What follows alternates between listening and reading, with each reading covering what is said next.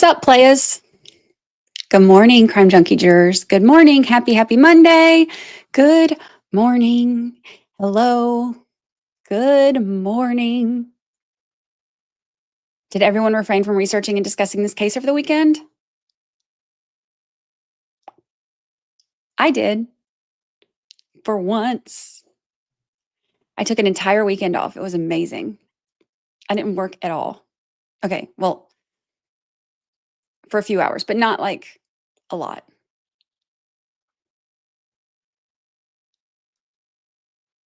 It's my first weekend off since the trial started. It was amazing. But I said, nope, definitely not. Definitely not. Nope. Nope. Thank you.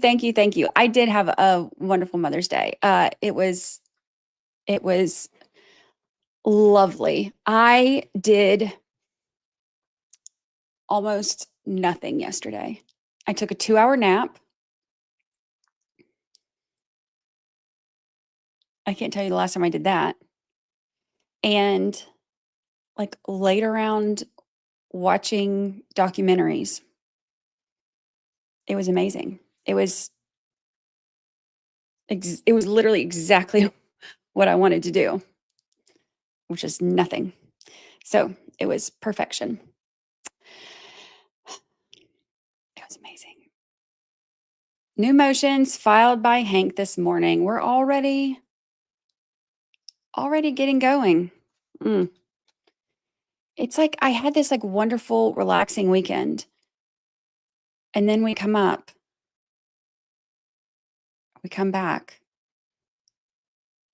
And it's like, here we go. So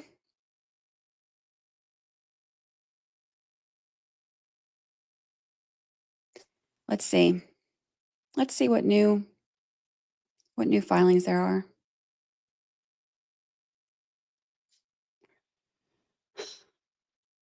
It's like I'm not quite ready for all of it yet. Let's see. All right. Let's see what we got here. Let's get into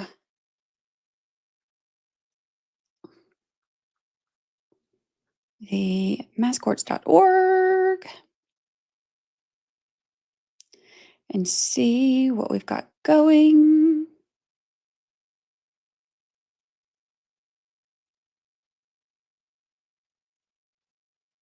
Let's see.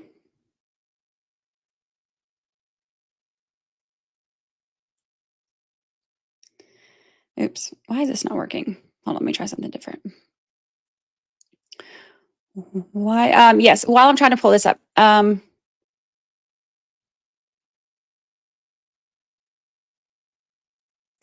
I'm trying to pull this up, I will tell you about the buffer zone thing. We put out like a little shorts video, kind of giving the Cliff's Notes version. Why is this browser not working? Okay, let me restart this part. Okay, so basically, the United States First Circuit Court of Appeals, if y'all missed it, there was an issue or a ruling issued on Friday. Like as we had wrapped up with court and everything, I saw that, and masscourts.org, there we go. Okay, so the buffer zone was put in place last year. This year, the prosecution asked to extend that buffer zone. There were a group of individuals who had, oh, that's why it thinks I'm a robot. I am not a robot. I'm not a fish. If you're having trouble entering the site after checking I'm not a robot, clear your browser cache. Why does it think I'm a robot? I'm not a robot.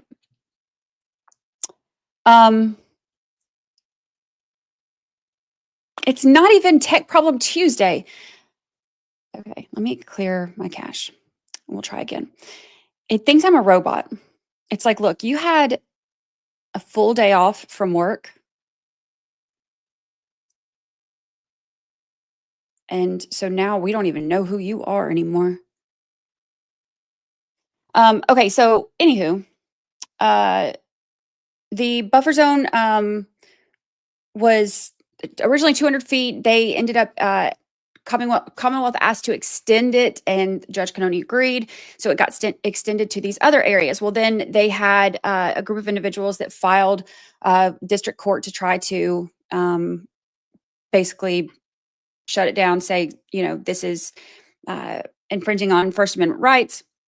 They're wanting to be able to have quiet, off-site gatherings, demonstrations, whatever. So they're like, hey, they did their oral arguments. They're like, look, we're not trying to, I'm going to have to tell you this before I get into that. I can only do one thing at a time. My ADHD is too much for me to have 3 tabs going active at once.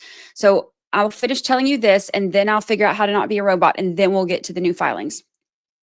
So they basically made the oral argument that we're not looking to cause any trouble. We're not wanting to like show up on the courthouse steps with, shirts or signs or like talk to anybody who's going in for the trial. We're not trying to do any of that. We don't want to interfere with anything or interfere with the areas around the courthouse or any of that. We just want to do our thing over here, offsite where, we did it last year or whatever. The district court denied that. So they were like, nope, we're gonna stick with anti-Bev on this. So they appealed to the United States Court of Appeals, and that is the ruling that came in. So basically the ruling said that the district court's denial of the injunction was completely vacated. So now keep in mind, they're not vacating Judge Cannoni's buffer zone. They're vacating the denial of the injunction. So they said that they basically said, Judge Cannoni could just go ahead and take care of this herself and amend her order so that it doesn't infringe on the First Amendment issues, but we'll see what happens. So basically, as in, you can keep the buffer zone, but not the part that's kind of like overly done where it's keeping the people from being able to peacefully protest or gather or whatever, in the other areas. Okay, so that's that. Now let me try to make myself not a robot. Clear cache, or cache, as Hank likes to call it. Clear. Okay, now let's see if I'm still a robot.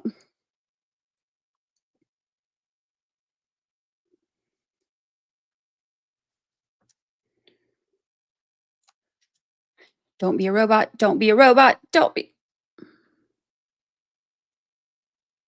Let's see.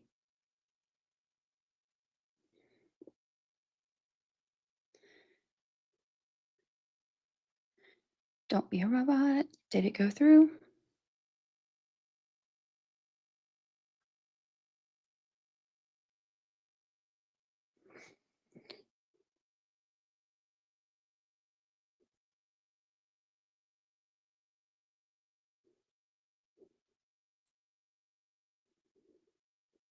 All right, so let's see.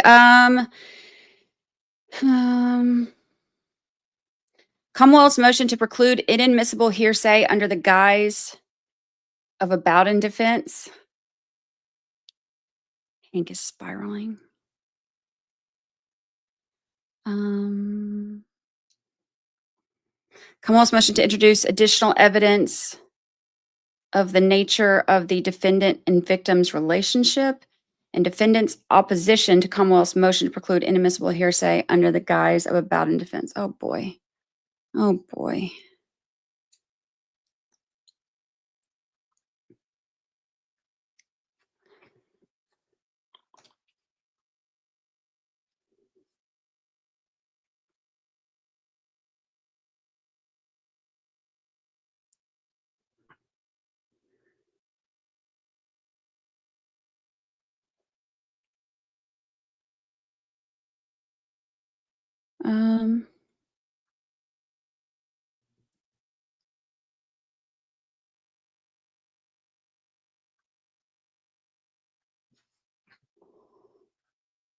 Let me see if I can get the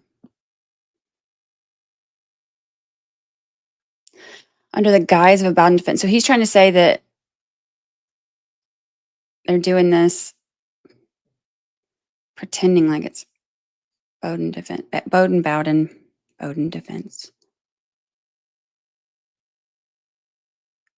Okay, so we've talked about this a little bit in the podcast before. Kind of the difference in a Bowden defense and third-party culprit defense. But the Bowden defense is basically like, okay, third-party culprit is like, hey, it was these other dudes. The Bowden defense is like, hey, look at all this evidence that points to these other dudes, and the police didn't even look at it. So it's two different things. It's like they're very intertwined, but it's not exactly the same thing. So it's basically kind of like the Bowden defense is more like presenting information that shows that the police completely ignored these other people who any normal police officer would have been like, yeah, they're a suspect. We should take a look at them. And it seems like Hank has been trying to, Hank knows this is coming, obviously. This has been part of the defense's, like whole thing all along, first trial and this trial. Like, look at all this evidence that points to other places that they never bothered with. So Hank has been trying to kind of get around that this whole time by, saying like, oh, well, you didn't have any reason to look at them, right? Oh, you talked to them, right? And everything was fine, right? Yeah, we didn't have any reason. So like they're kind of trying to get around it by saying that, they like, oh yeah, we did look at this and we did rule them out. And, there was no reason for us to think anything was amiss. Everything's fine. Everything's fine. We did all of our jobs. And that's really not accurate at all. So, that's the Bowden defense. And I guess now, let's see. All right. So here's the wanting to preclude the inadmissible hearsay. Let's see what it says. Hold on. I got to get my old lady glasses on. Don't mind me. Can't see on a Monday morning. All right, let's see what it says. It says, Commonwealth's motion to preclude inadmissible hearsay under the guise of a Bowden defense. Okay, so it says evidence that certain tests were not conducted, that certain police procedures were not followed, or that certain information known to the police about another suspect was not investigated in circumstances in which it was reasonable to expect that the police should have conducted such tests, followed such procedures, or investigated such information is admissible. You are unmuted. That's the Bowden defense. Now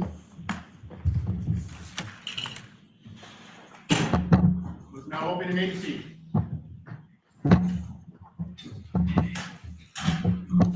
All right, good morning. I came into 3 motions that I did not have when I checked email before coming to court today. So I'll hear you quickly on these. I've had a chance to read them. So, Mr. Brennan, I'll hear you. And let's today focus on the Bowden ones. We can focus on the other one later. My motion memorandum on Bowden just iterates my objections continuously at sidebar that not all evidence is admissible.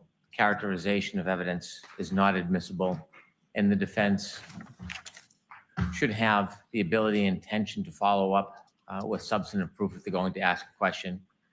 It's not limitless. Bowden is wide parameters to ask the investigator about their state of mind, about the scope of the investigation, but it has boundaries of reasonableness.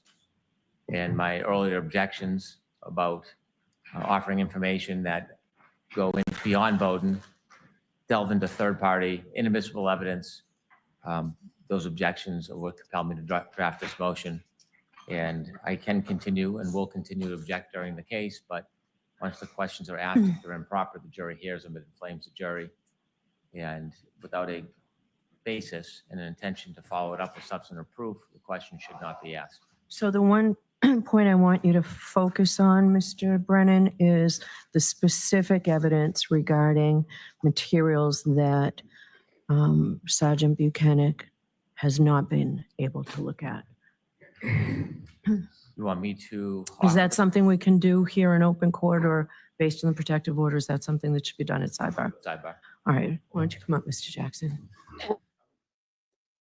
I don't like it when they leave us out of things.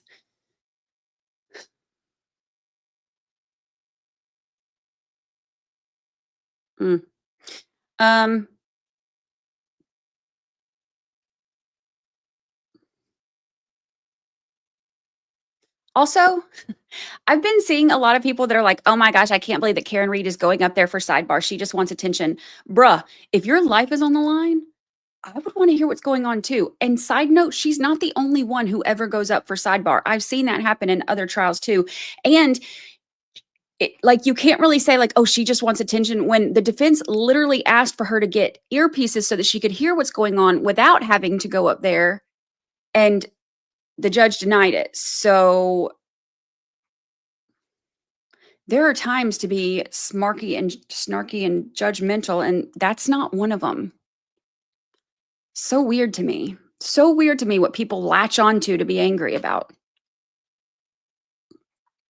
Random. Every defendant has that right. Yeah, like it's what trial was it that was it Melly? YNW Melly, where he went up there every time, and because he didn't have the earpieces either or whatever, but like, I would want to know everything that's going on in my case too. I'm like, this is my life on the line. Yeah, I want to know what's going on. I want to know what's being said. And also just because I'm nosy, but that's a whole side thing. But I would want to know. And they literally asked for earpieces so that she didn't have to walk up there, and they turned her down. So people pick the weirdest things to be like judgy about. Like, oh my God, she wore boots to court. Guilty. She didn't take them off when she got to the house. Guilty. These people.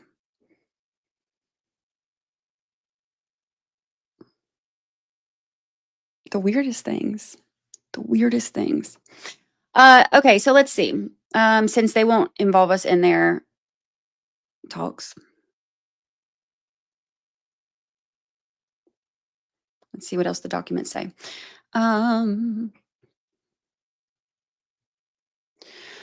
While Bowden preserves a defendant's right to attack the adequacy of police investigation, the attack is still constrained by the rules of evidence.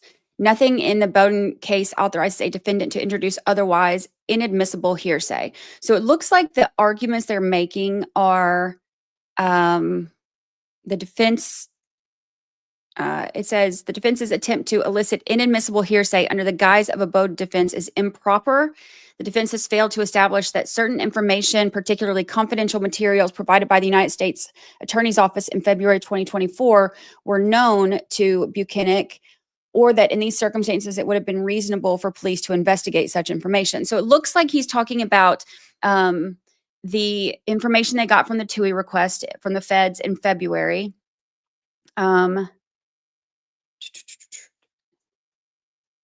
Particularly confidential materials provided by the unit. Yeah, so it looks like Brennan is saying the defense hasn't shown that Bukhenik knew about some of the stuff that was in the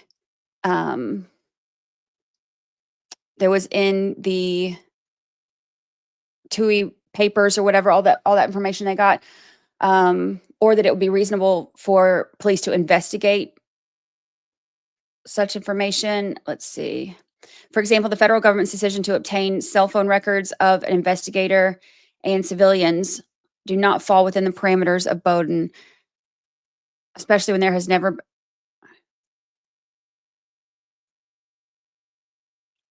Wait a minute. So he's trying to use this to keep out Proctor's text. Is that what he's doing? Especially when there have been self-records investigator and civilians does not fall into the parameters of Bowden. Oh my gosh, is that what he's doing? Questions repeatedly proffered by the defense are an improper attempt to admit otherwise inadmissible evidence. Evidence admitted pursuant to a Bowden defense is not hearsay because it is not offered to show the truth of the matter asserted, rather that the information was provided to police. It is information that the testifying witness has personal knowledge of. Oh my gosh. He's trying to get all of the gross text from Proctor kept out, isn't he?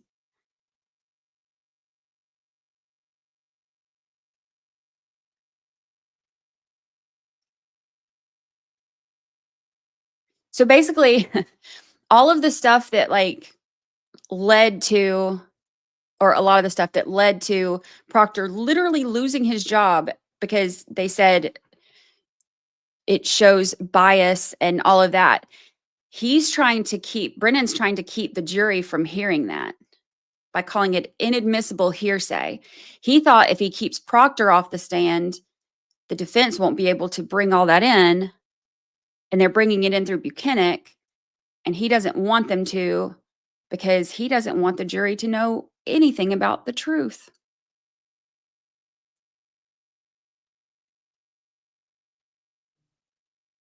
Given the defense strategy, this nonsense. Look, let me take a sip of water. It is too early to be getting me annoyed. Brennan said, given the defense strategy to ask repeated, improper, and argumentative questions, a curative instruction is insufficient. Therefore, the Commonwealth requests a voir dire hearing of Sergeant Bukhenik for the court to determine whether the areas of the defendant's proffer of Bowden defense is admissible before evidence and argument is made to the jury. Oh boy, you're so full of crap. Given the defense strategy to ask repeated, improper, and argumentative questions, if that ain't the pot calling the kettle, ooh.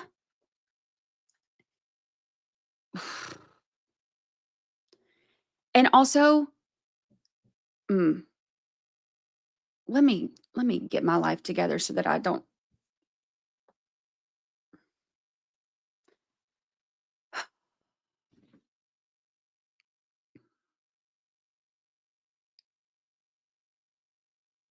You know what, you know why I just lose?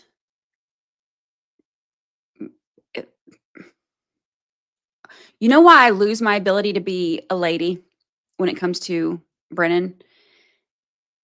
The hypocrisy. It's the hypocrisy.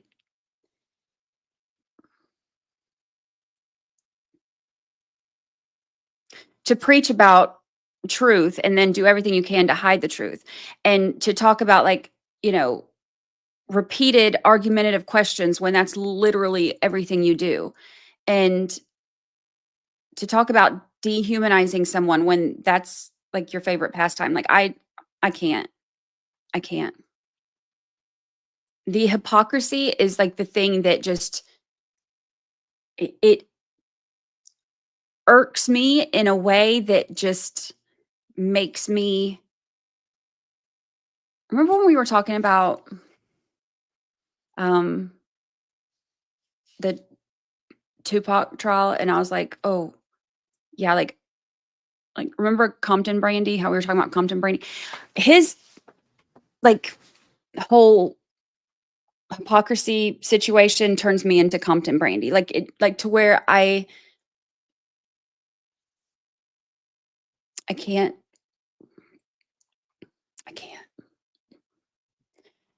Okay, let's look at, I'm trying to filter myself because. All right, so let's look at the defendant's. He's so dirty. Let's look at the defendant's opposition. All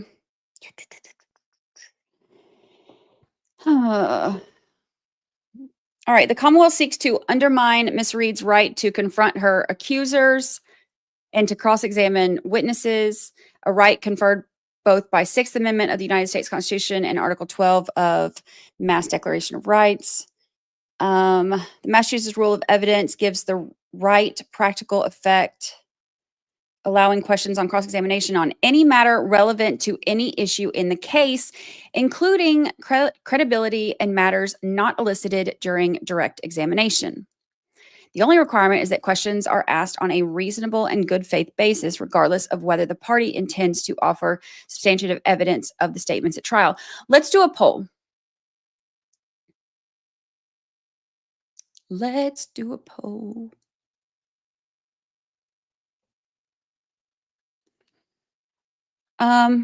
Because here's the thing. Here's what it's going to come down to. I think it looks like it's going to come down to the judge, who is the gatekeeper.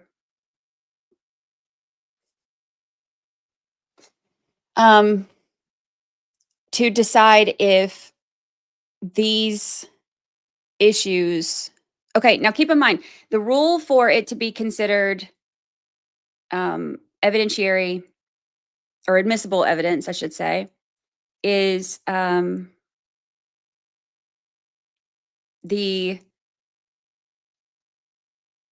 see, where did I just read it? I want to give the exact words so we can do our poll. Allowing questions on cross-examination on any matter relevant to any issue in the case, including credibility and matters not elicited during direct examination.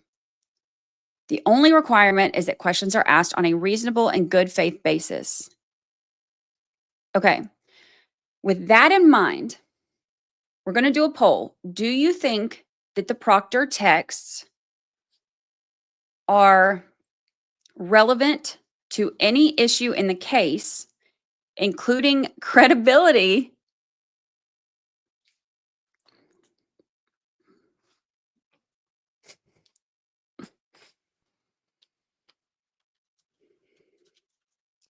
I mean, he literally lost his job over this, bruh. Like, how is this? Okay.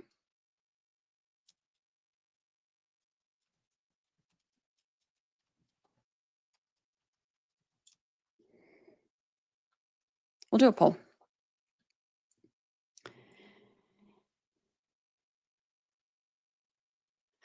Questions do not need to be based on admissible evidence. Thought that it may be curtailed when a witness makes continual and repeated denials.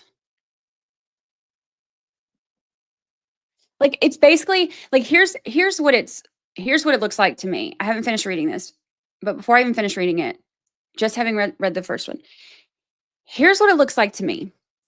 To me, it looks like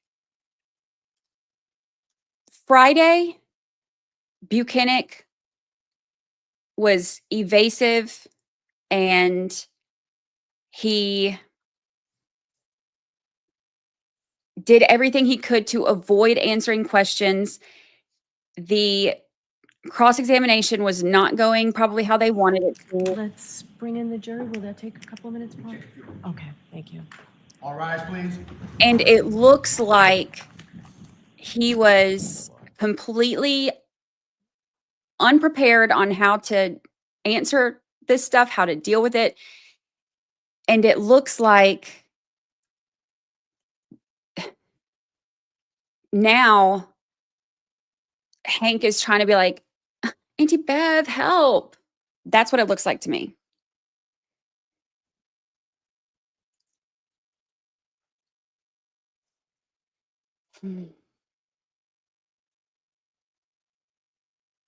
Other limits to the scope of cross-examination are harassment, prejudice, confusion of the issues, the witness's safety, or interrogation that is repetitive or only marginally relevant.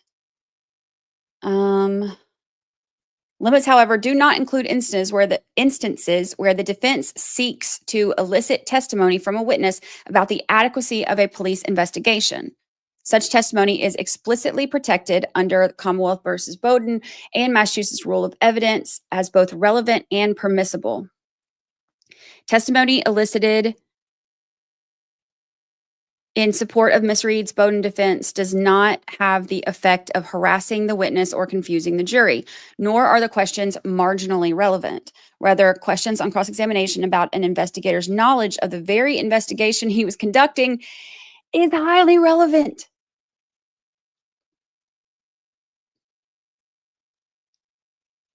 The testimony Ms. Reed seeks to elicit in support of a Bowden defense is inherently not hearsay and is admissible. Defendants have the right to base their defense on the failure of police adequately to investigate a murder in order to raise the issue of reasonable doubt.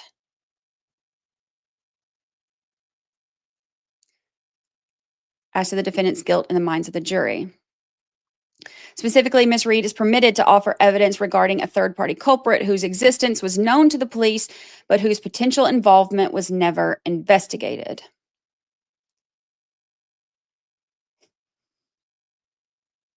The risk of prejudice to the Commonwealth is less because the police are able to explain what they did to determine that the suspect was not guilty of the crime.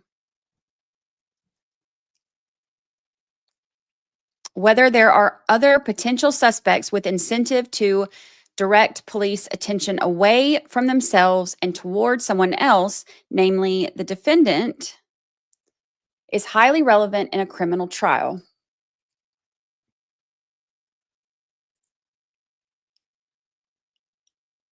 Just because the same testimony, if offered for its truth, would be inadmissible hearsay does not mean that it must be excluded. This is crazy.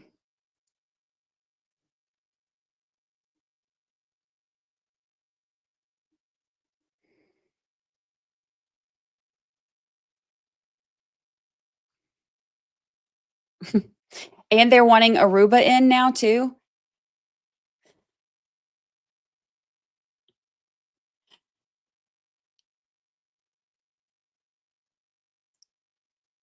It must be reasonable to expect that the police should have followed for. This is all just Bowden stuff. Let's see.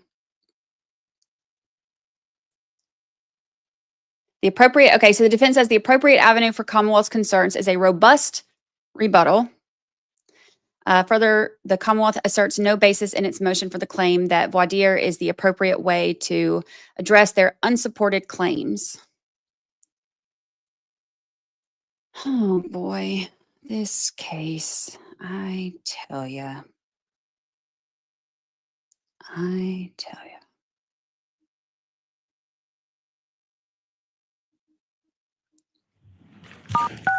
You are unmuted. Prosecutors want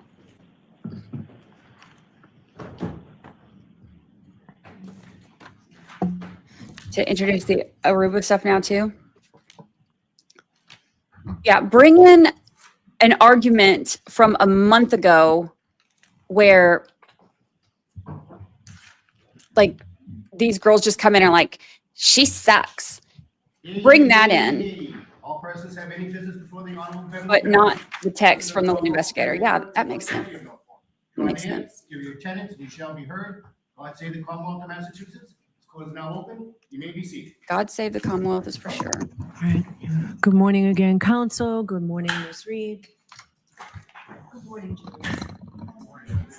We appreciate your patience this morning. We're trying really hard to cut back on the sidebar conferences, so we spent some time this morning, hopefully paving the way for that to be able to happen. So we do appreciate your patience. I do have to ask you those questions. They didn't have any. Were you all able to follow the instructions and refrain from discussing this case with anyone since we left here on Friday? Everyone said yes and nodded affirmatively. Were you also able to follow the instruction and refrain from doing any independent research or investigation into this case? Yes. Everyone said yes or nodded affirmatively. Did anyone happen to see, hear, or read anything about this case since we left here? Everyone said no. Thank you. She's not in front of a Can we mic. have Sergeant Bukhenik again, please? And Mr. Jackson, you can go to the podium. Thank you, Your Honor.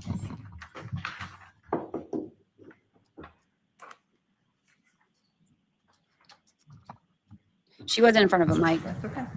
We should be able to hear her when he gets back up there though.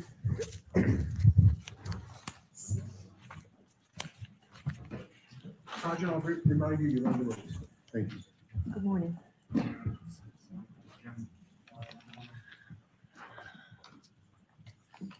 All right, Mr. Jackson, whenever you're ready. Thank you, Your Honor.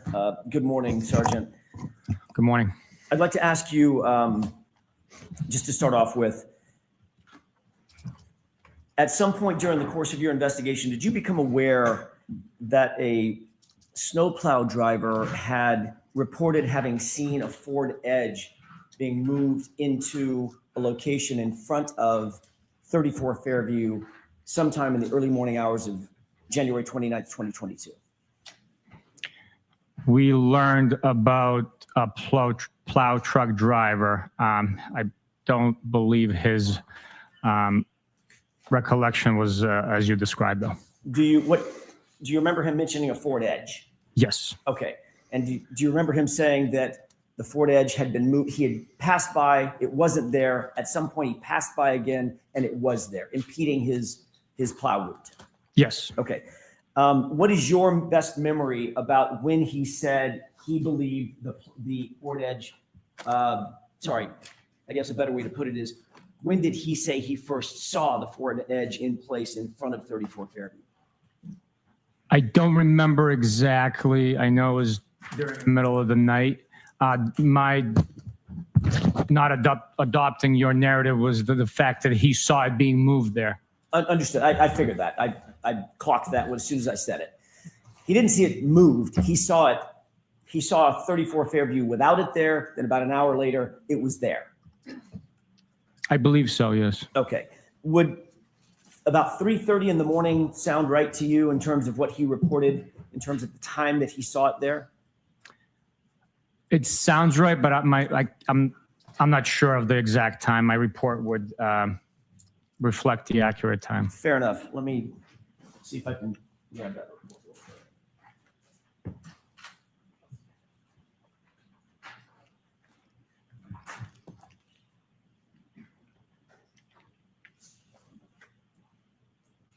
I bet he practiced all Yes, weekend. it's a very lengthy report. Instead of making you sit there and wait, let me just ask this. Do you remember him saying that he had first plowed the area free of the Ford Edge? In other words, first passed in front of 34 Fairview around 2:30 in the morning? Does that sound right? I believe his dispatch time for the plowing of the roads that evening was 2:30, but I would have to look at my report. That's fine. And then it was sometime subsequent there too that he saw the Ford Edge in place, maybe an hour later. Sounds about right again. Okay. Did you take any investigative steps when you learned about this snowplow driver to determine who, if anyone, might have owned a Ford Edge associated with 34 Fairview?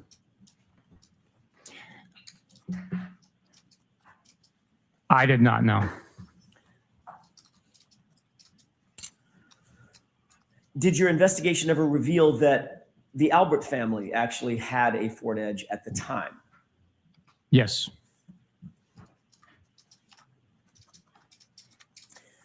I want to shift gears for a second to One Meadows, if I could, and ring video evidence associated with One Meadows. You testified that on direct examination that there was no video from Ring at or around the time 12:36 a.m. When Miss Reed's SUV returned back to One Meadows. Do you remember that testimony? Yes. You did receive a search warrant returned from the Ring Corporation in furtherance of a search warrant executed by Trooper Proctor, correct? Former Trooper Proctor. Evidence was returned by Ring, yes. And in addition to the actual video recordings, there was also an activity log that was returned associated with that time and that location. This is from what the we Ring talked about Corporation, Friday. Correct? There was a key log identifying each video that was provided by the time and date when the video was recorded. It's not an activity log per se for the account. It's strictly a key describing the video, telling you what time the video was recorded. During the entirety of your investigation, was there any evidence uncovered at all that Ms. Reed had accessed the account information associated with that Ring account? No evidence could be provided by Ring documenting that activity. But there is evidence that someone had accessed the account through John O'Keefe's cell phone, correct? I am not aware of that. I am. Are you aware that after John O'Keefe's cell phone was recovered by Massachusetts State Police, someone at Massachusetts State Police actually opened the Ring app on his cell phone? Yes. Who is the person who opened and accessed the Ring app on John O'Keefe's cell phone? I'm not 100% sure.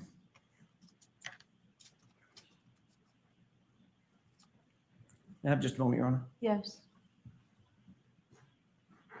That's two very big. We talked about this Friday. I brought this up Friday saying, you know, this came out in the last trial that they sent the activity log and there's nothing showing Refresh your that. recollection to take a look at a report, perhaps. Yes. May I approach? Yes. Because they have tried to blame Karen Reed for accessing it and deleting that. And when they got the activity log from Ring, there was nothing that showed her accessing it and deleting anything. But there Take a is look at that 3-page report and tell me. activity log from it being accessed from John O'Keefe's phone when his phone was in the custody of the police.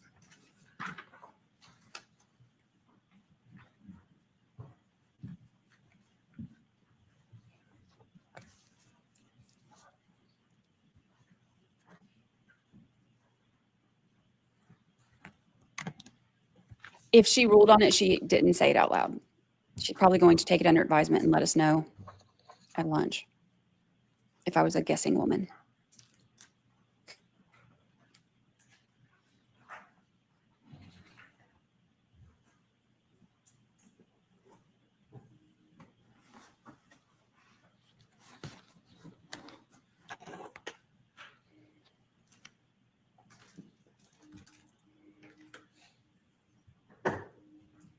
There were also notes, if you'll remember, where I can't remember whose notes it was. I would have to look.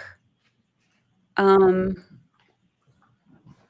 of them was watching the Ring footage and made a note about when her, something about when she would have pulled up or something. There was some kind of video, but then that video wasn't there anymore. I have to look.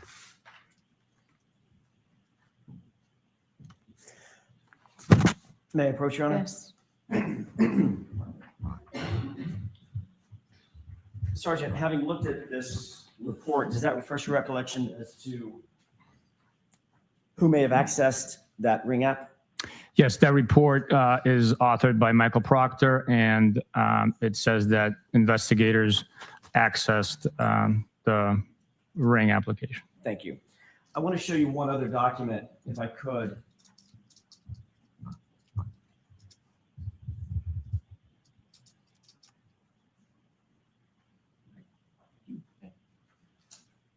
Thank you.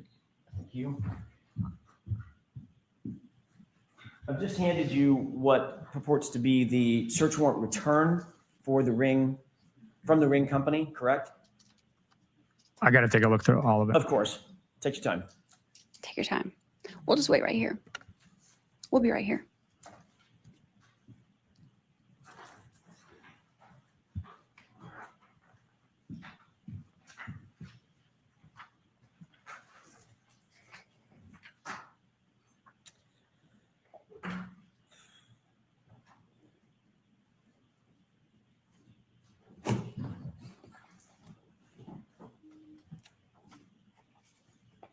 Investigators. Who?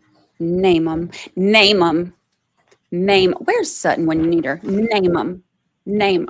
She would make a great cross-examiner. But he says, I'm working from home today, and I'm so glad I can provide commentary to myself out loud. Same. No pet cam. I can give you pet cam. They're just not in there. Let me see if I can find them. Where are they? There's one of them. Where's...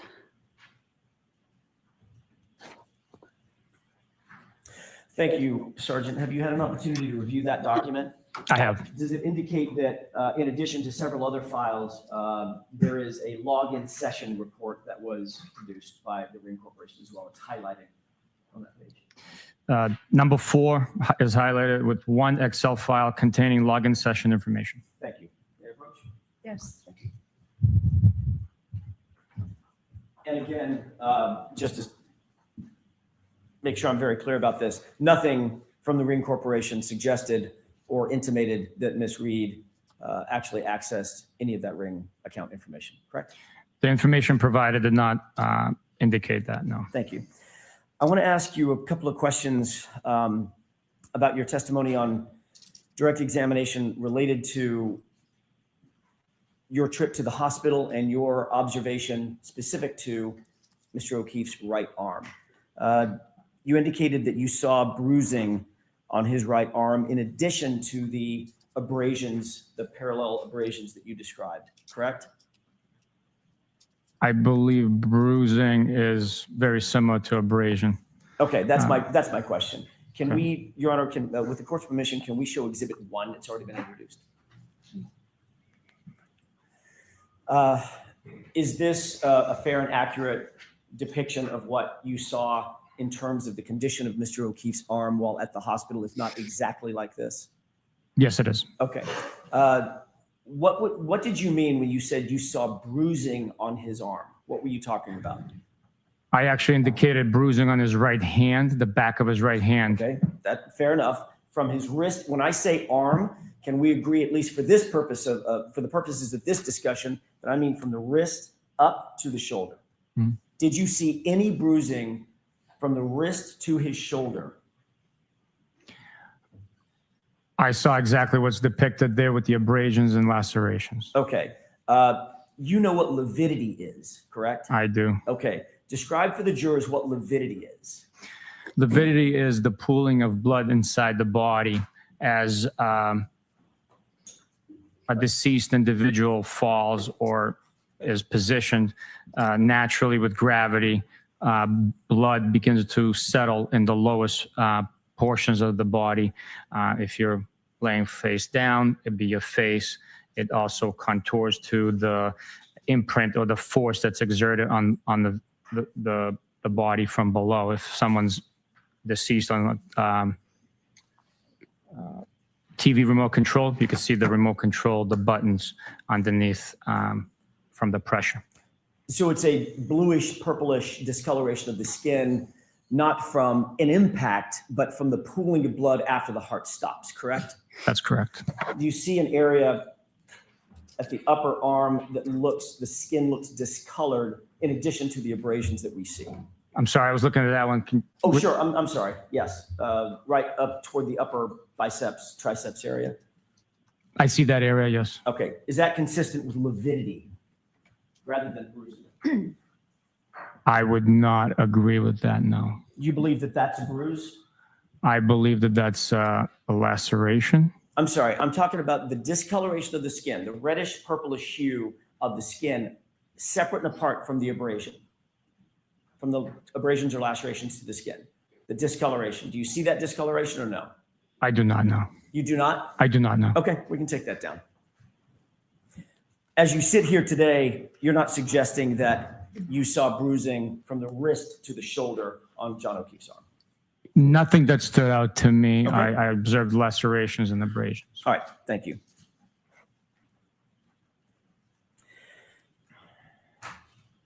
I want to shift gears one more time and ask you about your trip to Dighton and the seizure of the SUV.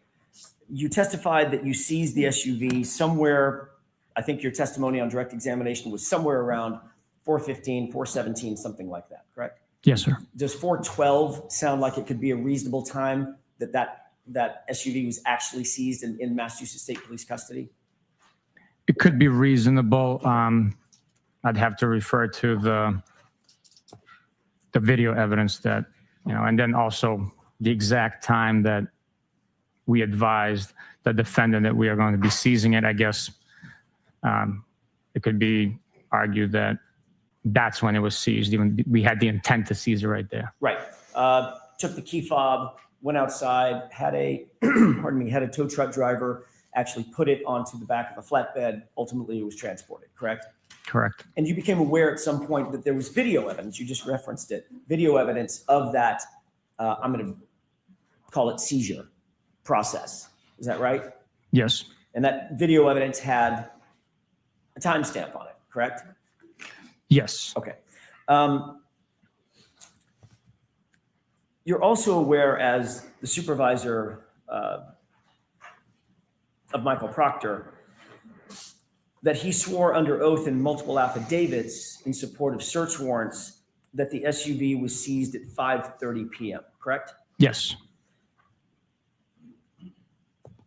And you knew at the time, because you were actually there, and you knew when the vehicle was seized, that stating under oath in an affidavit that it was 5:30 p.m. and not 4:12 p.m., that was a false statement, correct?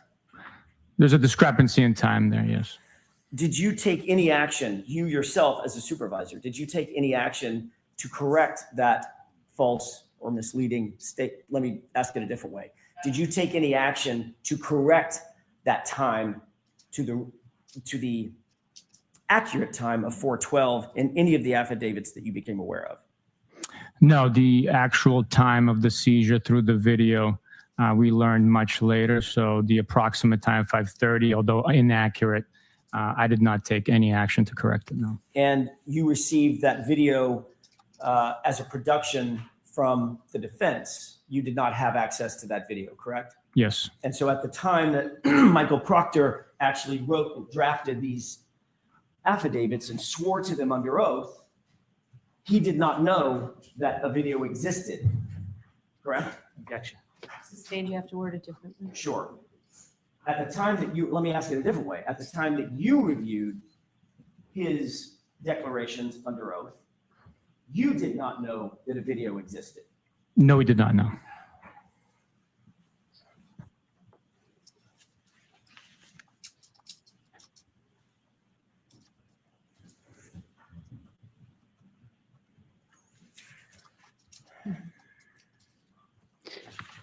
Okay, the reason why that matters, because if they had kept the time where it was, they picked up the car in Dighton at 4:12. They said they picked it up at 5:30. They didn't know that there was like Ring camera or whatever kind of camera it was. I can't remember if it was Ring, whatever it was. They didn't know that there was cameras that had picked up the time of them getting it at Karen Reed's parents' house. So they were saying that they got it at 5:30. Saying that they got it at 5:30 then means that there's no way that it wouldn't have been back at the Sallyport in time for before they found the first piece of taillight. So they kept on with that for a long time. They said it was they tried to say it was Scrivener's error. Once that video came out and they were like, no, it's like it was 4:12, not 5:30.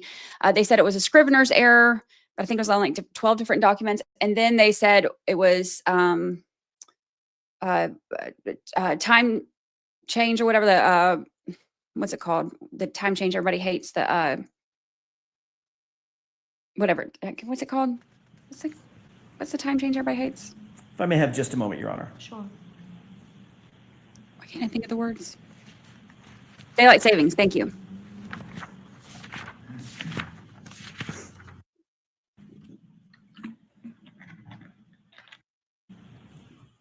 On direct examination,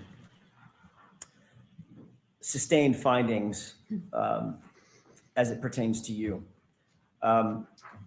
You've already talked about the fact that, Sergeant, you're a supervisor and we're a supervisor back in January of 2022 moving forward over Trooper Proctor, correct? Yes. Generally speaking, as a supervisor, your job is to properly and professionally supervise, show some authority over those in your charge. Is that right? Yes. Michael Proctor was in fact a trooper in your charge. Yes. And you would agree that your supervision has a direct impact on the character and quality of the subordinate investigators that you supervise. Yes. The whole point of having supervision and a chain of command is to establish a certain amount of, for lack of a better phrase, quality control of the subordinates. Yes. That would also include quality control over the subordinates' investigations. Yes.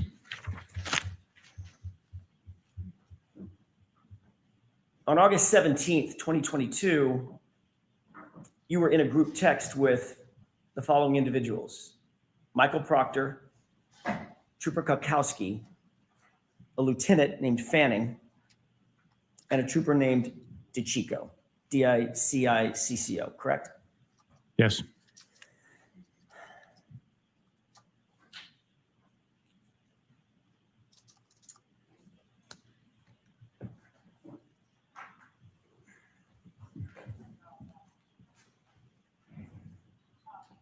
Hallelujah.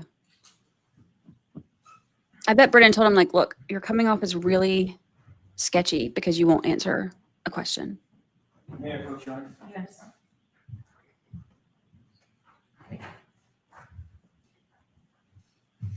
I'm handing you a document. Can you tell me if you recognize that document?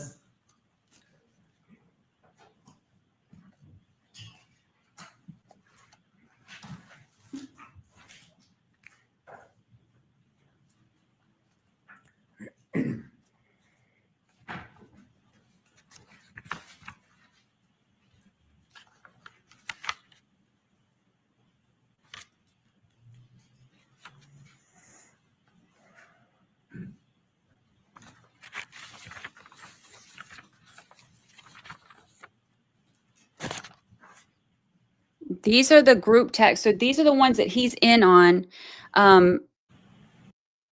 Nice parts of it. What You happened? saw that document on direct examination. I think you were shown the same document, correct? It was different parts of it, but same. It's inclusive of within this document. Okay. Let's start with this. You indicated that you did not see Michael Proctor's name on that document, correct?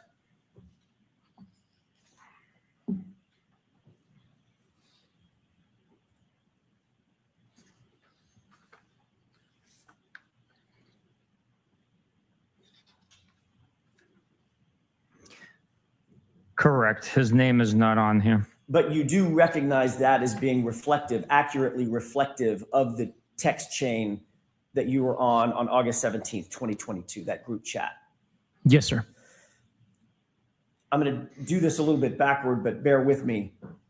You do see the name Kukowski, correct? I do. You do see the name Fanning, correct? I do. You do see the name DiCicco, correct? I do. And you do see the name Bukhenik, correct? No, it's misspelled, but I know they're probably referencing me. Okay. The only other text or person texting on that chain is a code, a lengthy, almost like a URL code with no name, correct?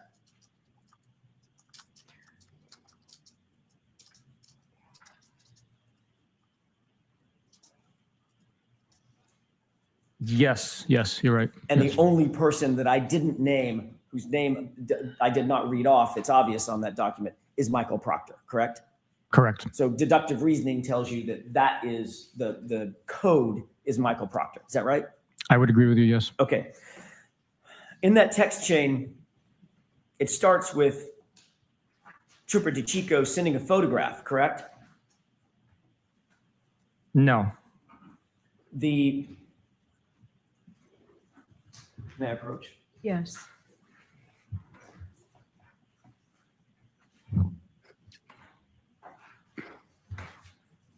Forged. You turn to page 2683, please.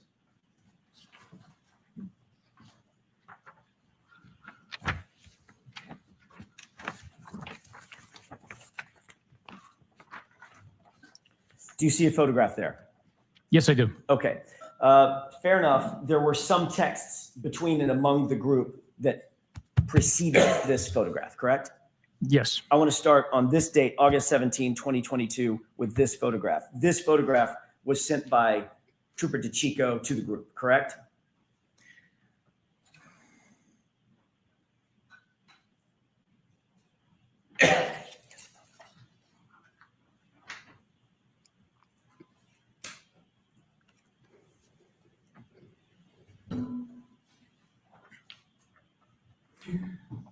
It possibly appears that way. I really can't. I mean, Your Honor, with the court's Yes. permission, I'm not sure this document has been marked. I'd like to have this marked and Sure, admitted. we'll mark it for ID.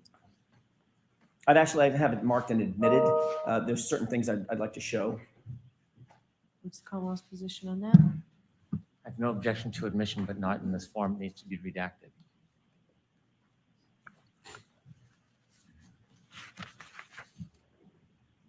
Can you do it? What I intend to do, I can do with one photograph. If I may have a moment with counsel. Okay.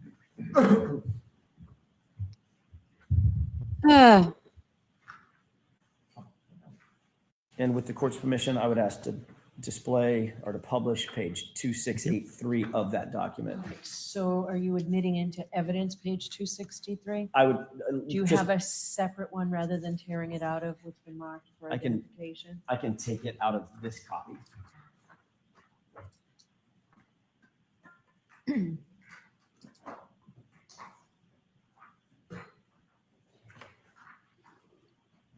And can you redact it before it's admitted, please? It's been redacted. Exhibit 116.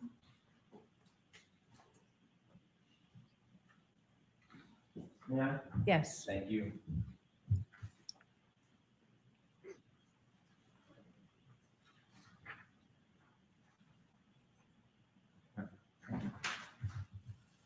So we're talking about the same thing, Sergeant.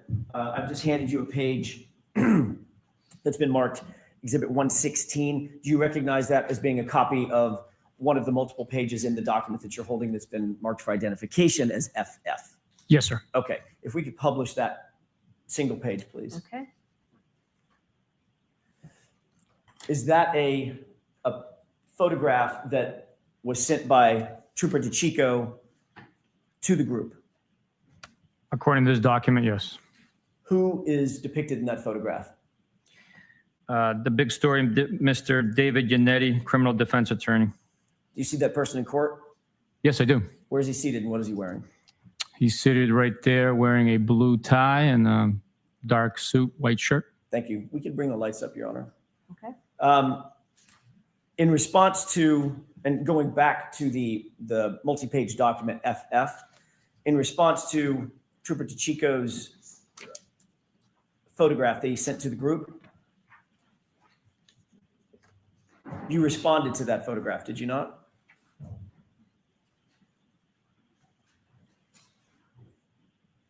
Yes, this document indicates so, yes. And you responded by laughing at it, correct? That's what it says, yes. Well, that's what it says, or that's what you did? I don't remember. Trooper Proctor then, former Trooper Proctor, Michael Proctor, then responded, correct? He's giving the context that That's what it says here, yes. Brennan did not And give he when he responded had to him the read group, these. Funny, I'm going through his retarded client's phone, correct? That's what it says, yes. Michael Proctor then responded again. Is that right? Yes. He wrote, "No nudes so far," correct? That's what it says, yes. Michael Proctor responded yet again. Is that right? That's correct. And in reference to Mr. Yannetti's photograph, he wrote, "I hate that man. I truly hate him," correct? That's what it says.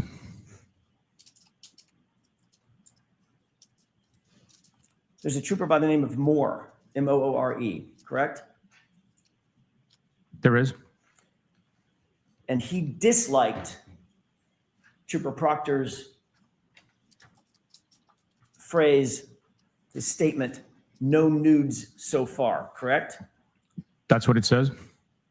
Did that indicate to you that Moore was disappointed that Trooper Proctor, Michael Proctor, had not found naked pictures of Miss Reed as yet? I don't know what that indicated for Mr. Moore. And then you responded to the phrase, "funny, I'm going through his retarded client's phone," correct? I acknowledged that text message being sent. You acknowledged it by liking it, correct? With a thumbs up. I acknowledged it by responding with a thumbs up emoji. The fact is, Trooper Proctor told you, his supervisor, in this series of text messages, that he was going through Miss Reed's phone. Is that right? Correct. And he also informed you, his supervisor, that he was going through her phone looking for nudes or naked pictures of her on her phone, correct? He did not tell me that he was going through naked pictures, for naked pictures through the phone. He wrote, "no nudes so far," right? That is what is written, yes. What did you think he was looking for when he wrote that phrase?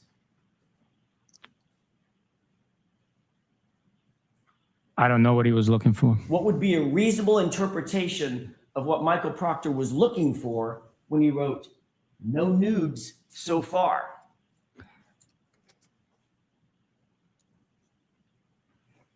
I don't know. Motorcycles, handbags, pair of shoes, or naked pictures of Miss Karen Reed? His mission was to go through the phone to look for digital evidence that's related to the crime. The fact that he wrote "no nude so far," I cannot comment on. You cannot comment on, or you don't want to comment on? I don't know what he was looking for in that specific time. You certainly did nothing. You took no action to stop him from potentially looking for naked pictures of my client, correct? That's correct. In fact, last week you testified that in your view, Michael Proctor handled himself in this investigation with integrity. That's what you said, correct? That's correct. Do you stand by that testimony? The investigation was handled with integrity and honor. Do you stand by your testimony that Michael Proctor conducted himself during the course of this investigation with integrity? Yes, I do. He also called her retarded, correct? That is what's written. That's what's written? That's a very passive way of saying it, Sergeant. That's what's written, or that's what he wrote? That's what he wrote. And that's what you read. I have no memory of reading that. I acknowledged him going through the phone on my Apple Watch. I have no memory of him writing retarded on a text message. And you'll agree that that is one of the most vile and insensitive and incendiary terms one could use in modern society. Retarded, correct? That is correct. And in fact, through your response to that vile phrase, you encouraged it because you liked it with a thumbs up, correct? Objection. Sustained. Did you encourage that statement by Michael Proctor by liking it with a thumbs up? I don't know if it encouraged him, but so I cannot speak to But that. that's what you did. I acknowledged the text message being sent. I want to be clear. These text messages were sent to you by your direct report, by your direct subordinate, correct? That's correct. And there was even someone on that text chain who was more senior than you, Lieutenant Fanning, right? That's correct. Michael Proctor was both your partner and the lead investigator on this case when he wrote that, correct? He's a subordinate, and he was the case officer.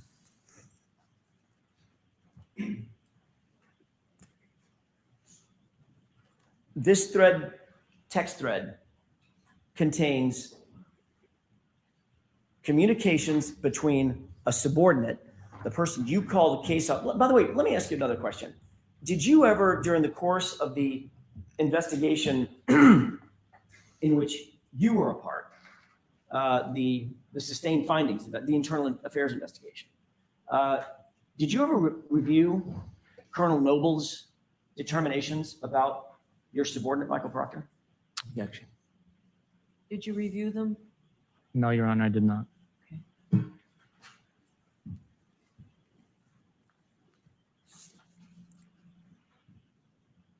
What would Colonel Noble call Michael Proctor's title in this case? You think he'd call him the case officer or the lead investigator? What is your experience with Massachusetts State Police in that regard? I know. Sustained. I know. I know. Pick me, pick me, pick me. I said this Friday. Notwithstanding the fact that a subordinate was on this text chain and a supervisor to you, was Lieutenant Fanning one of your supervisors?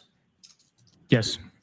Notwithstanding the fact that a subordinate was on this text chain and one of your supervisors was on this text chain, you felt comfortable enough within this group of law enforcement to actually like when the subordinate refers to a suspect as retarded, correct? I acknowledge the text message with a thumbs up emoji. Do you believe that? Well, let me ask another question, a predicate question. You were also comfortable enough with that text chain to receive information that your subordinate was looking for naked pictures on a suspect's phone, a woman, no less. Correct? You took no remedial action against Trooper Proctor for that, correct? No, I did not. No. Do you believe, as you sit here, that that was a misuse of power and authority by a Massachusetts State Police officer? By myself or somebody else? By Michael Proctor. Misuse of what? Misuse of authority and power to go through a suspect's phone, to get her phone using the authority and the power vested in that officer by the community members. That's the power that you derive, correct? You work for the public. Would you agree? Sustained. Do you believe it was a misuse of his authority and power to use Massachusetts State Police authority to go through her phone and look for naked pictures of her? Objection. Sustained. Do you believe it was a misuse of authority or power to go through her phone and potentially look for nudes? Objection. Sustained. Let me ask it differently. Did you think his text was appropriate? I don't remember reading that text. As you sit here now, do you think that text is appropriate? No, it is not. Do you think it's professional? No, it is not. Do you think it shows integrity? That text message does not show integrity. Do you think it shows honor? A word I expect you hold dear. That text message does not show honor. Good for finally On admitting October it. 15th, 2022, you completed a performance review of Michael Proctor, correct? That's correct. Specifically, you were asked to rank his, quote, oral and written communication skills, end quote, correct? Correct. That's part of an overall evaluation and performance review. Is that right? Yes, overall 90-day quarterly annual review. You were specifically asked to rank whether he effectively would whether members, your subordinates, would effectively communicate with others, both within and outside the department, in oral and written form, correct? That's correct. And you rated him as exceptional, a number 4 rating out of 5, correct? That's correct. You actually went on to write and comment on Michael Proctor, and you wrote, quote, Trooper Michael Proctor displays professional demeanor, composure, dignity, and respect during the performance of his duties, and especially during his interactions with the public. This is seen during interviews with witnesses, suspects, as well as victims and their families, end quote. That was a statement you wrote about Michael Proctor, correct? That is correct. And this is after the text chain that we've just been talking about, where he calls Miss Reed retarded and references looking for nude photographs of her, correct? That is correct. Was your statement in that evaluation true or false? It was true. You knew Michael Proctor's proclivities, obviously. He told them to you, correct? The term proclivities, what You does that mean? knew what he tended to do, what he wanted to do through his own comments, to look for nudes on a woman's phone, correct? Objection. Sustained. You were aware, sir, that he had received evidence in a case, evidence that doesn't belong to him, belongs to the Massachusetts State Police, at least at that point, correct? The cell phone. I was aware that he received a cell phone, yes. And he used that power and the authority to go through that cell phone and look for nudes of my client, correct? Objection. Sustained.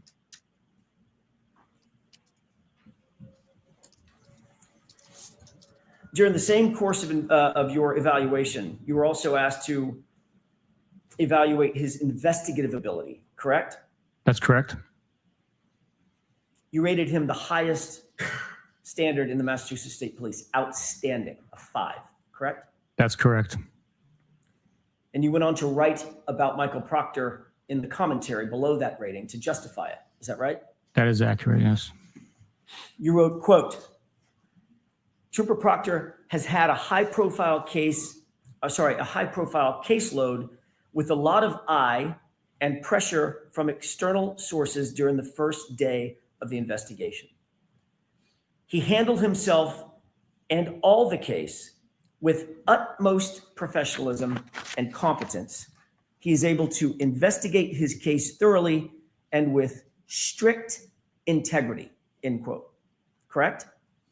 Which quarterly review was this? This is the same one, October 2022. Is that right? Those are your comments. That sounds very accurate. I just was not sure which quarterly review that was for. Professionalism. Yes, You believe that he acted in accordance with the highest standards of professionalism? during his 90-day performance, yes. And you didn't just say he displayed professionalism, you said utmost professionalism, correct? Yes, Competence? Do you Yeah. believe he displayed competence? yes, And not just in integrity, but he conducted himself, as you put it, with strict integrity. Is that right? that is correct. Did it show integrity in your view when your subordinate Michael Proctor called Miss Reed retarded? Objection. I'll allow that one. I believe that as a U.S. citizen, he has the right to comment. That's his First Amendment right. We uphold the Constitution, and it's unfortunate, unprofessional what he said in the private text message communication. He might have been voicing his frustrations. I cannot speak for Michael Proctor. It is unprofessional and unfortunate that he said that. This was not, Sergeant Bukhenik, a private text message conversation. This was with his boss and 4 or 5 other individuals, one of whom was your boss, correct? Correct. This was a communication intended for and received by members of his unit in furtherance of his investigative authority, correct? It was amongst members of the unit. He was updating his boss about what he was doing in furtherance of the investigation, going through her phone. Correct? No, I would disagree with you on that. This was a group chain, text message chain that we were discussing private matters in our personal lives. Private matters, including going through Miss Reed's phone? That Don't is defend unfortunately it. shared on that group text. So in other words, to the public, he holds one face in private conversations with you and your colleagues within the unit. He shows a completely different face, private face, correct? Objection. Sustained. You said that you believe that he has a constitutional right, a First Amendment right, to call Miss Reed a suspect in his official investigation, in his official capacity as a Massachusetts state trooper, to call her retarded? That's your justification? Objection. Sustained. Do you justify his statement, that vile statement? I do not know. Do you think it's appropriate, given the fact that he has a First Amendment right to say whatever he wants? No, I do not. Wow. Do you think there actually might be members of the community, parents, siblings, Objection. children? Mr. Jackson, I'm going to exclude that question as argumentative. Move on. You wrote in your report, if I may have a moment, Your Honor, you wrote in your report about his conduct. He shows composure, dignity, and respect during the performance of his duties, and especially during his interactions with the public. He has a duty to the public, to the community that he serves, correct? Yes, he does. Just like you have a duty to the public and the community that you serve. Is that right? That is correct. Do you think community members might take offense to the use of the Objection. word retarded? Sustained. It's argumentative again, Mr. Jackson. Please don't do that.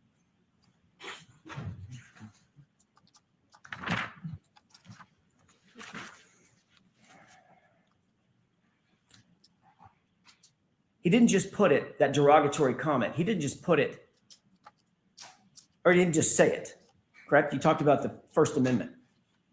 Objection. Sustained. I'm not finished with my question, if I could. All right, so just ask a question. Sure. No comments first, okay? My question is, did he just say the word, or did he go further than just saying it? Objection. Okay, we've gone through this. Move on, please. The fact is, Sergeant, you put it in writing and you liked it, correct? I acknowledge the text message. I never saw the vile term.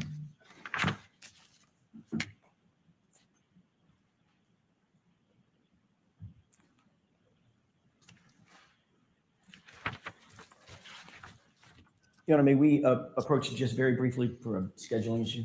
Okay, jurors, feel free to stand up and stretch. Scheduling issue. So I wonder if that means that they're going to do this voir dire.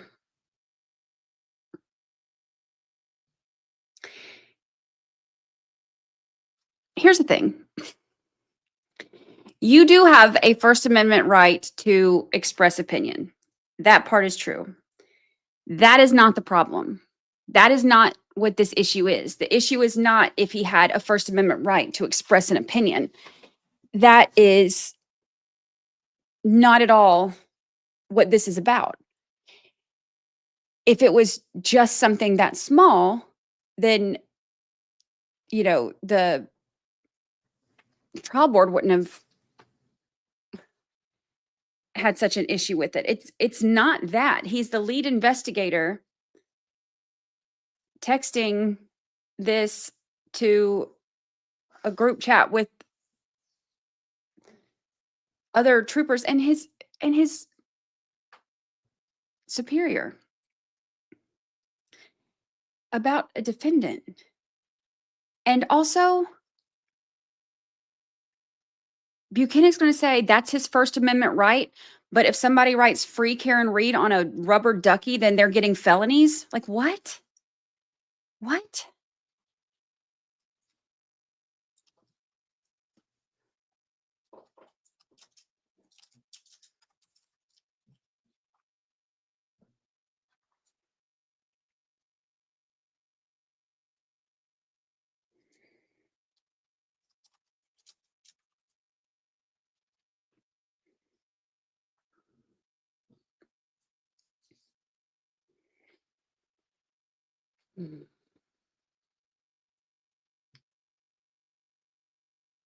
He said scheduling. I'm wondering if he's saying scheduling because he needs to know if he can go into the next part of this. This is just pure speculation. If he wants to, like, if he's going to ask her if he can go into the next part of this, or if they are going to do a voir dire, and so he needs to know if he should stop right here until they do the voir dire or move on. We'll see. Because normally you wouldn't just have a sidebar immediately over this.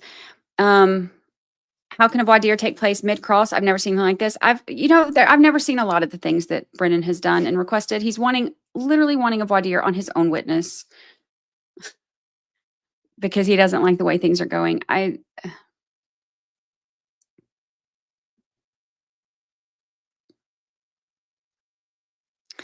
Remember when this came up under Hank Brennan, Bukhenik tried to say he was busy in the airport and just did the thumbs up on his watch.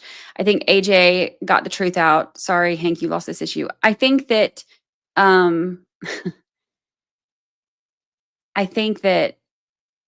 there's a lot of things that he was trying to skate past and kind of coach him on, like, because that was a very leading question, because I got annoyed with how he was like, Hank was like, did you even read all of those? He was like, no, I was busy in the airport. I was busy. I was working.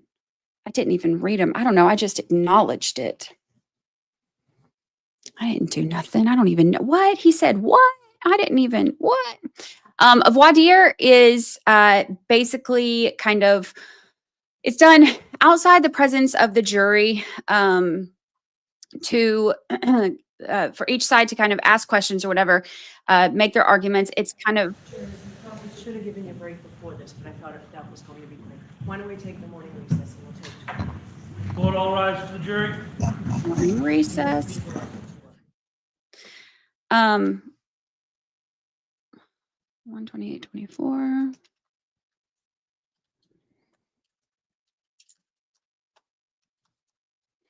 So, sorry, I have to write my notes down so I can separate everything in chapters, make it easier for y'all when you're going back to look. What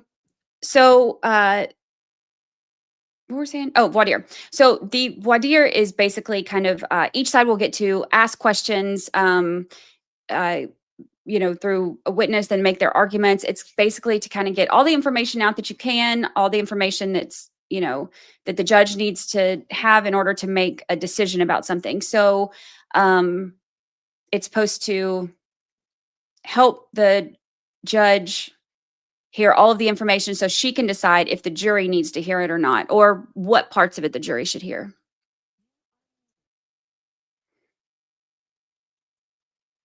Yes, Dr. Wolf being grilled by Hank was a voir dire. Not how they normally go, but I don't think I've ever been more annoyed at Brennan than during that. Oh,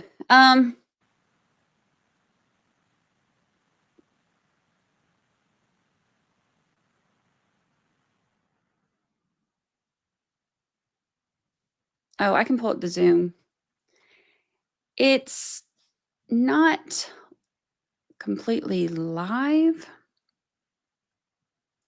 I mean, it's like 10 seconds ahead of time, but I can pull it up.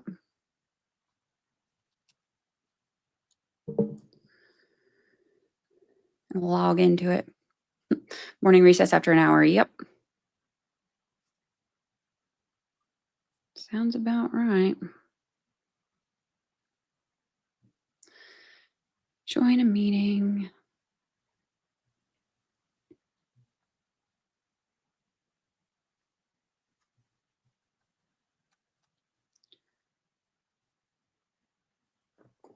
It's like a rainy day here.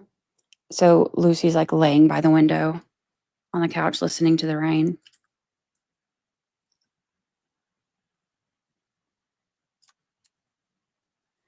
Meeting passcode. Join. There we go.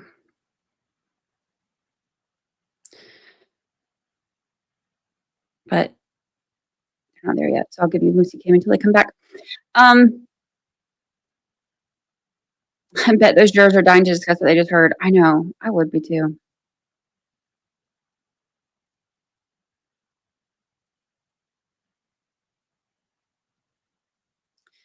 I hate that only one person, the judge, can make these decisions. It contradicts the role of a jury, and they're making decisions unanimously. You know, I struggle with that a lot because I think that there are some parts of it that I'm like, okay, there are some things that are way more, prejudicial than they are probative. And I think that there are certain things that the jury shouldn't know. And I always use that same example from the Melly trial where the pictures of his Instagram where he's like holding guns and stuff, that was kept out because it's more prejudicial than probative. And I agree with that decision because it's like, okay, he's a rapper. He has like this, image that he's wanting to project or whatever. And so he's showing all these, pictures trying to look bad or whatever.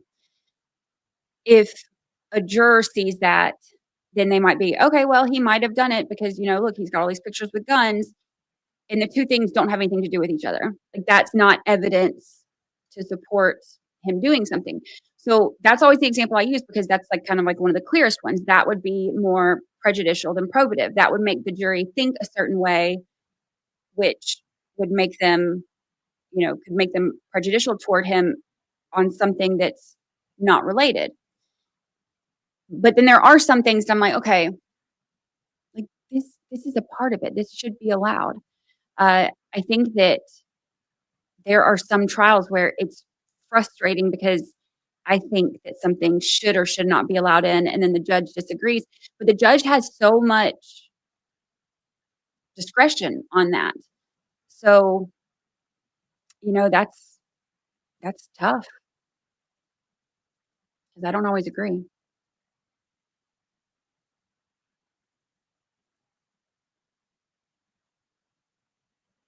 I hate that the jury can't ask questions. When I watch cases when they can, it makes so much more sense to me. I love when a juror gets to ask questions. I love it.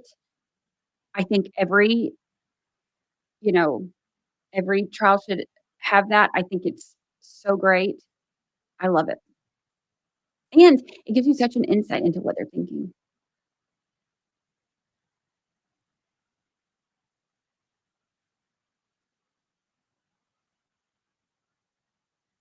Conspiracy is coming out so much more clear in this trial. I think that they've done I think that they have done a great job of showing specific things in this. And I think that a lot of what Brennan has tried to do is prevent bringing in any of the witnesses who the defense would be able to get that information in on. You know what I mean? Like if, Brian Albert comes in, then that opens him up to a robust cross-examination. And, including all the other ones. I think that Hank has tried really hard to prevent all of that from happening, which is why he's not calling Proctor. He's not calling, the Alberts. He's not calling so many of these people. And I think his hope was to prevent that. But it's kind of, I think, backfiring on certain things because now the jury has, okay, Higgins is a perfect example, right? That video where they showed, him doing like this and, they showed the text. Like I said last week, those texts are a It's a risk to show them because of course that, that makes Karen Reed, it can put her in a bad light, but it's a calculated risk because it also shows this third party, potential third party culprit who is, there. He's doing like this. He looks like he's all amped up. He's had just gotten kind of ghosted by her after their little 10-day, whatever the heck you want to call that nonsense. So without him being on the stand, the jury's hearing this and they're not seeing any of his, part of it. So I don't know. I think some of it is backfiring on what they're trying to do, what Brendan's trying to do. Proctor did testify in the last trial, and it was cringy. And, okay, so these texts that he's bringing up right now, these he can bring up through Bukhenik because Bukhenik is in that text thread, right? I think the ones where he's talking about like the medical comments he makes and he's making fun of her and, all that stuff, those, because Bukhenik was not in that text thread, I think those, Brendan wants to keep those out. And then there's also the ones that have, that night, before he'd even gone to the crime scene or, anything, like before he'd ever even been to 34 Fairview, he's texting that night, hours after getting the case, like telling his buddies, like, yeah, she did it, it's going to be hard to prove it or hard to prove, what did he say when they were talking about proving that she did it intentionally or something? He said there's going to be another animal hard to prove or something like that. So, do you think that O'Keefe will continue with the civil suit? Yes. Yep. I don't know how effective it's going to be for. Here's the thing about the civil suit. So the burden of proof is different in a civil suit than it is in a criminal case, right? Because in a criminal case, the burden of proof is much higher. It's beyond a reasonable doubt. In a civil case, it's only like more likely than not. So if you look at it like that, as far as, the stuff with Karen Reed, that's so much lower of a standard of proof. So they may be able to get a conviction or a judgment for that, but you wouldn't be able to get, I think anyway, I mean, you can't predict what a jury would do. We're not even close to proving this beyond a reasonable doubt, at any point so far. But the thing that I think that they will have a real problem with and like really struggle with is they've included the Waterfall and CF McCarthy's on there saying that, they shouldn't have served them alcohol. Okay, but you have every witness that was there. Like, yeah, like she wasn't acting drunk. She didn't seem intoxicated. So I think there's zero chance that CF McCarthy's or Waterfall are going to have any kind of like judgment against them in this, because you have under oath every single person who was there testifying that Karen Reed did not seem intoxicated. And the drinks that were being served, like if you look at the receipts, it's not like she kept buying drink after drink, even the ones that, so other people were buying drinks and stuff too, I guess, whatever. But the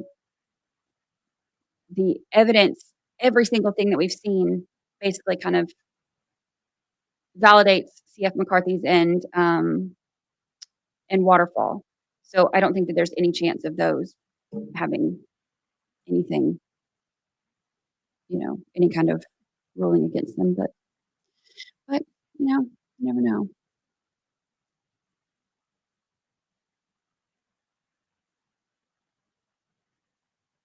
Yeah, Karen Reed will be broke after all this. Good luck getting blood out of a term. Yeah, that's another thing too. I mean, she's already said like she sold her house, she cashed in her 401k. She's you know, having fundraisers and stuff like that to try to, um, you know, have to try to even come up with money for this. So,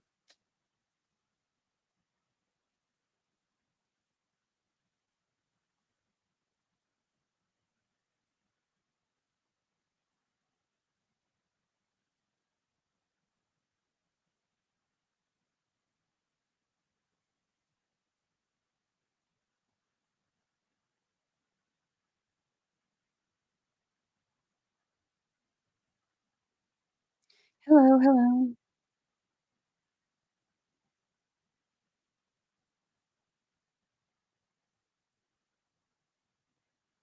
Um, I don't know. I mean, I've seen civil suits where they won and never saw a dime of the money. What was it? Was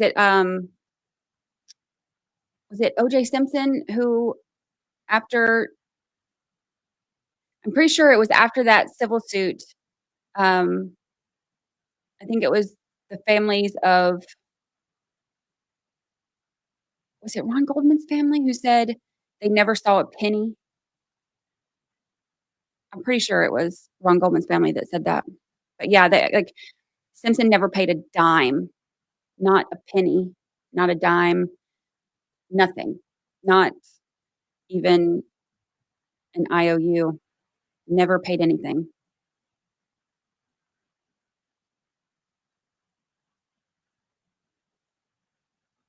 Will there be another investigation into what really happened to John O'Keefe if she is found not guilty? I seriously doubt it. It could happen potentially, but no.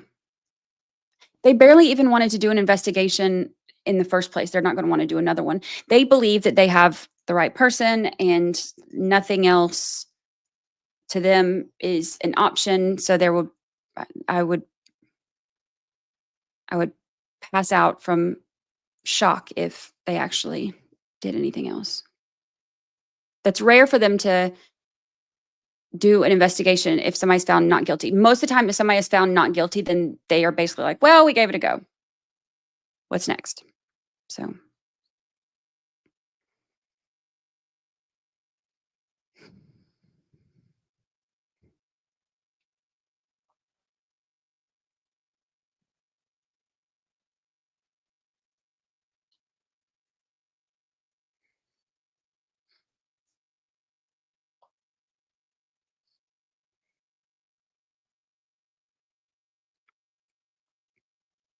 Yeah, I saw like because was her car leased?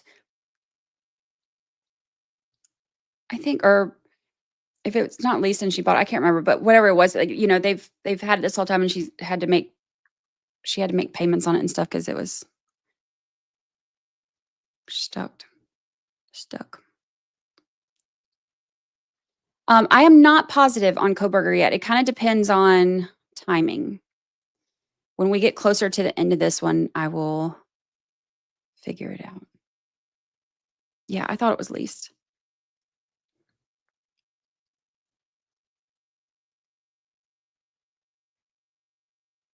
Yeah, FBI will never comment on this case, and they didn't have enough evidence to charge anyone. They have a 97% conviction rate.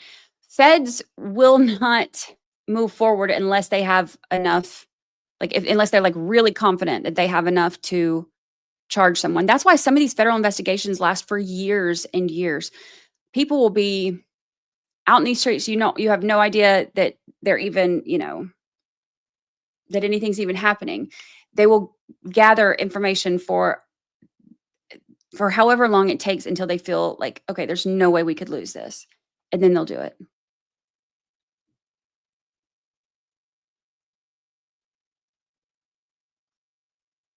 Which is a good thing. Because some of these, that can be a good thing. It can be frustrating too when you think like, okay, this person needs to be off the streets.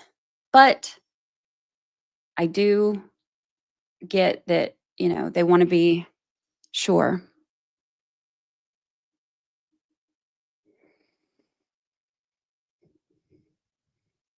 I think they will try her again. I don't think they will stop going after Karen. I totally agree. I think that if it's another hung jury, they'll go again.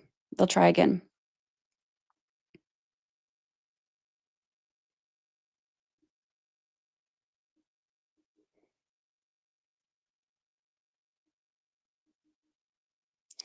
Are we certain the feds have ended their investigation, or could they be continuing quietly? Hank Brennan said that he got confirmation that it had ended. But cases are always, able to be opened back up if new evidence comes out. Jen helped them solve it. It's fine. Jen McCabe helped the feds solve it. Everything's good. No worries. All is good.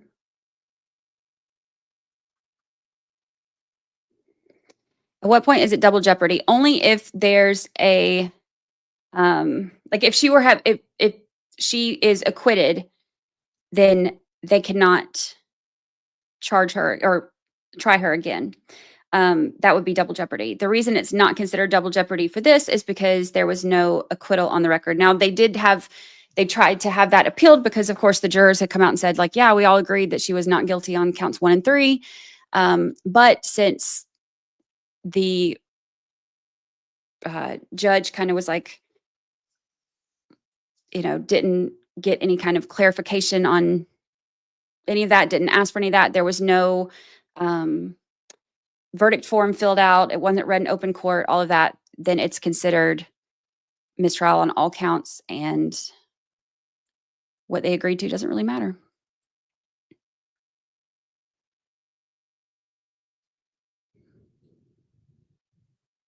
They are on morning recess. They were hung on the second count, which was all of the like manslaughter and the lesser included. So it was like because I think they said that some of them were like not guilty on all counts. Some of them were hung up on one of the lesser charges, like with the OUI and the manslaughter and all of that. Some people thought that, like, well, she probably hit him, but it was unintentional.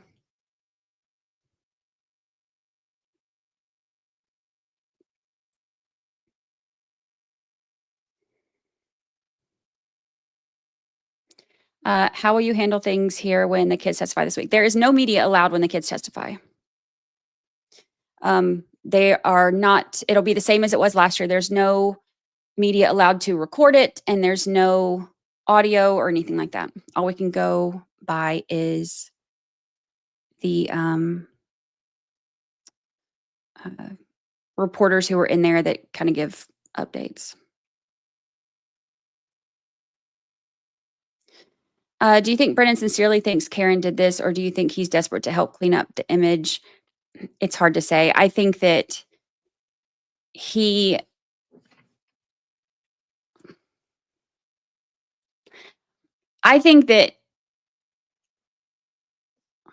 how do I say this? I'm not a fan, obviously. I don't know what he believes, but I know that he is doing a lot to try to keep the full truth out. And the way that he handles this, and the way that he takes things out of context, and the way that he tries to play dirty, and the way he tries to, prevent the defense from putting on a defense. He's trying to keep every expert that the defense has out. I think that he cares more about winning than he does about the jury hearing the truth, and that's why I have no respect for him. Just my opinion.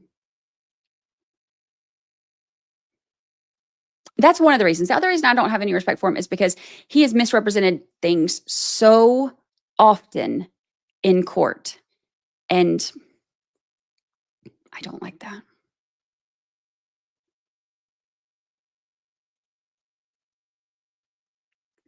Yeah, he's something else. Is it not a conflict of interest for Bev to be the judge again? I'm surprised it's the same as last trial. She ain't going nowhere. They've tried to have her recuse herself, and she's like, nope, I'm in it.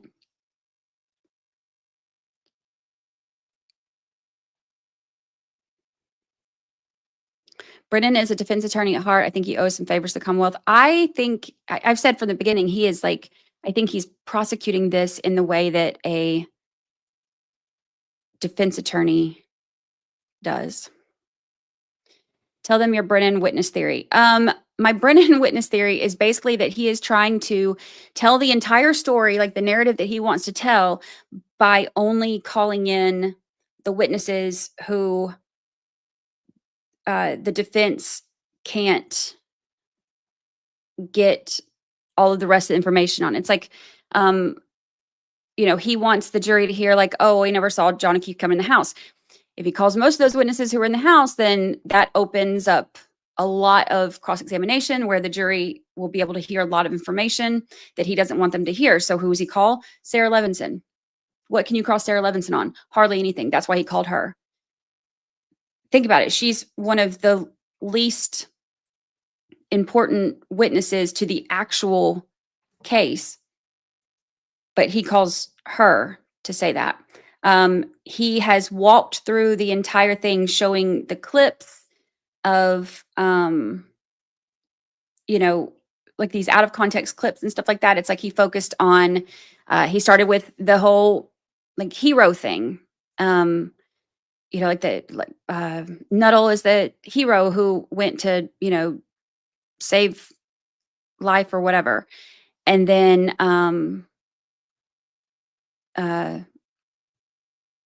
who do you go to after that? It was, and said the whole, I hit him thing. Nuttall was like, yeah, she said, I hit him. And then he plays the video clip of Karen saying, I wonder if I, if I even said, did I hit him? They've told me so many times I said I hit him, and I'm like, there's no way I could have said that, whatever. So they play that one. Then he moves on to the cracked taillight. So he brings in Carrie Roberts for the cracked taillight. Then he plays the video clip of Karen Reed saying, the taillight was cracked and I took pieces and dropped it in the driveway.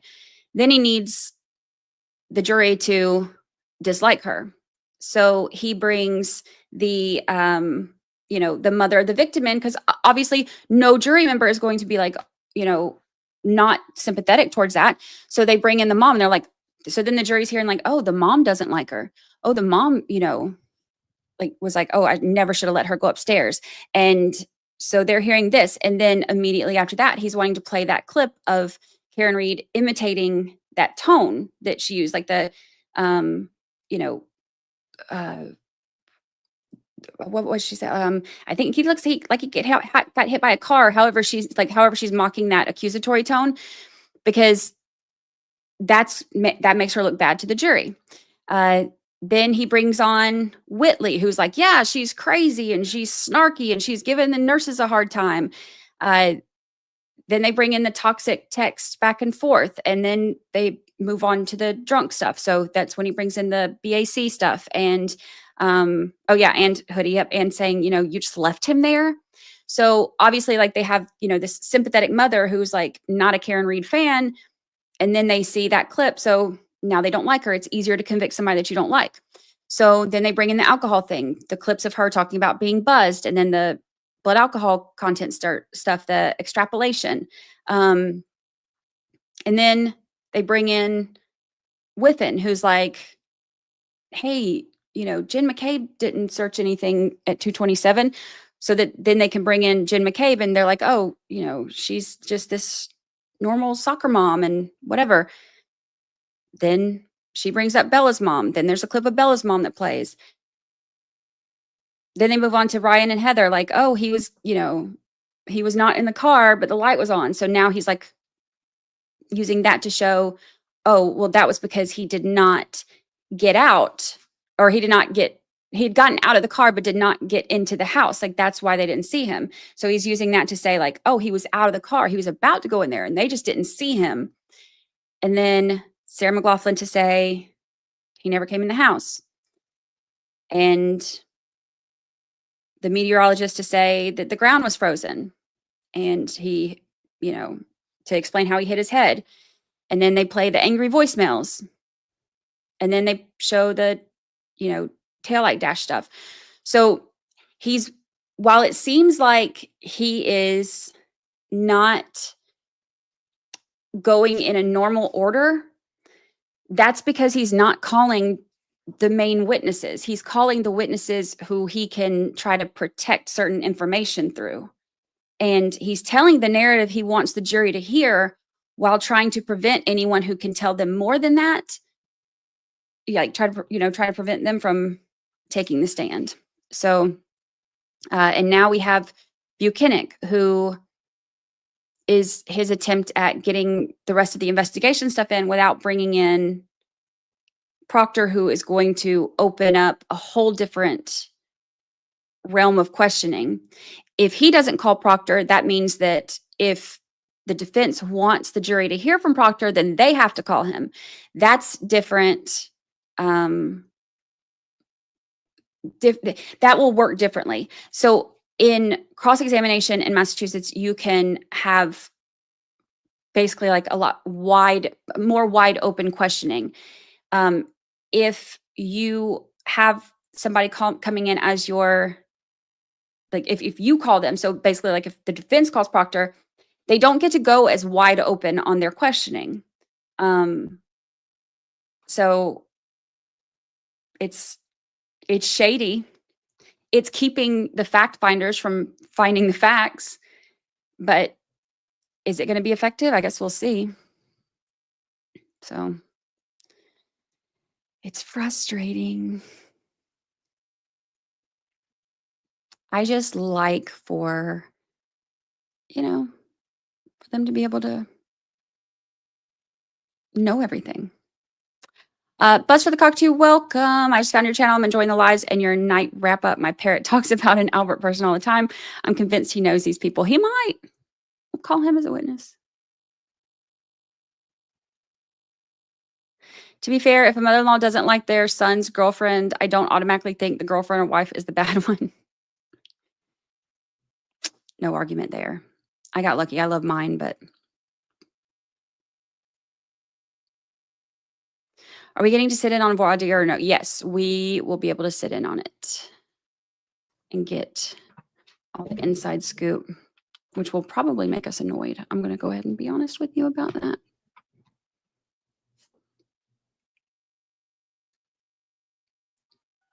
You are unmuted. All right, here we go.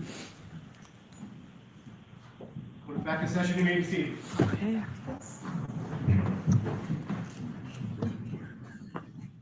So, Mr. Jackson, I've considered your argument, and this is simply the wrong witness, so I'm not permitting that line of testimony. Even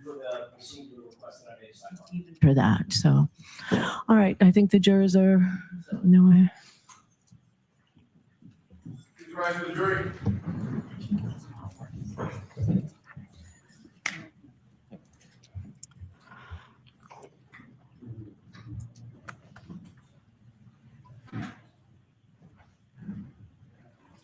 She denies his questioning.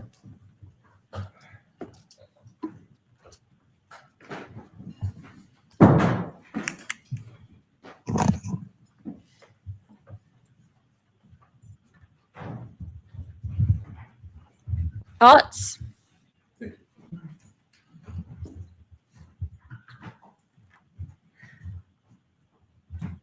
Court is in session, please be seated. I would assume that's about the other text, but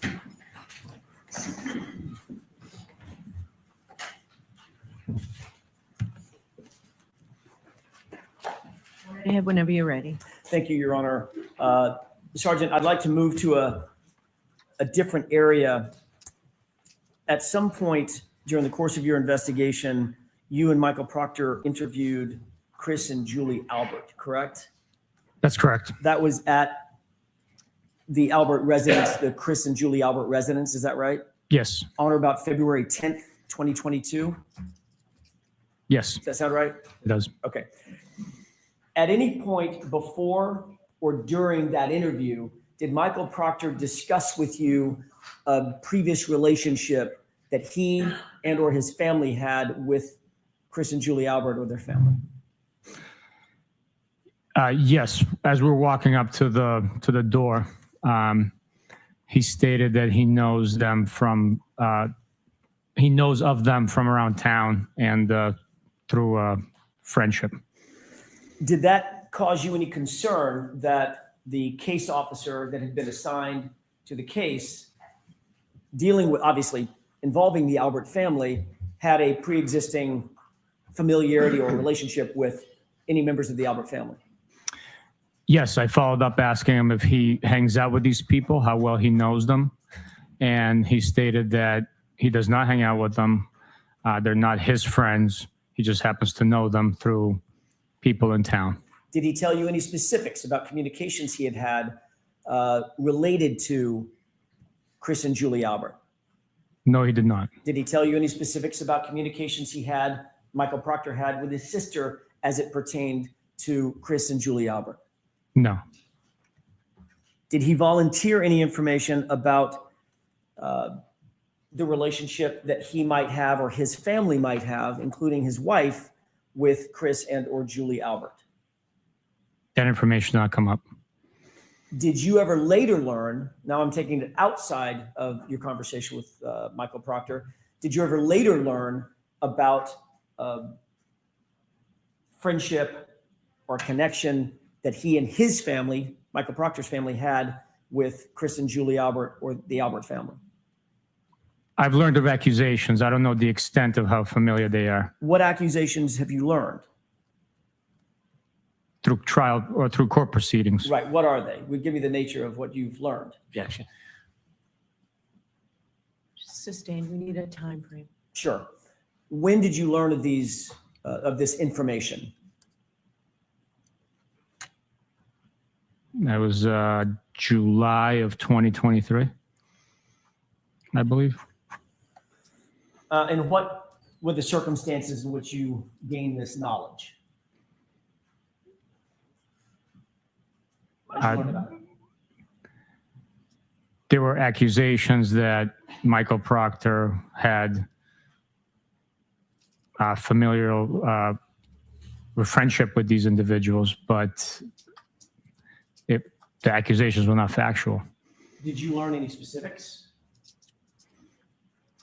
Of of the allegations? Did you use the word allegations? Or I think you used the word accusations. yes, Were there any specifics? there were. You just said that what were some of the specifics? Objection. Sustained.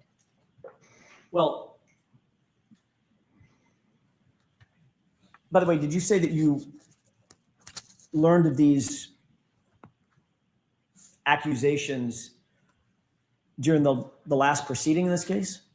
Not the last proceeding. Or I a said prior proceeding in this case? it was through court proceedings. Okay, how did you learn that specifically, Sergeant? Did you watch some of the proceedings? Were they televised? Did someone report it to you? What were the circumstances? I was present in court. This was what year? 2020, 2023. Yes. And did you take any action to investigate further the accusations that you said came up in 2023? No. Well, yes, I did. Yes. Okay, what did you do in that regard? What were the accusations and what did you do to investigate? The information had been learned and that it was not factual. So Okay, you're using the word information. Help me out. Details. What'd you learn? there was claims that I object. Sustained. May we approach, Your Honor? Yes. Sidebar.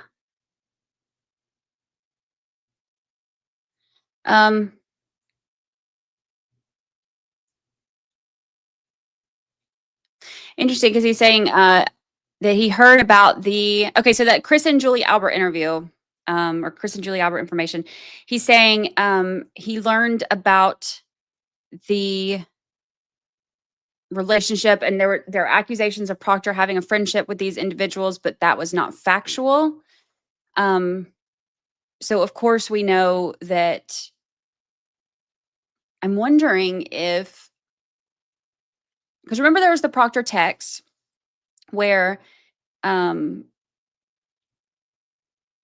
was it Julie Albert that wanted to get him a gift when this was all over? I have to go back and look at my timeline. She said she wanted to get him a gift when this was all over, and Julie and her sister are really good friends with Proctor's sister.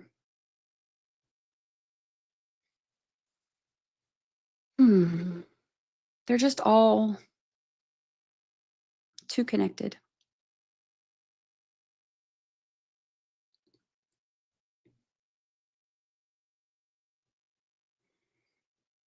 Are we really trying to deny how he knew the Alberts? Yes. Still. Yes. That is correct.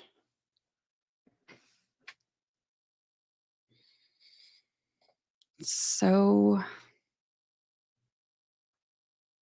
never going to end. The jury reactions, let's see. One juror, Sue O'Connell says, one juror is watching this testimony like a tennis match.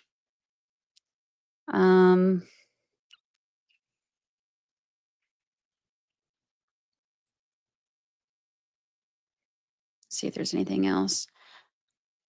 A couple of the jurors looked angry during the questioning about the text messages and all of that.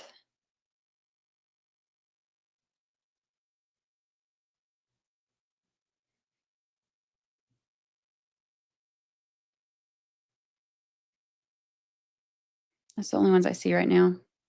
Trying to look and get as many as I can. Yeah, Colin was in his sister's wedding.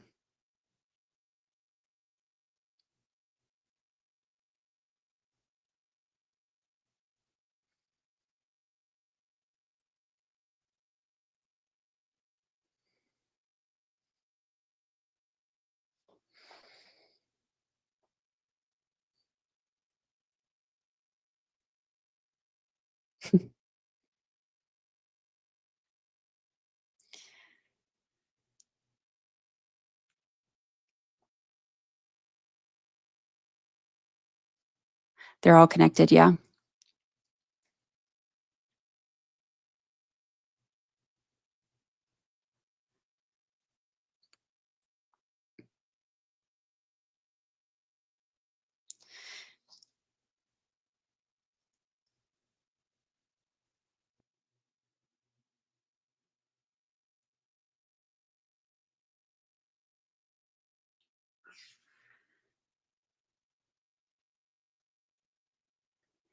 I'm following, let's see, Sue O'Connell, Katie Benoit, Jonathan Hall, Christina Rex.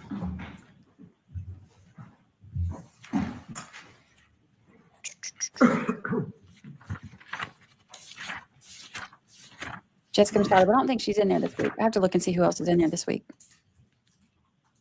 Final question, Sergeant. I think I asked this, but let me make sure I'm clear. Your interview along with Michael Proctor with Chris and Julie Albert was February 10th, 2022, correct? I believe so. Okay. I'm not certain on that, but I believe it was. Okay. Well, let me just clear that up real quick. Would it refresh your recollection to look at your report? Yes, absolutely.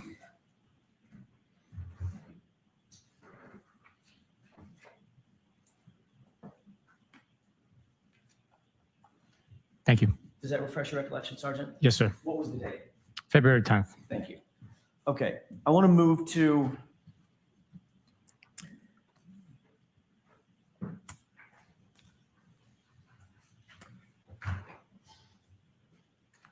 back to Canton PD. Did you at some point recover some videos or a series of electronic data that purported to be videos from Canton PD in furtherance of your investigation? Yes. And to whom did you deliver these videos, and whom were they requested by? The initial request was by Michael Proctor. I delivered them to him. Okay. Since that delivery, have you seen these videos? Yes, I have. Okay.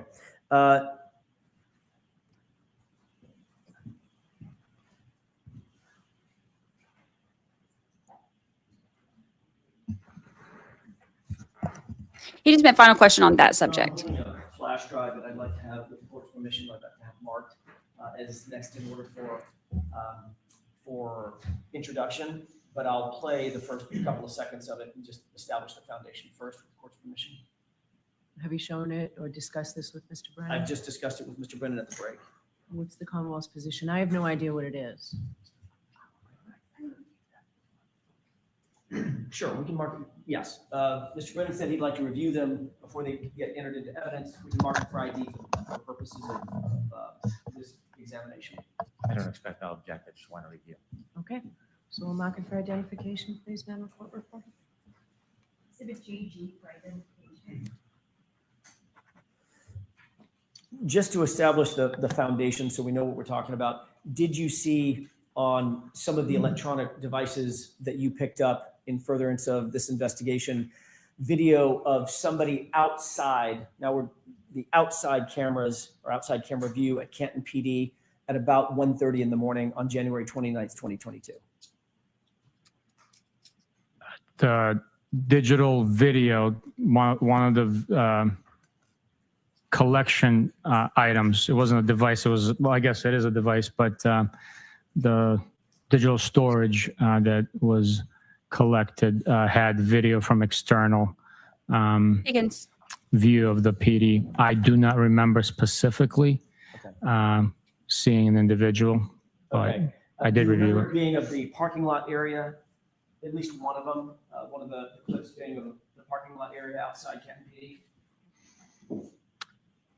I don't remember seeing outside parking lot. I have to see it. I understand. Do you remember another clip being of the outside Sally Port? There's a pedestrian door, not the big roll-up door, but a pedestrian door. Someone going in and out of the pedestrian door. I know the view you're talking about, but specifically what you're stating, I would have to see the video, tell you if I saw it or not.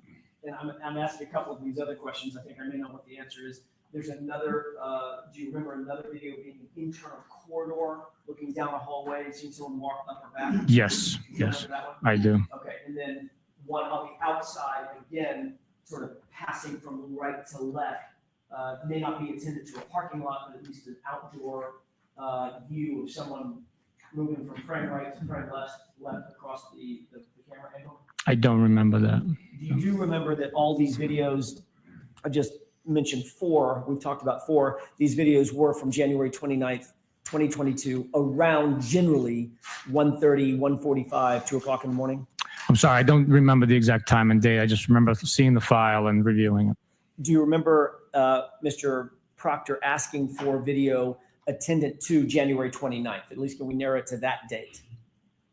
From Canton PD? Yes. Yes, Okay. yes. So these are all from January 29th, 2022. You just don't remember the specifics of them. It's been too long since you've seen We them. haven't got to see I these don't yet. know when each video was collected and then reviewed. Okay. Exactly. With the court's permission, well, may I have just a moment to confer with counsel? We haven't got to see these yet. So these are the ones they got after the last trial. Higgins is there. With the court's permission, I'd ask that what's been marked as GG, at least the first video, be published for the jurors. All right, so there are 4 videos on this flash drive?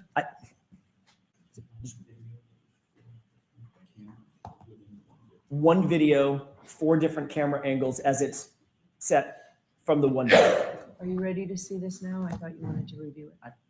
I'll agree, and if I have a problem, I'll let the court know. No problem. All right, so for the first one, the first I'm camera. ready. I'm angle? ready. I'm ready. It's one, Right in the one video. video, but 4 different angles. All right, we just have to keep a record. That's why I'm Understood. asking all these It's a little questions. complicated, I get it. All right, we can do that. Thank you.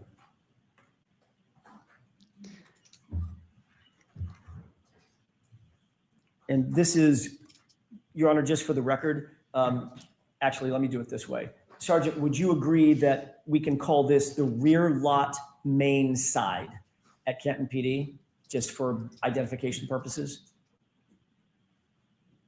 Sure, if you'd like. I don't know which side this is, so I can't argue with you about the location. So Okay. I'll agree with you that we can call it that. Great. It looks like a parking lot. There's cars. Yes, sir. Okay. Just for purposes of, so it doesn't get complicated, we'll call this rear lot main side. That doesn't mean anything unless you adopt it. So just for identification purposes. Thank you. If we could move to runtime 1:26:32. Okay. With the course permission, may I play it at this point? Okay. Thank you. Stop. Did you see a car pass in front? Yes, sir. Okay. What kind of car did that look like to you? It looked like a 2-door Jeep Wrangler with a plow on it. Okay, let's go ahead and play it.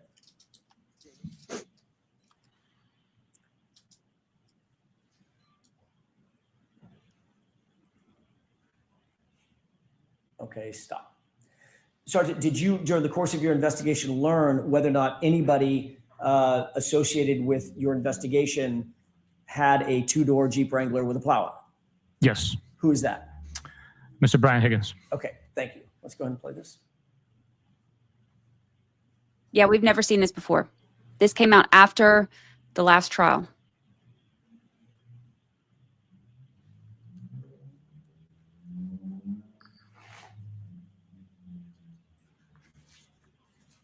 What's up, playa?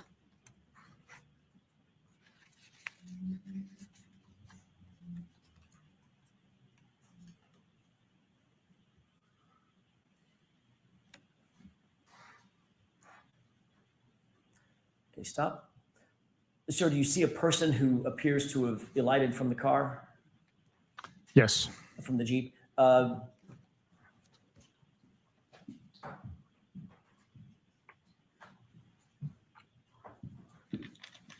Sergeant, if you could turn your attention to the screen on the right. Does that appear to be the location of the person that you're describing? That's the individual that came out of the vehicle, yes. Okay. I know it's super blurry. You may not be able to at this point. Do you know who that is? I do not know. Okay. I do.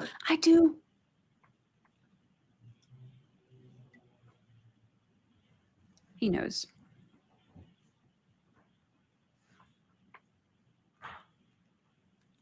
Okay, stop. All right. Did you see the person walk off the screen? Yes. Did it appear that that person had something in his or her hands? Possibly, yes. Okay. So this is after Higgins left 34 Fairview. He went to Canton PD May I have a moment, Your Honor? after being out drinking all night and all day. 1:30 in the morning in the snow. Went to Canton Police Department. Thank you, Your Honor. If we could play the second clip on this same GG.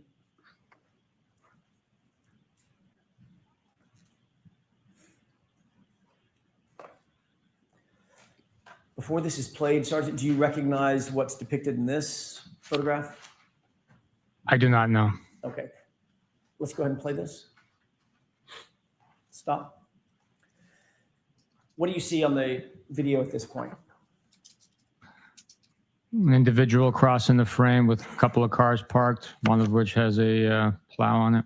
Does it look like an exterior video? Yes. Does that appear to be an exterior video if you don't know exactly where an exterior video of Canton PD?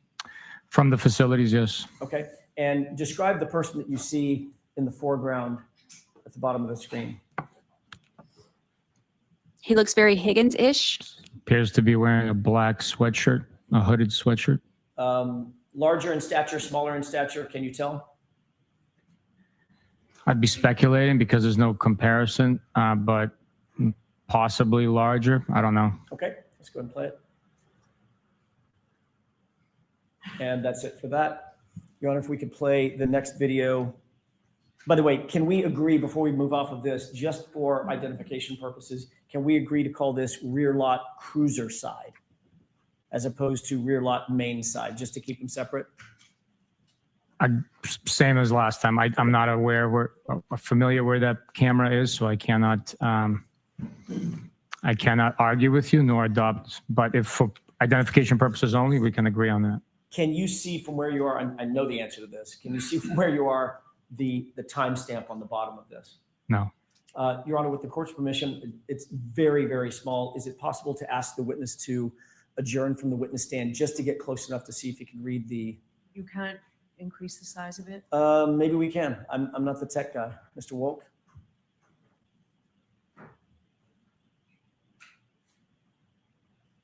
Magic. Wow. I didn't even know he could do that. Okay. Can you read that? Yes, it says rear lot cruiser side. Okay. What about the time? The timestamp reads 1:27:41. Do you see a date? Yes, What is that date? 1/29/2022. Thank you. This was my fault. Your Honor, if we could move back to rear lot main side, I'd like to do the same thing. I failed to ask for the time and date on that one. Do you believe in magic? And I hope you do.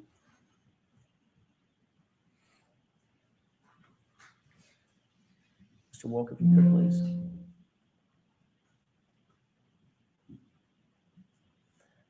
Is it possible to see from there the time and date?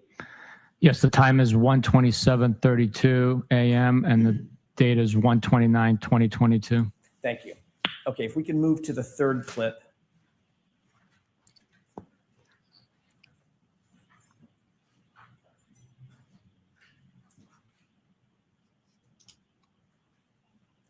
If we can start, Mr. Wolk, by enhancing with the court's permission the time and date, let's just start with that.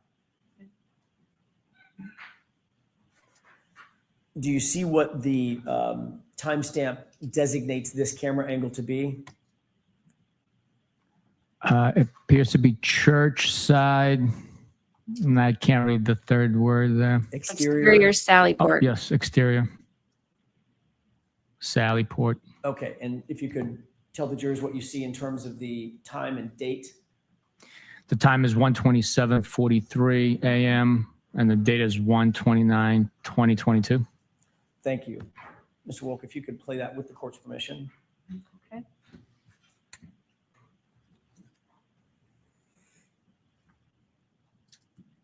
Stop.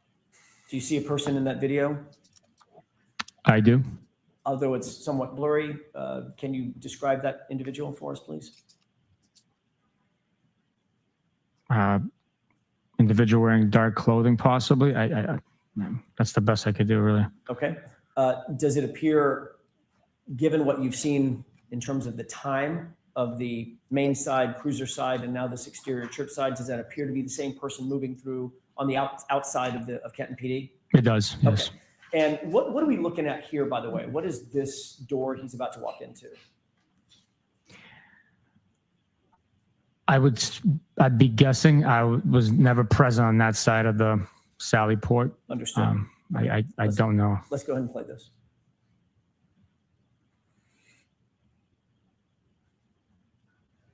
Okay. And for the final clip.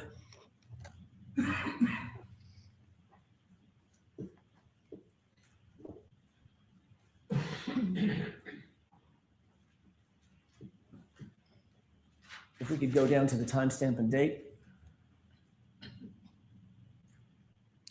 You hot. A little bigger, Mr. Wolk, if you could.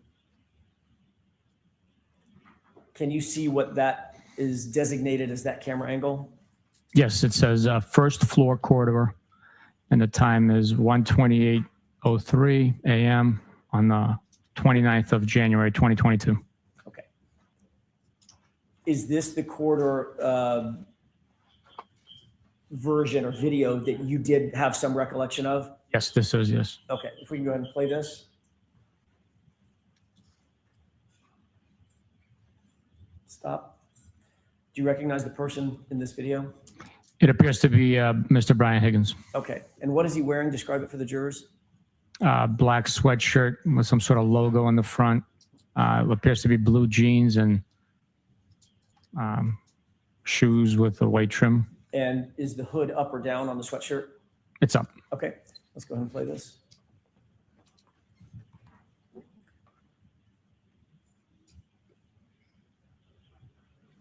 May I have just a moment? Could you pause this, Mr. Wolf?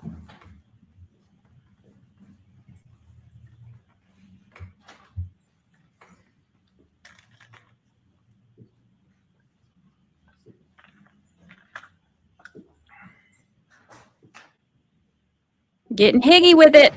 Look, these all came out after Can the you trial. make, note of the time as it's paused right here? Do you want me to say it again or Yes, write sir. it down? Yes, sir.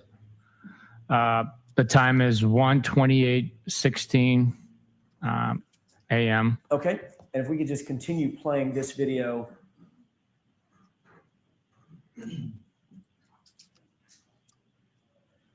Why do I feel like that hallway smells like a school hallway? I just had like, remember how like school hallways smell? I feel It like is that playing. hall smells like that.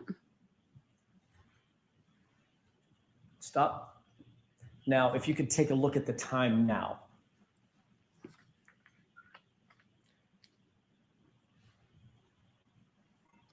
Okay, what's that time? 1:29:42 Okay. a.m. And if we could go ahead and go forward.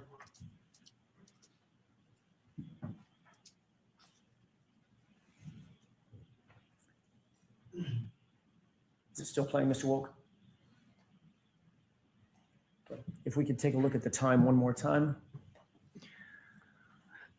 Now it's, you want me to say it? Yes, sir. 1:34:12 a.m. And in the time, just so the record's clear, in the time between you saying 1:28:16 to 1:34:12, 6 minutes has not gone by, correct? Just under 6, I believe, yeah. Well, 6 minutes for us in real time, Oh, in real time, yeah, no. it is not. So it Sorry. appears that the camera jumped, or the time jumped. The time difference from what was displayed is approximately 6 minutes, yes. Okay, which is much longer than the time we've actually been looking at the video, correct? That's correct, yes. Okay, so it appears that it may be motion activated and it just jumped. That's a possibility, yes. Okay. Yes. Let's go ahead and continue playing this. And stop. Do you see someone in the screen now?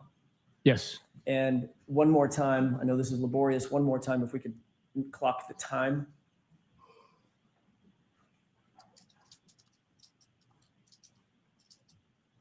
Can you see that? No, it's really blurry for me. There we go. Yes. Now I can see it 1:34:15, if I'm not mistaken, a.m. Okay, fair enough.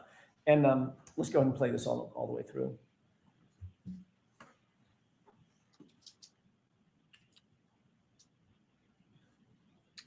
Okay. Who did that appear to be walking away from the camera in this shot? I'm not certain.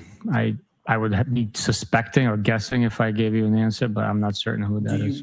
Oh, come As on. best you can determine, does he have the same stature? I know you can't see his face. Same stature, same clothing, jeans, shoes with white stripe around it, dark hooded sweatshirt. Does he appear to be the same person as Brian Higgins? It does appear that way, yes. Okay. I'd be guessing. I don't know. I mean, One more clip. no, I don't want to speculate on who that could be. I mean, is he built the same as Higgins? Does he have on the exact same clothes that Higgins was wearing 6 minutes ago? Does that? Yeah. What do you see in this video? Appears to be the church side Sally Port, and an individual came out of the door. Okay, and can we highlight the time, please, or increase the size? What time do you see there? 1:34:40 a.m. Okay, if we go ahead and play this through.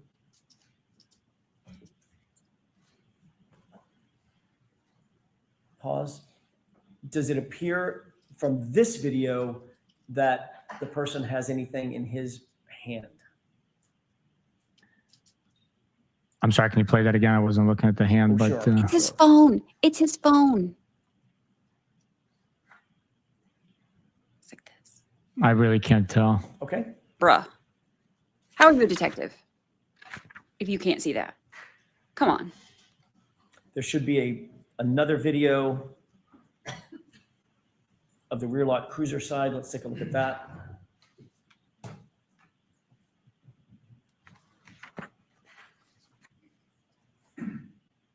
Pause. What do you see in that video? It appears to be an individual wearing a black beanie hat, black dark colored sweatshirt with some design on it, and something illuminating by his face. Can we enhance the time, please? What time is that? It says 1:34 and 53 seconds in the morning, a.m. And if you could move the screen over to the individual. Mr. Wool. Oh, there Does it that appear to be the is. same person? It could possibly be, yeah. And Seriously? does it appear as something in his hands up to his face, the right side of his face or ear? Yes. What do you think that is? It's consistent with a cellular device, possibly a phone or a tablet. Okay, One juror is openly laughing play that through. when they just showed this.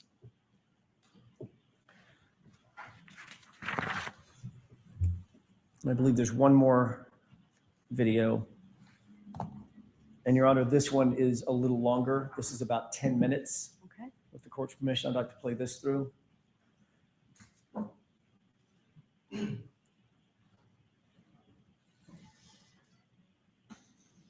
stop. Do you see a person in the video walking from screen right to screen left? Yes. Did that person appear to have something in his right hand? I can't tell. I can't see his right hand. Okay. When he first walked into the screen, could you tell? I couldn't know. I'm sorry. Mr. Wool, could we back that up with the court's permission about 2 seconds? Like, bro, you're a detective. How are you not detecting this? Does it Hello? appear to have something in his hand? It's a possibility, yes. Okay. And just for, I'm going to ask you for 2 times when we start and when we stop. What's the time on this video at this point when he walks into frame? 1:35 and 8 seconds in the morning, a.m. Okay. And let's go ahead and play this through.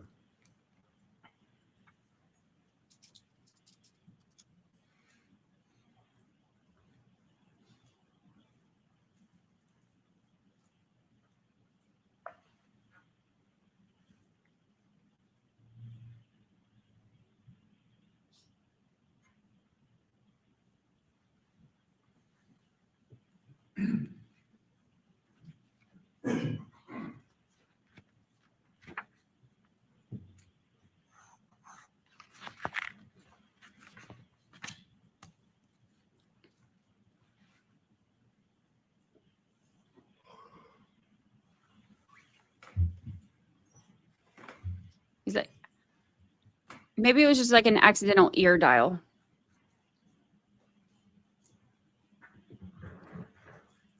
Like he was using the phone as like an earmuff. And then his ear accidentally called someone.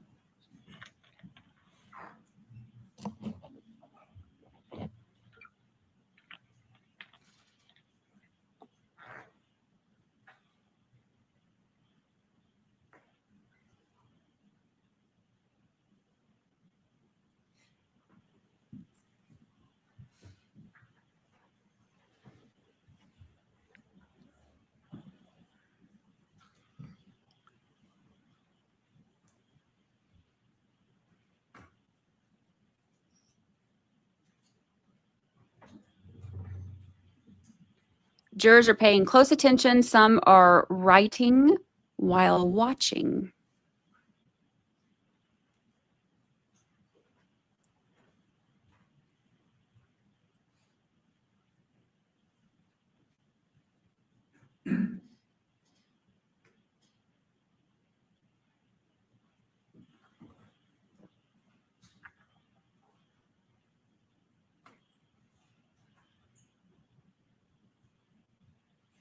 So originally he said he went there to do some administrative work because look, anytime I've been out drinking all night, I'm like, you know what? I really need to get some administrative work done. And then he said it was to move the car.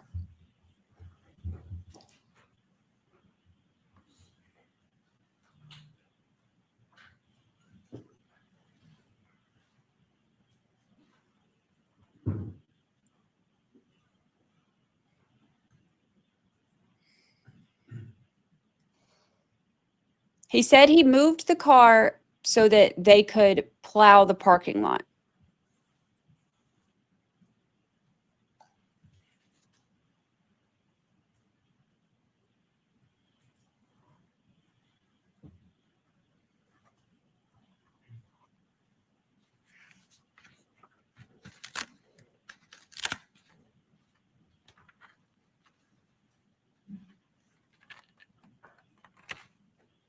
Look, I don't get it. Like, I am not. Like, we went to that music festival Saturday, and that's the latest I've stayed out in a million years. And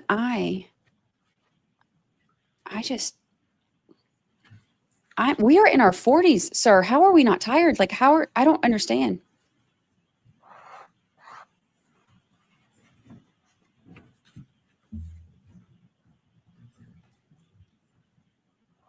Like, going to meet people at 10 p.m.? What? Like, if you asked me to meet you somewhere at 10 p.m., if you asked me to meet you somewhere after 8 p.m. Is it, please?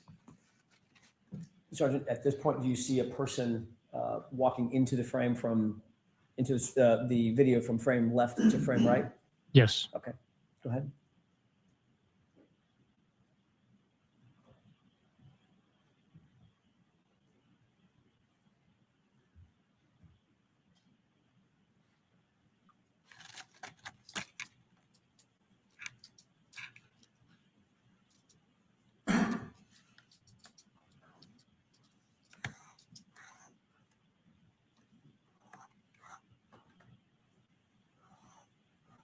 What is he doing?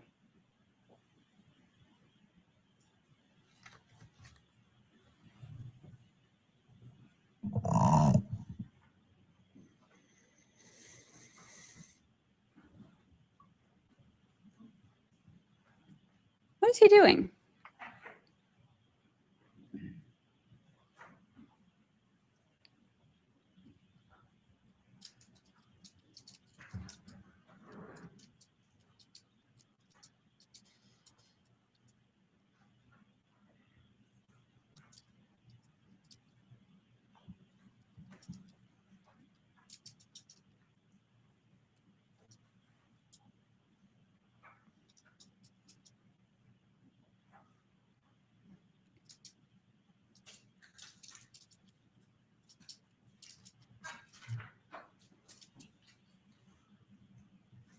Can you pause it? Did you see something happen with the vehicle next to the Jeep in the last few seconds? Yes. What was that? It appears as though the headlights are activated. Okay, let's go ahead and play it.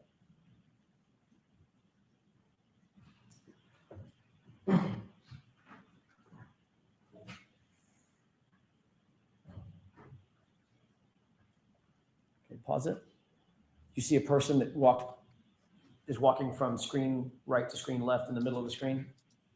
Yes, he just or she just appears to have Or closed she. the door on that Really? vehicle next to the plow. Okay. Really? And walking toward which vehicle?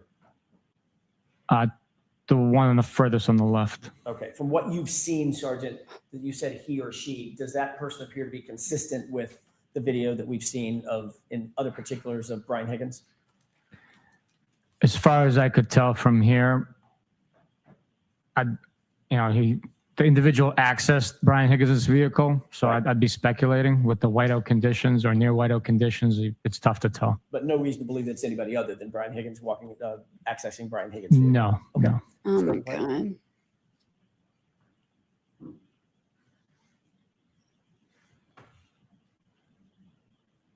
And what do you see Brian Higgins or that person doing now?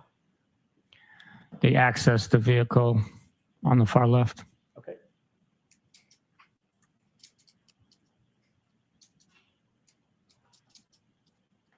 And where's that person going? Now they're accessing the Jeep Wrangler.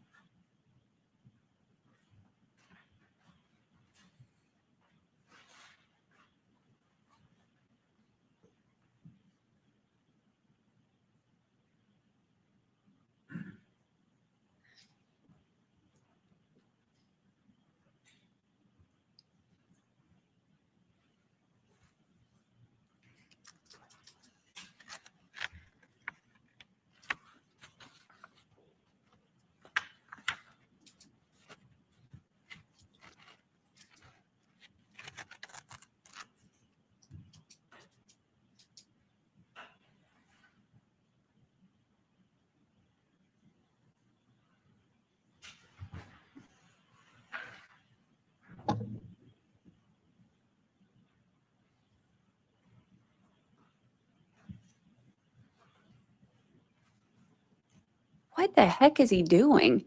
He said he went to go move a car.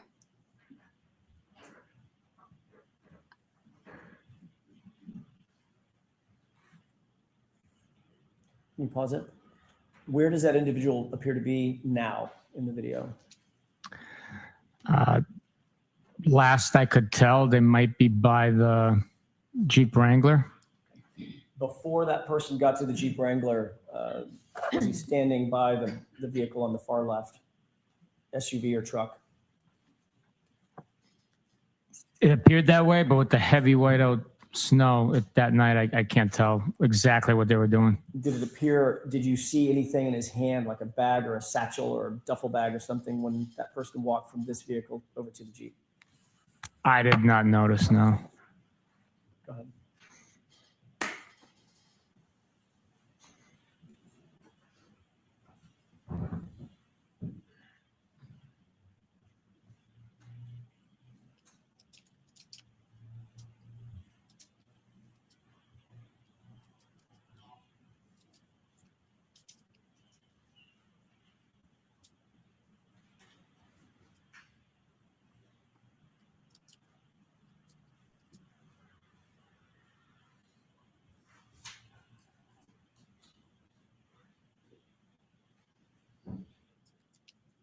Now, has that person walked off screen to the left?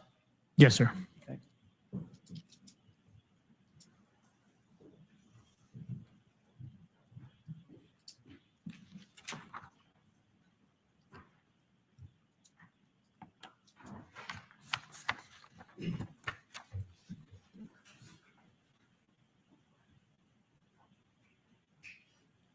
Do you see that person entering screen from screen left? Yes.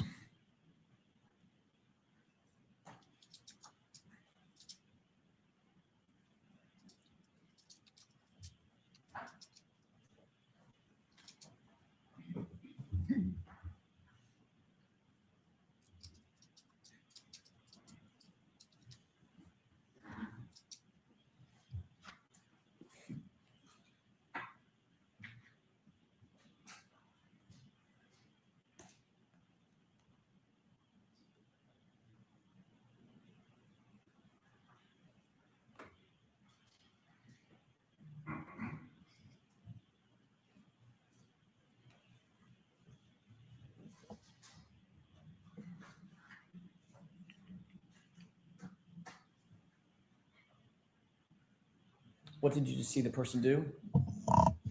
They were carrying possibly like a snow broom, walking from left to right.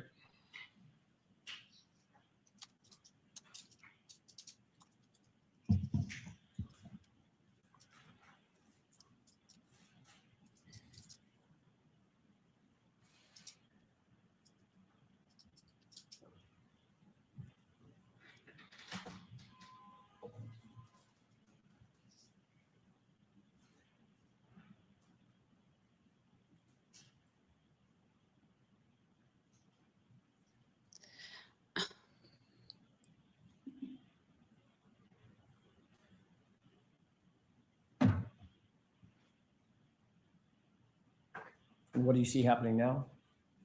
The Jeep Wrangler's leaving the spot it was parked in. Okay, we can take that down. Wait. I want to see what time it was.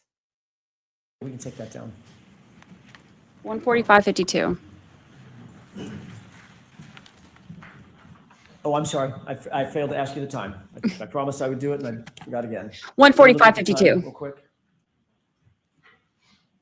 See, I knew it. 5:52. And it appears that's the approximate time that the Jeep Wrangler drove off. Approximately, yes. Okay. Thank you.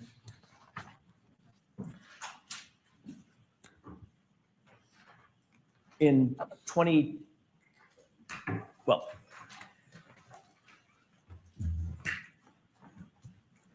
are you friends with We're going to go back Brian and watch Higgins? that. I am not. Do you know Brian Higgins? I know who he is, yes. Have you ever socialized with Brian Higgins?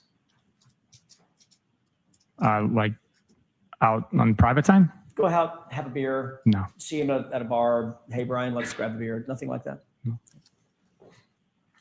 How long have you known Mr. Higgins?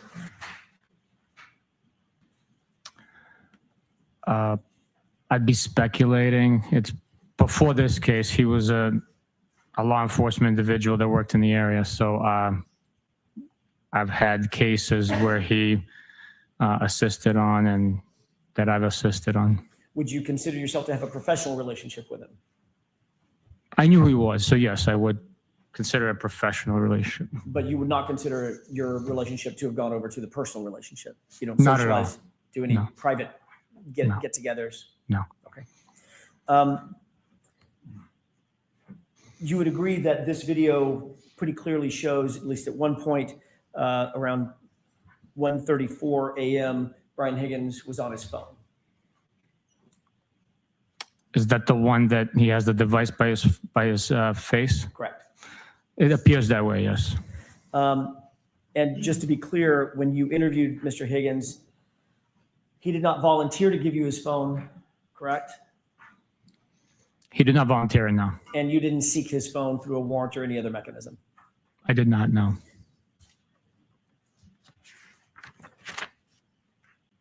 Do you have any personal knowledge as to the status of that phone as we sit here today? The one that he got the extractions from? Correct. No idea, no.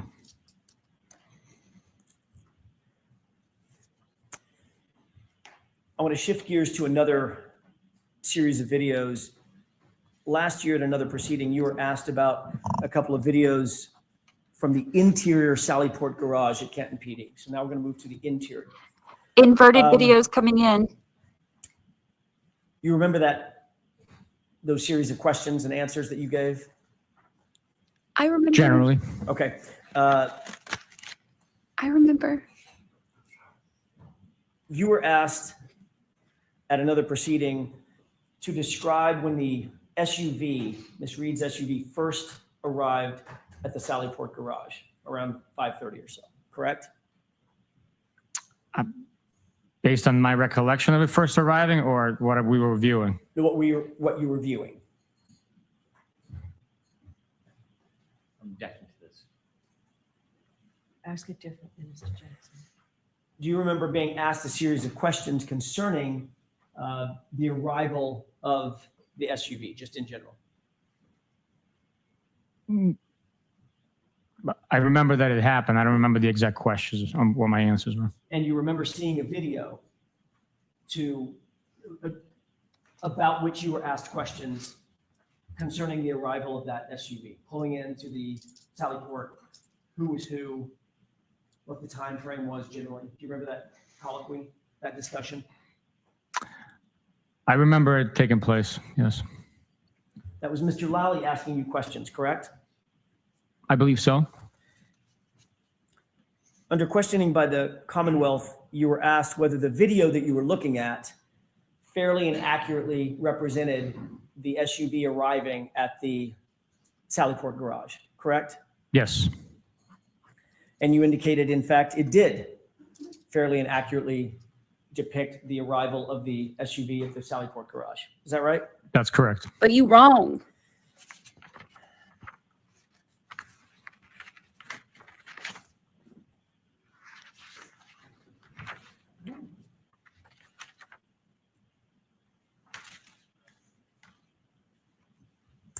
I'd like to ask you a question about that particular video. You have anything? John,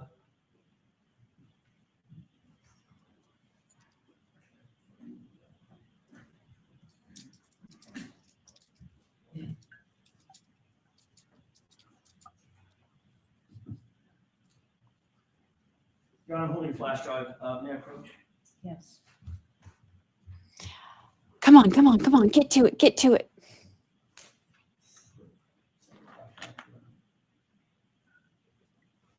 I'm gonna have just one more. No. We're ready. I am perched. I am ready.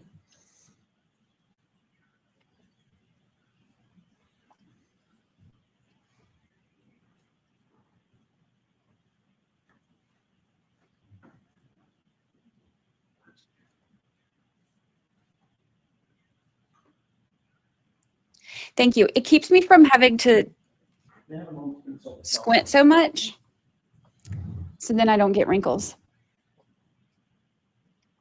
or at least not as quickly. Yeah, we're only. Jurors, you know what? Let's take the luncheon break. Thank you.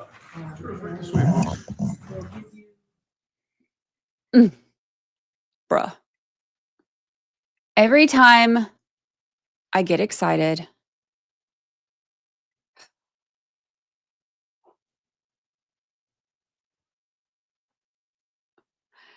we started late, we've already done recess, and now we're taking a break. What? What?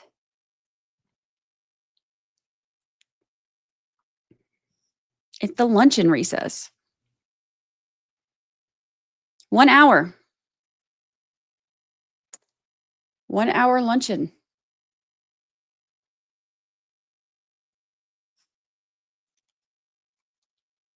Guess nobody asked us what we wanted to do.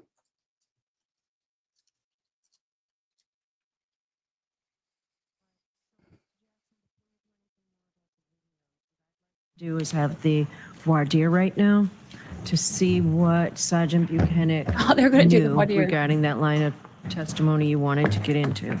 So let's do that now, and then you can all work out the video issues. He's going to act like he knew nothing. Listen to Bev and her size. Okay. May I inquire briefly? Yes. Thank you. Sergeant, we were talking before the jury left, we were talking a little bit about the conversation that you had with Michael Proctor, either during or just before or just after that first interview with Chris and Julie Albert. What I'd like to ask you is, what information did you have and what did you ultimately learn about their relationship? You said there were some accusations and we never really got to the heart of it. What did you know and what did you do to investigate? Or what did you learn? What I knew as we were walking up to the door is that he had knowledge of the individuals prior to us conducting the interview. I asked him if he knew them personally. My words, do you hang out with them? Do you socialize with them? He said, no, I do not. I said, are you comfortable doing this interview? And he said, yes.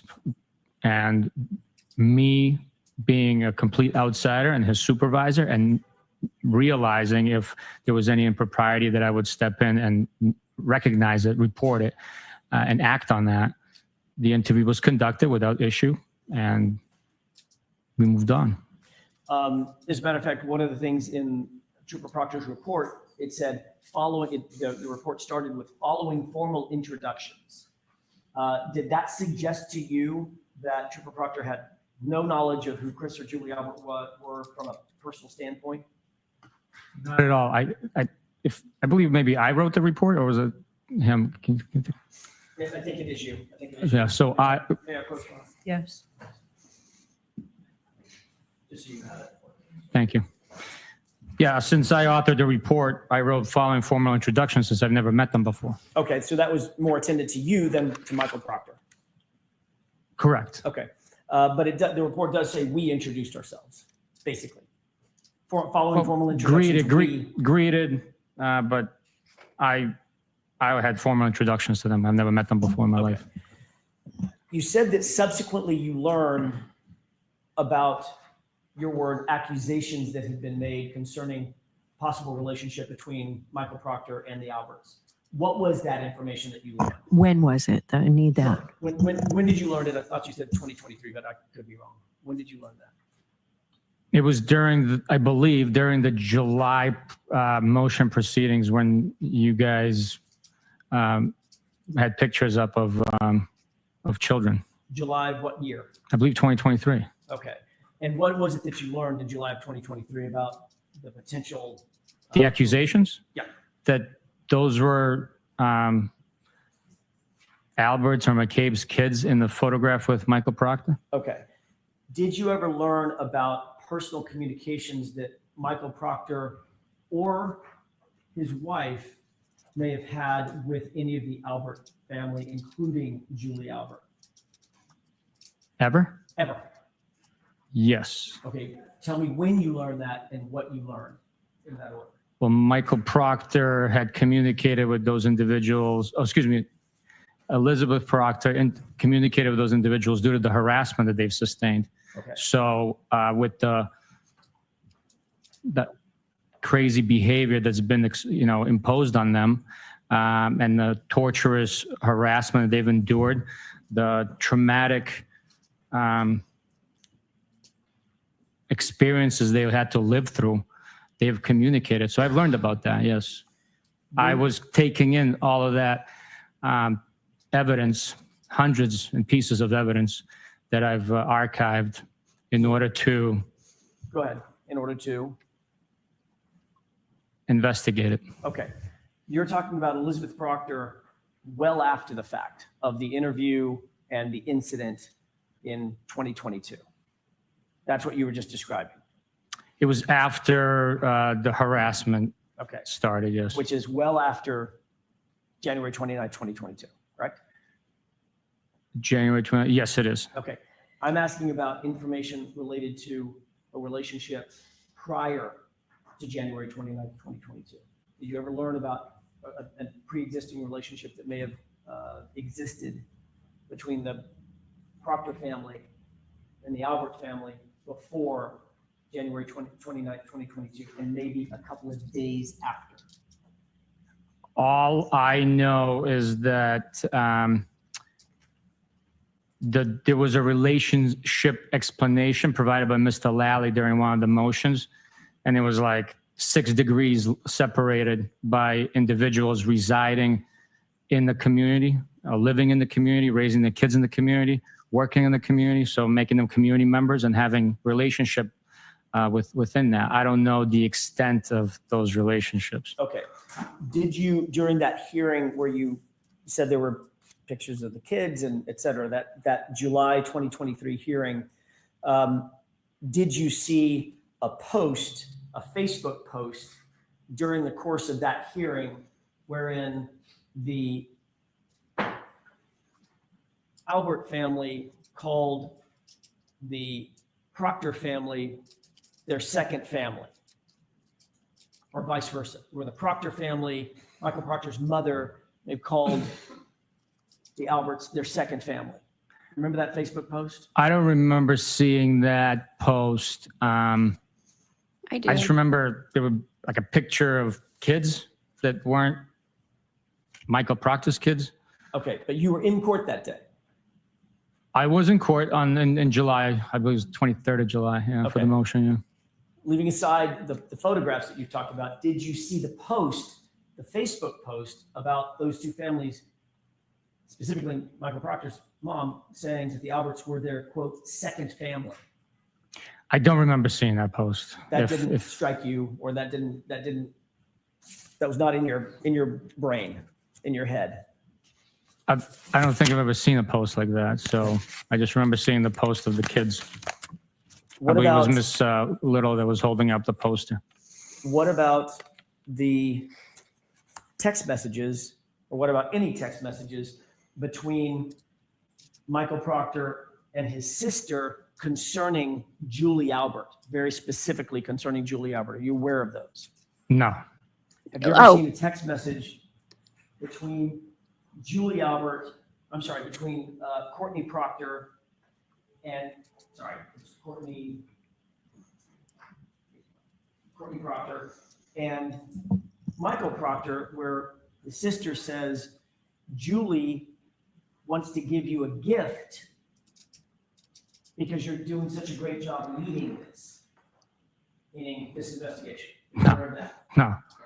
Are you aware of a text message in which Michael Proctor responds, get it for my wife? Meaning, if you're going to give us a gift, get the gift for my wife. No idea. Okay. Are you aware of a series of text messages between and among Michael Proctor and Elizabeth Proctor in which they talk about, between Michael Proctor and Courtney Proctor, in which they talk about Julie Albert? This is 10 days before the incident, 10 days before January 29th, so mid-January, where they talk about the possibility of Julie Albert babysitting for Michael Proctor and Elizabeth Proctor's kids. I am not aware of those text This is the messages. first you've heard of any of them. I don't believe that at all. These text messages? The text messages Yeah. that I'm describing, have you ever heard of any of those? No. I don't believe Did you that. ever No talk way. to or investigate the circumstance of the possibility, even the remote possibility, that Michael Proctor may have had a relationship with the Alberts that you were unaware of? No, I never investigated anything like that. So after your initial conversation with Mr. Proctor, where he said, I know of these people, and you said, is there any issue with you going forward? And he said, no, there's no issue. You took no further steps after that to investigate that relationship. And I'm talking about the relationship that existed on or around January 29th, 2022, not in 2023, not in 2024. Once Michael Proctor stated that he was comfortable conducting the interview, and I asked him if he was sure, and he said yes, we moved on. Yeah, just a moment, Your Honor. Yes.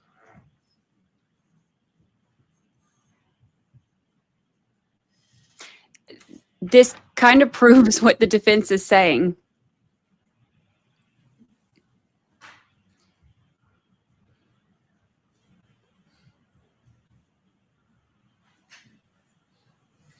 Last couple of questions. Were you in court?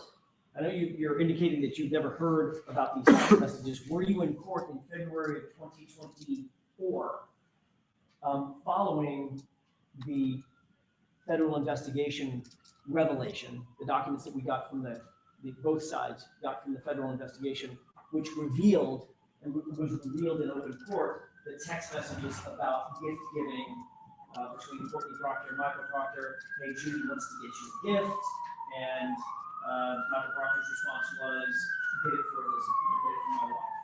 Were you in court when those were revealed? Following the harassment, intimidation that I experienced on the 23rd, being followed into the bathroom, then being followed outside, I stopped coming to court proceedings due to that. So I was not in court in February of 2024 and describing the information that you're revealing. I was not aware of that Did you detail. review that all of these proceedings are televised? Sergeant, you know that, right? I'm not aware that it's televised now. You're not aware? I know it's streams, but I'm not aware that it's televised. Okay, streamed. However, whatever you want to call it. Streamed on the internet. You can find it. You can, yes. They're recorded. Right. Did you ever review the hearing in February 2024 talking about what's been referred to as the Fed dump and the revelations that were made pursuant to that federal investigation and the text messages that's in it there too? I am aware of a Fed dump. I'm aware that it exists. I was not privileged to any information outside of the information that was revealed to me during the internal affairs investigation. Right. That was the first time I saw documents from that federal investigation. By the way, were you privy to, Michael, there were 3 individuals involved in the investigation, yourself, Lieutenant Tully, and Michael Proctor, is that right? In what The investigation? internal affairs investigation. I'm aware jury's that I not there. was. I know they were as well. I don't know who else might have been involved. I don't know. In terms of your awareness of Michael Proctor's investigation, You're aware, obviously, that he was terminated, correct? I am aware that he's terminated, yes. Did you ever see or were privy to any of the documents or investigative materials associated with his termination as his supervisor? No, no. So nothing was ever shared with you, the final Other than, decision? other than the documents that he was attached in the text message that I was shown from that investigation, nobody showed me anything of his investigation. Okay, so let's wrap this up. Okay, that was basically all I had. Okay, all right. Do you want to be heard, Mr. Jackson? No. Okay, On that. yeah, I'm not letting any of this in. I think it's all admissible, but I understand the court's ruling was if he doesn't have personal knowledge of it and didn't have it then you're not gonna let it in, so for our objection, but that's been noted. Okay, so you got your voir dire, and I'm glad we fleshed it all out. So you have to be back here in 35 minutes. All right, when's the jury coming back, Paul? It was a 20 off. All right, be back here at 25 up. Ready to go. All rise for the court, please.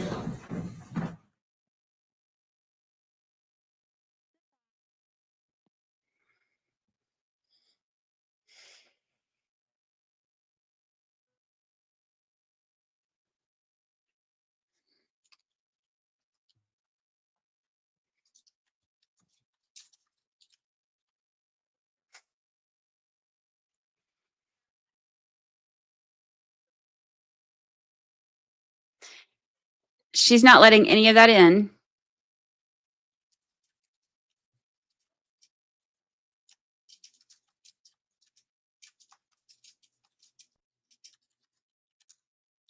He said he has no knowledge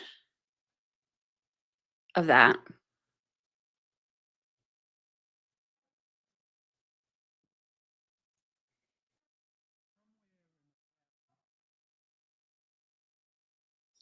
But do we believe him?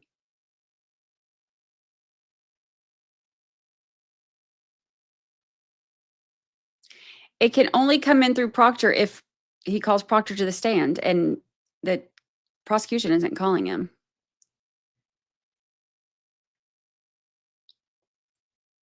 The defense can call him, but the prosecution has said they're not. So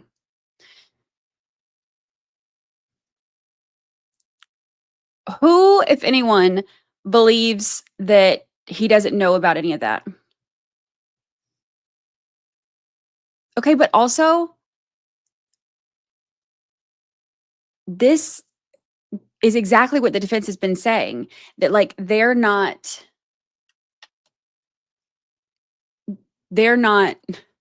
doing their jobs as investigators, right? Because it's like, oh, there's all this stuff going on, you know, with like these text messages about gifts and whatever, and all of these relationships. And he's like, no, I asked him and he said it's fine. He said he's comfortable. So I just didn't do anything else to take that any further. Like, bruh, that's kind of the whole, it's kind of the whole reason we're here is y'all just all kind of relying on each other's words, like, and not actually looking into anything.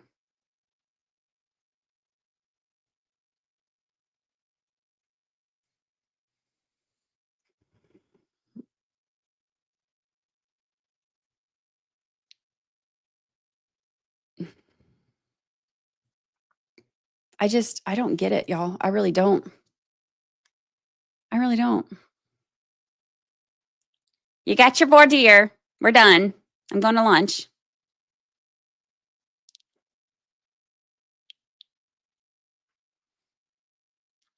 I don't.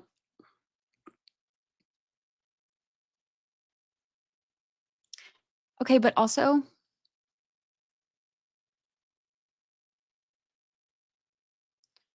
He was in, hold on, hold please.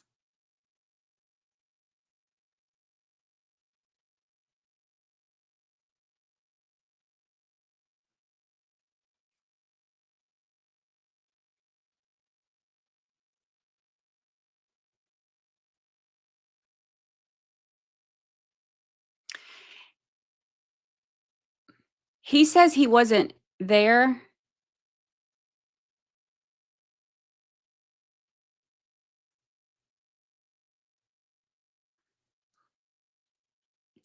And Jackson was like, "You aware that these are all televised, right?" And then he argues over semantics, which he said he wasn't going to argue over semantics, but yet here he is arguing over semantics. He's like, "Well, I don't know about it being televised. I know it's streamed. Okay, it's both, but all right, Yuri Bukhenik, let's just go with that.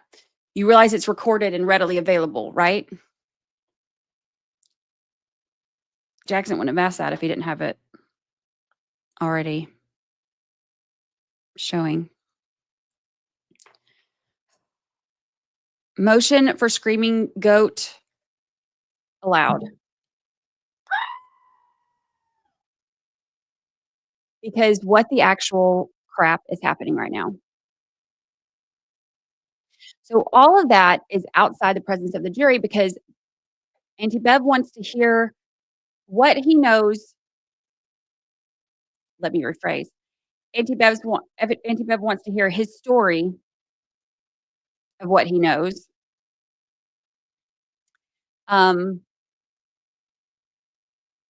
What he's gonna stick with so that she can decide whether or not this comes in for the jury.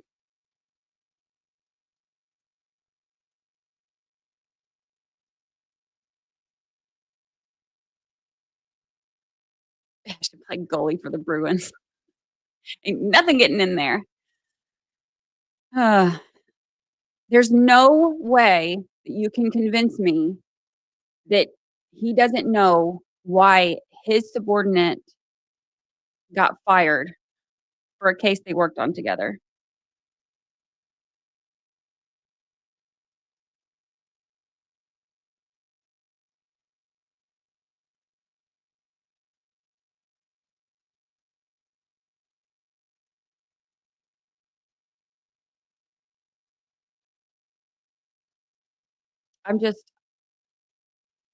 I shouldn't be shocked.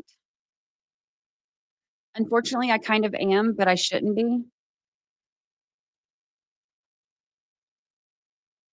What part exactly is she not including? We just covered a lot of ground and I'm overwhelmed. Basically, like all of the stuff that he wanted to bring in through Yuri um, about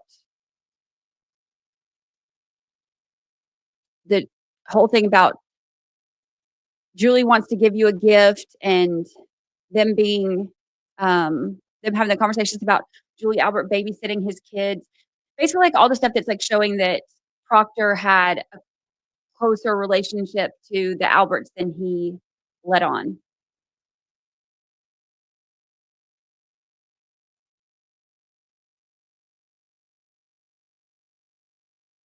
All right. I need to take these dogs out. Um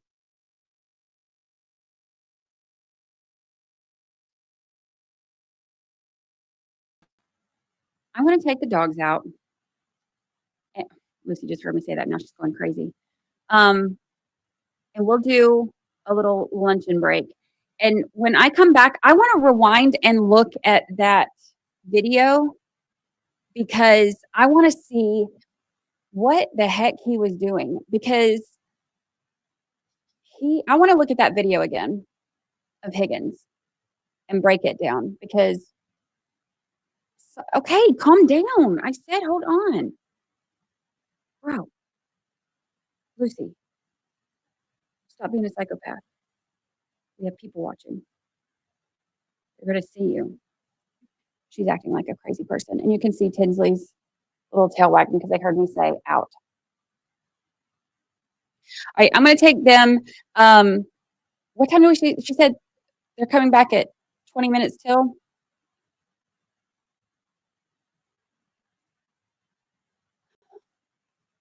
Is that what she said? What'd she say?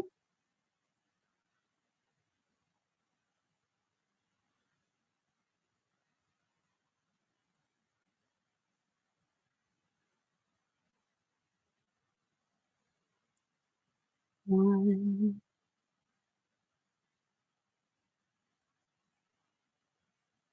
Oh, shit, 25 after? What time is I don't even know what time it is. You know what? We're winging it today. We're winging it. It's Monday. All right.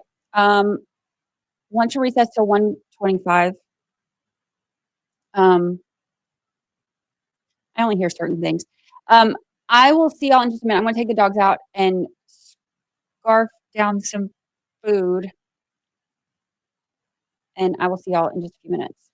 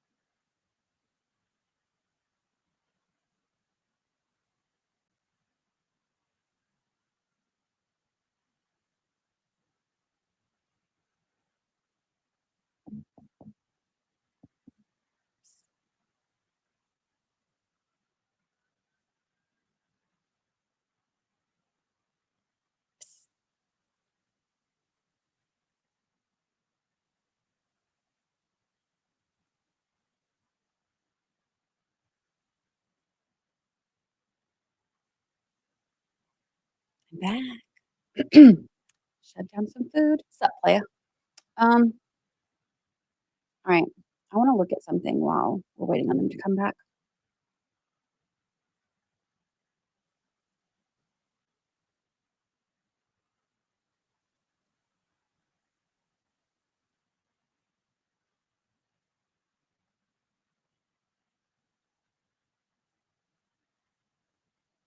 Because I have questions. Let's see. Every time.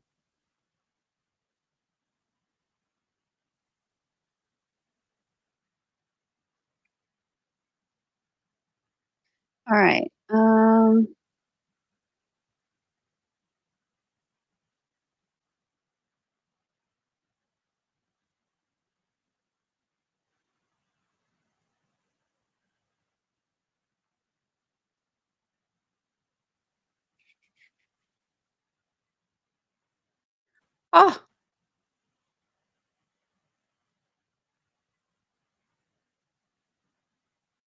Oops.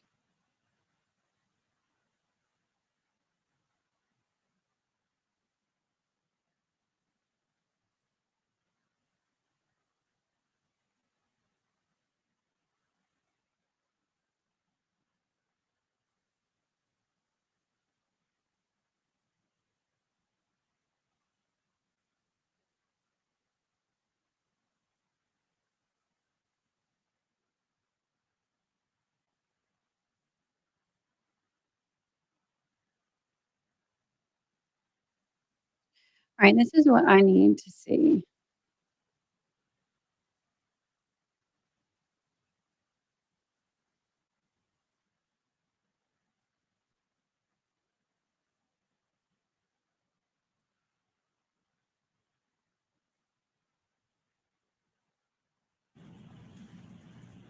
I wonder if I don't want to start. I need my glasses. Let me get my glasses on.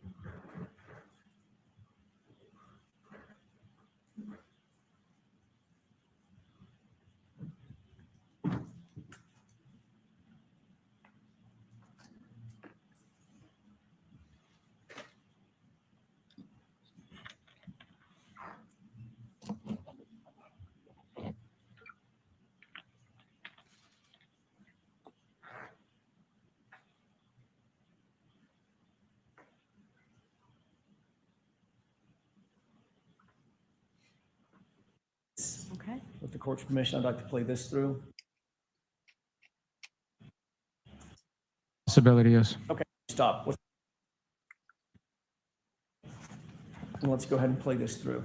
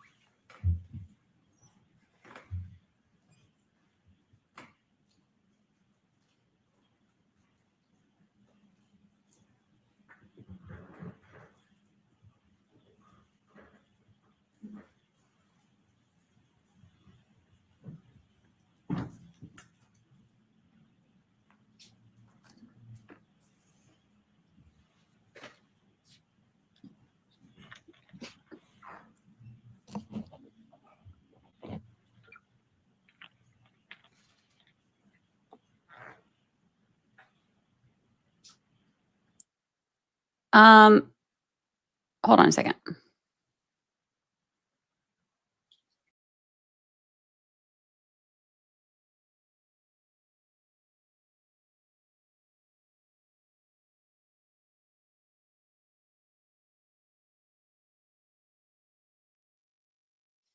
I'm having issues with my camera. Hold on.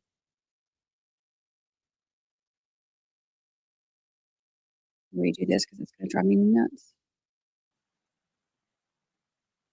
Okay. So it says that he was there to move cars, right? Well, first it was like to do administrative work. And then it was like, oh, JK, I was there to move cars. So that's why I wanted to rewatch this. It looks like back here is the first one he got into. They're nice to get, like, he goes back and forth between those other ones after that.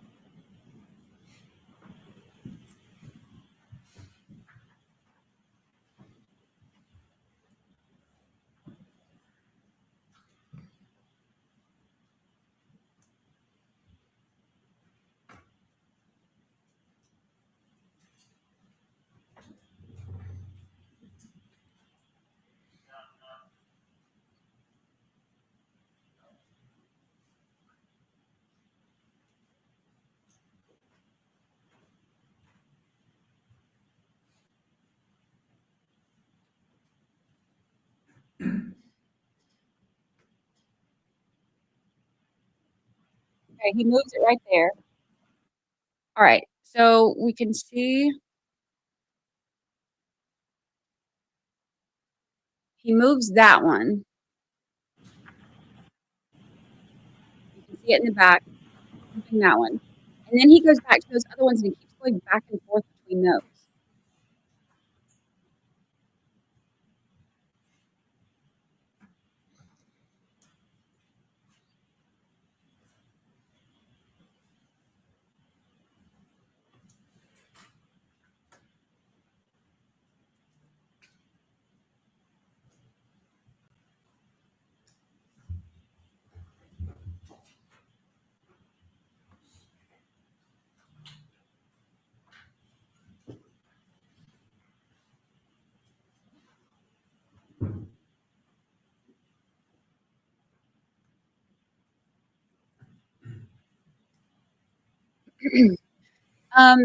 He said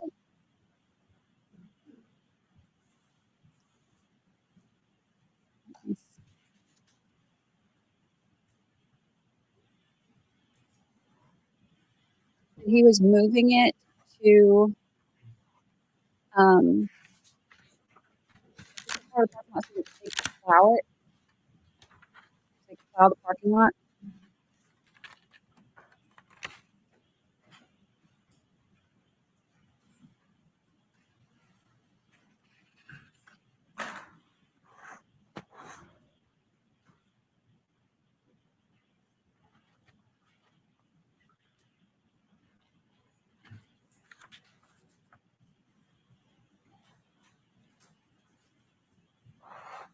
I sound muffled again? All right.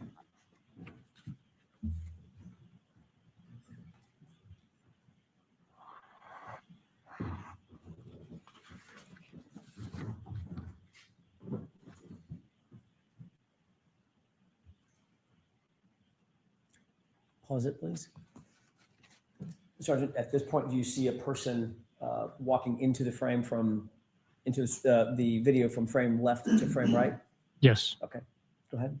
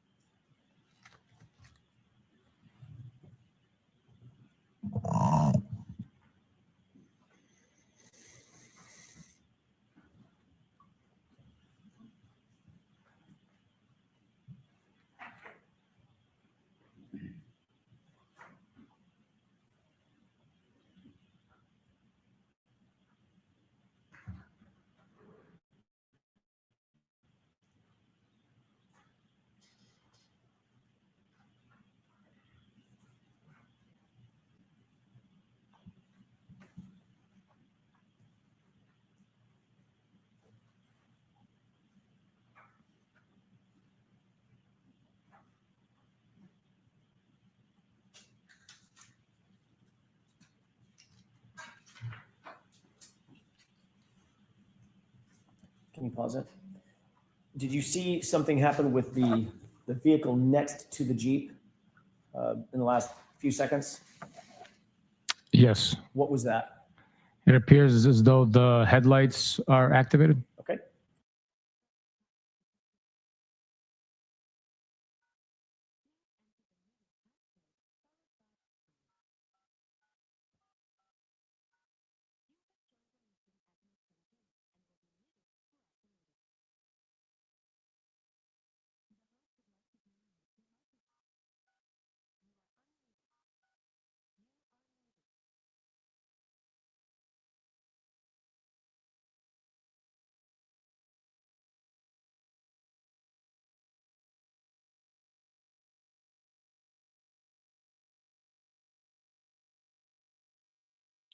Okay, I'm trying to mess with it.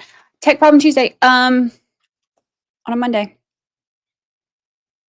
Is it still muffled? I wanted to see what. Yeah, I wanted to replay that so that I could see.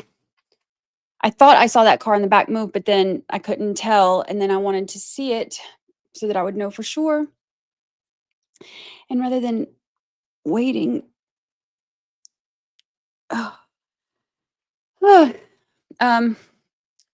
rather than waiting till we're done, I figured I'd go ahead and do it now. The whole thing is really weird for me though, because I don't understand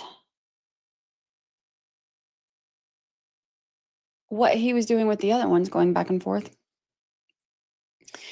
I had a Greek salad and a strawberry yogurt, and it was delicious. It appears he went into the office to get the keys to start those vehicles. But my thing is, why? Hold on, I want to look at his old testimony. Actually, let me just mosey on over to my spreadsheet.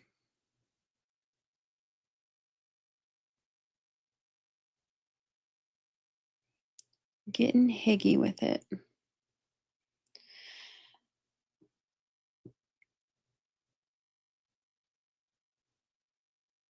Oh, Higgins, days 17 and 18.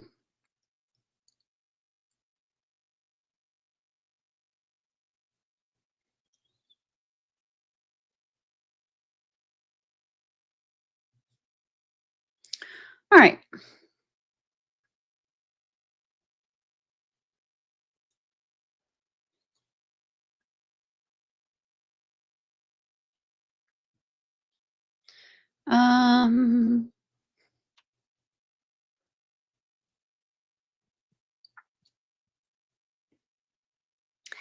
See, this is the part that's weird to me too. He said he parked in front of the mailbox. He said he got in his Jeep, he moved a few feet, heard the plow grinding, lifted it a foot or two, and then drove away. He went back to Canton PD. When he left, they had anticipated staying an extra day because they had been in New York. So he had left the key to the surveillance car on his desk. Burke was asked if he's leaving a car there to put it in the middle of the parking lot so that they can plow. If he didn't move it, then he would have to get up early to do it.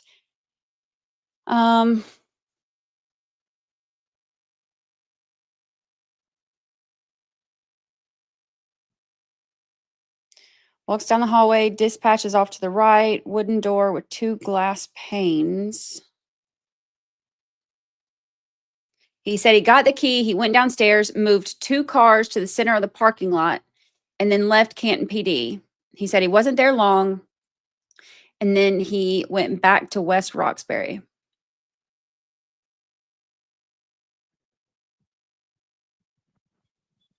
He said he moved 2 cars.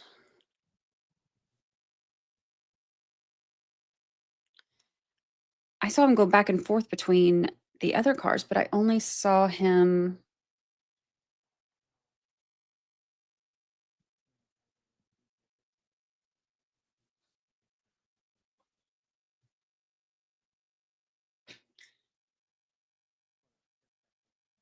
The only car I saw him move was that one in the back.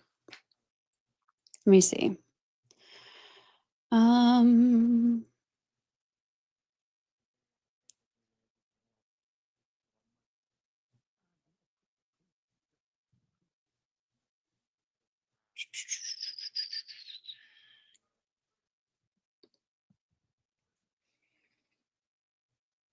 When they were coming back from New York City, You are unmuted.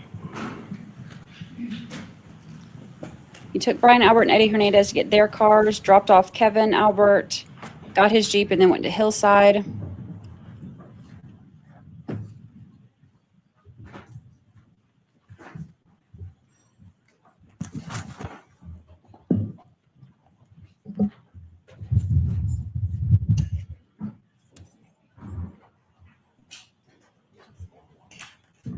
The whole thing is just weird. Be seated, court is in session. All right, Mr. Jackson. Thank you, Your Honor. As a matter of housekeeping, I would ask that GG for identification be moved to the front. Yes.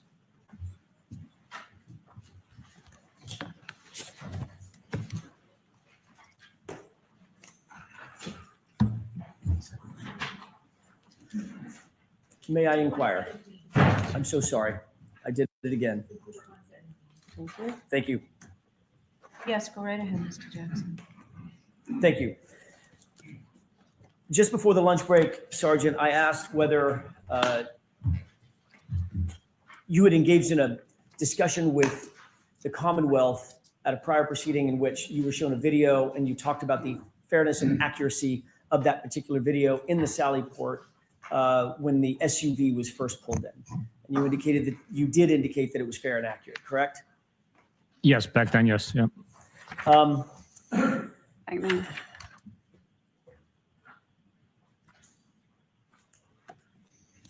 want to play a copy, a bit of that video, if I could, please, with the court's permission. Okay, is it in evidence? It is not. I would ask that we mark as next in order. Thumb drive.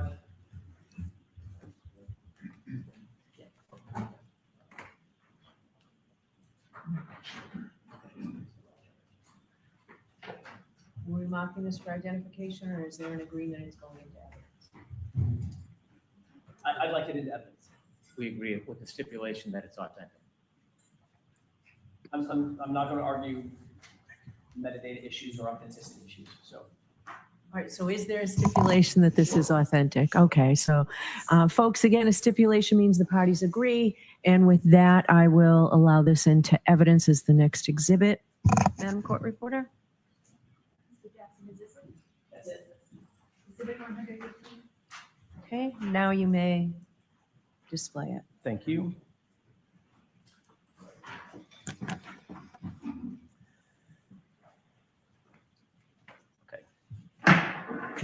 Could we play beginning, what's the runtime, Mr. Wolk? This is at 5:37:03. If we could just play this forward for a couple of seconds. A little bit further. Pause. Do you see what's depicted in this video? Yes, I do. This is the video that you were shown at a prior proceeding, correct? Yes, it is. Does this appear to be the interior of the Sally Port at Canton PD? Yes, it is. And this is what you were questioned about regarding the SUV being pulled into the Sally Port, correct? Yes.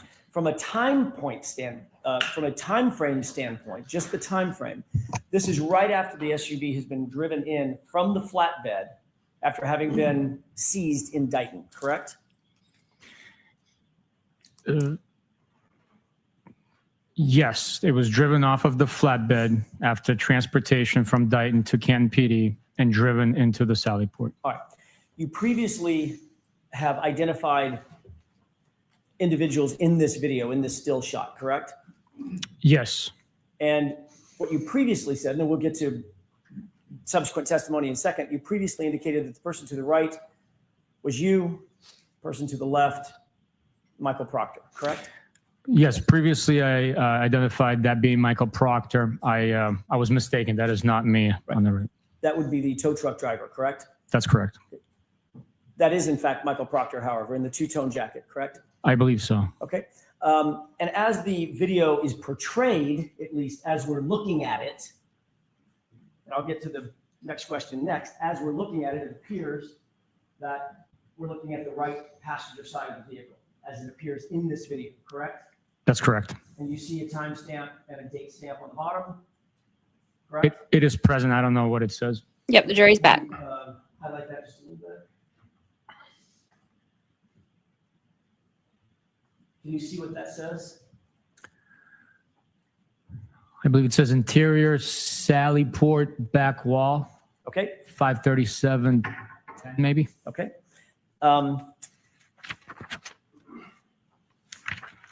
When you indicated that this was a fair and accurate depiction of the interior Sally Port when the SUV was brought in, you were specifically asked whether or not you or Michael Proctor approached or manipulated or touched the right rear taillight area of the vehicle, correct? I don't remember the exact verbiage used, but in something along those lines, that's what was asked. And you indicated that neither of you did, correct? That's correct. Okay. But in point of fact, this video is backward, correct? Yes, it is a mirror image of what is actually taking place as recorded by the camera. Can we play this forward? Yes. Do you see where Mr. Proctor, let's go ahead and pause it. Do you see where Mr. Proctor went?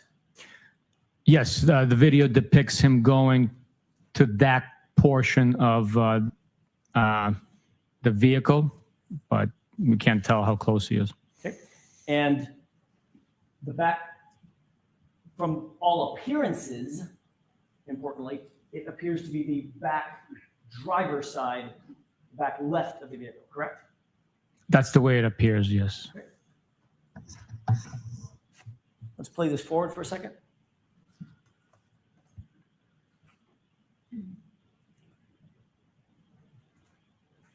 Pause. Can I ask you to pay special note to the far rear side of the vehicle? Do you see what appears to be Mr. Proctor's head?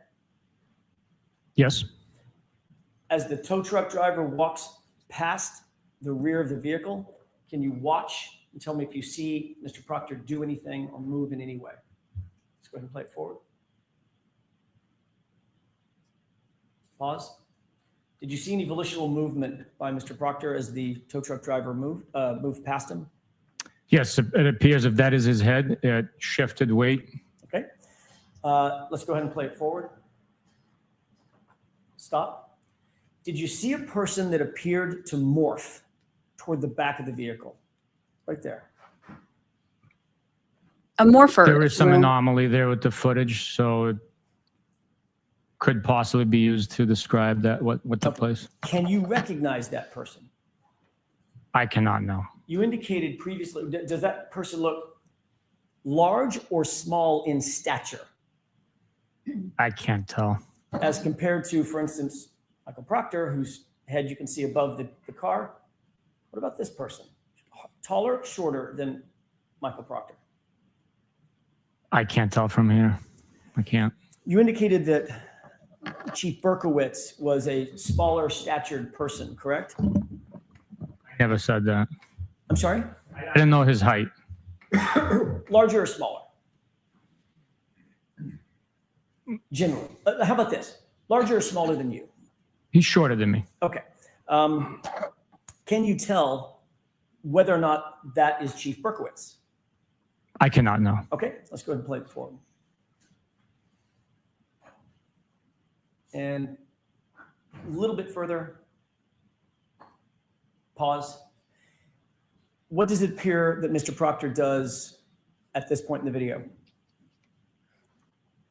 He's walking. Okay, do you see anything in his hand? I cannot tell from the video. But he might be carrying something. Remember we looked previously at a portfolio, black portfolio. Does it appear that he may have a black portfolio in his hand? That is very likely, but I don't know exactly what he's carrying. Okay, let's go ahead and play this forward. Okay, and did it appear that somebody just appeared at the front right, or sorry, the right-hand side of the screen toward the front of the SUV as well? Yes, it appears that way, yes. Okay. Let's take this down. The Lally portal. I'd like I to love mark- that.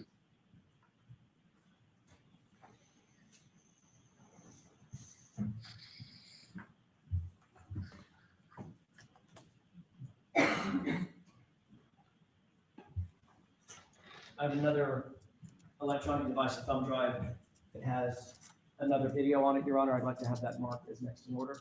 Court permission. All right, so there's no objection, Mr. Wright? No objection, thank you. Exhibit 119. You know what's been nice about Bukhenik being on the stand for this long, though? We haven't had to hear Brennan. With the court's permission, Yes.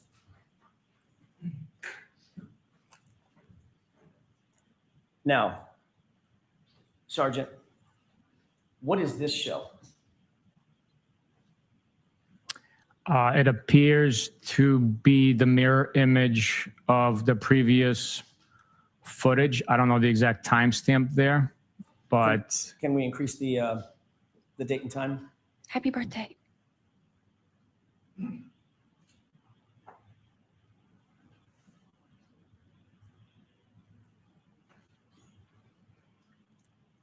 Do you see, can you read the date and timestamp on this Chiron? I cannot know. It's because it's backward, correct? I can't read it. I can't make it out, sir. Can you make it any bigger, Mr. Wolk?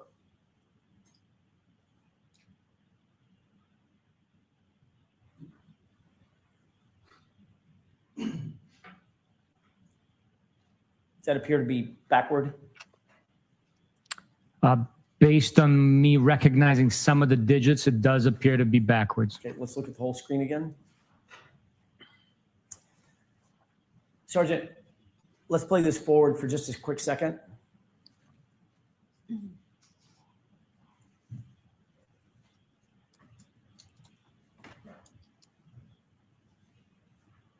Pause. Do you see Michael Proctor in this video? I believe that's him. Yes.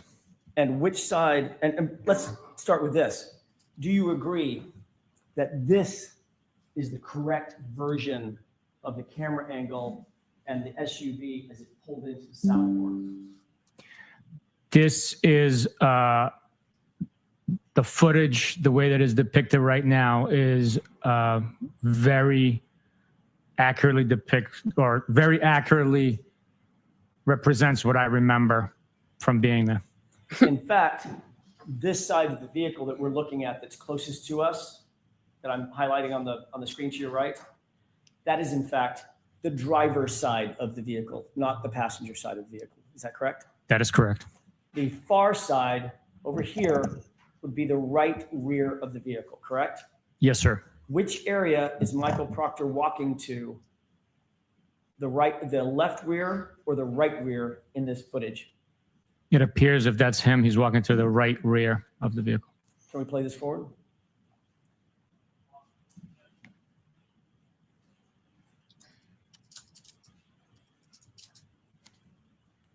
And do you see Mr. Proctor's head above the SUV?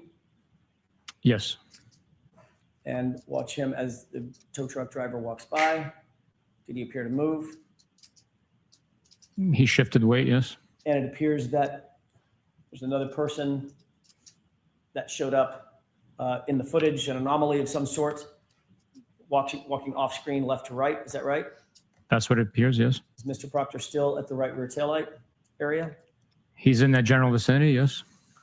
Let's go ahead and play it forward. A little bit further. Pause. Can you see anything in his hand? And let me just ask it closed in. Do you see the portfolio in his hand? It would not be unlikely that it's there, but I can't tell exactly what it is in his hand. Let's play it forward. Do you see anything in his hand now as his arm? Yes, yes. Does it appear to be consistent with the black portfolio that we saw earlier? Yes, it is, yes. Let's move forward. And he is now off screen, correct? Yes. So, in point of fact, Sergeant, when you were asked previously whether the prior video fairly and accurately depicted what I've you said that recall as it pertains to the forever. SUV Where are they? Sally Port, that was not quite true, correct? I'll allow it. The way I understood the question is what I'm watching accurately depicts what's taking place. It is. Just because it's a mirror image doesn't mean that it's not recording what the actions and what is transpiring. But you would agree, at least, that the previous video showed exactly the opposite of what was true and correct, not just a mirror image. What is left is right, and what is right is left, correct? Stand us to that one. Would you agree that in point of fact, a mirror image video is not a true and accurate depiction of what's depicted in a scene?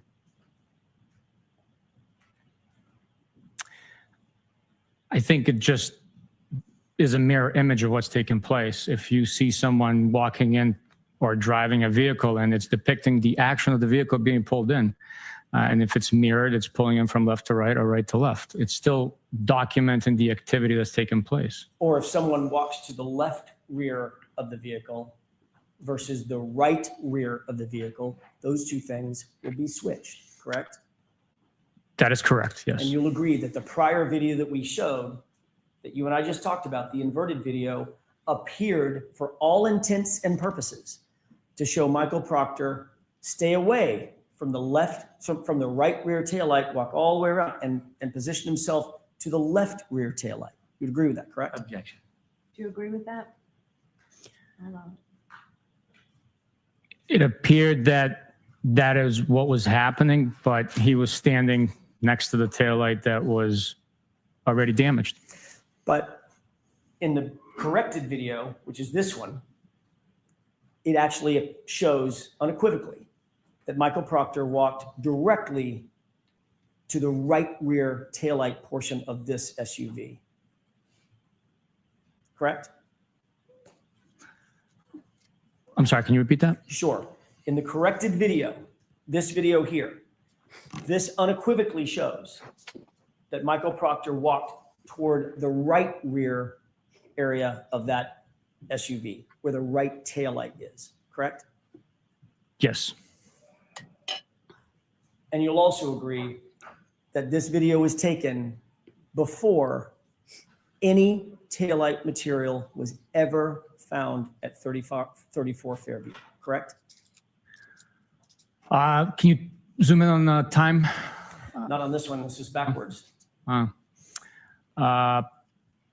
know that the SUV pulled into the garage of the Sally Port at 5:35, and we were still on scene at 5:51, almost 52. So, yes, if that's timestamp before 5:51, before we left Canton PD, then yes, taillight pieces had already been found. So 5:35, 5:37 is before the first taillight pieces were found. Right. I'd have to see a timestamp of when they were exactly found, but if Let me that, ask it a different way. Hmm. 5:37, 5:35 is before 5:45. yes.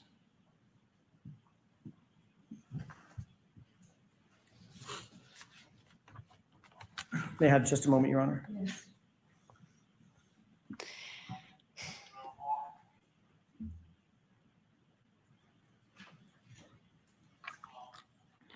The thing that has always bugged me, well, one of the many things, you can see them taking pictures in that Sally Port of that car. Where are those pictures?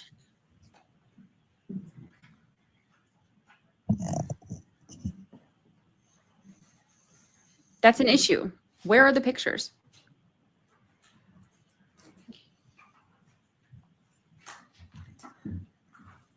Sergeant, Canton PD is about 1.5 miles from 34 Fairview, is that right?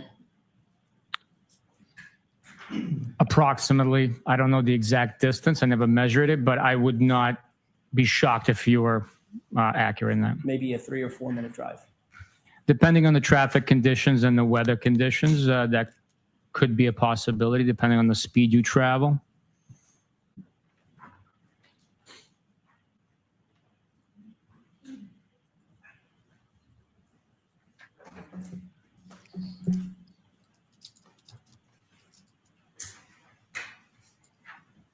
He's making the point that they could have gotten there with tail light Sorry. Your Honor, I have a within a couple minutes. photograph that I'd like to have marked with the court's permission. If I may approach. Marked for identification. Marked for identification for the time being. Your Honor, look at this photo.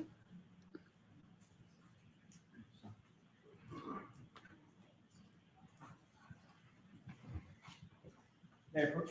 Yes. Let's mark it first, please.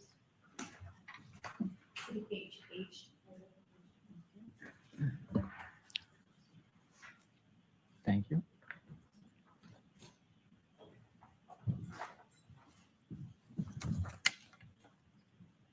Let me take a look. Thank you. Let me ask you a couple of other questions. We just looked at the videos of the interior of the Sallyport.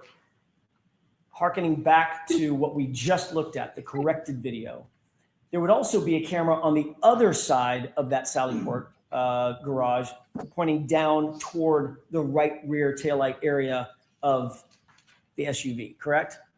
Yes. There's a camera situated on the opposite side. We'd be looking at that camera, correct? Yes. Okay, taking a look at that photograph, I know the quality of it, but can you tell if that appears to be a still image from that camera?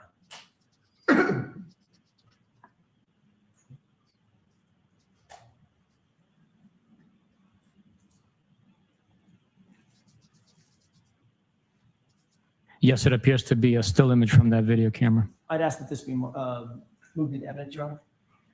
Lucy, say hi to your friends. Say hi to your friends. Say hi, friends. Say hi. Thank you.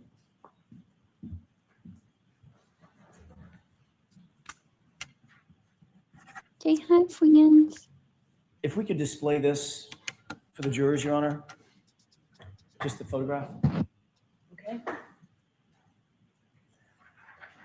Do you see what's depicted? I know the photograph that you're holding is very poor quality. It's a little easier with this lighting. Do you recognize what's depicted in this photograph? I'm sorry, your laser was bouncing off from the ceiling. I I was trying to apologize. make it easier for you. Yeah. This photograph here. That appears to be the seized SUV belonging to the defendant, with it being situated inside the Sallyport. And what is that vehicle there? It's an antique police cruiser. And who is this person? I do not know who that is. Does that look like Michael Proctor? I don't know. I'd have to get a zoom in. I don't know. Would that be, does he have glasses on? I don't know. Would it be Chief Burkles? It could be Chief Berkowitz. I don't know.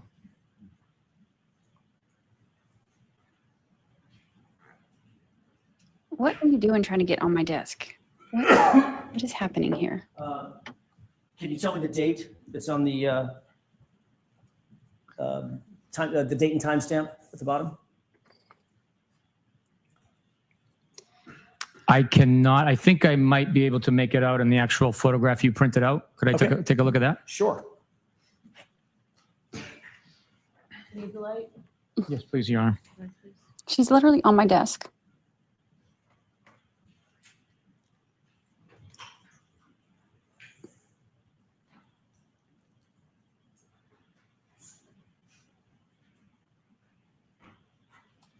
It appears the time is 11:08 and 59 seconds in the morning of Possibly January 30th of 2022. Okay.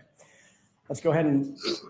You're gonna start pushing full buttons. frame. Thank you. I wanted to ask you, do you have a point of reference? Does that appear to be the interior camera facing the other direction where the SUV was depicted in the Sally Port earlier? It's the opposite of what we had viewed earlier, diagonally across, I believe. So this would be the right rear of the vehicle, correct? That is correct. Now I'd like to ask you to take a look at a video. You're being very disruptive. Now that we have that point of reference, you want to have a final video.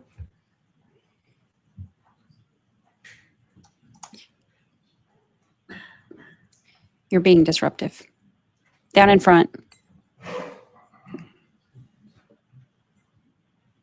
Down in front. Hey, get it.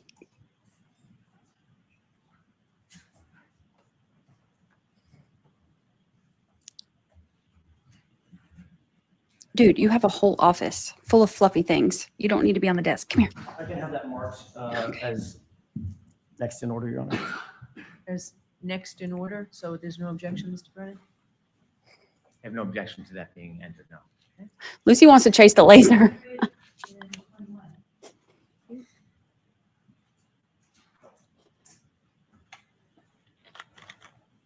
Your Honor, with the court's permission, could we present this?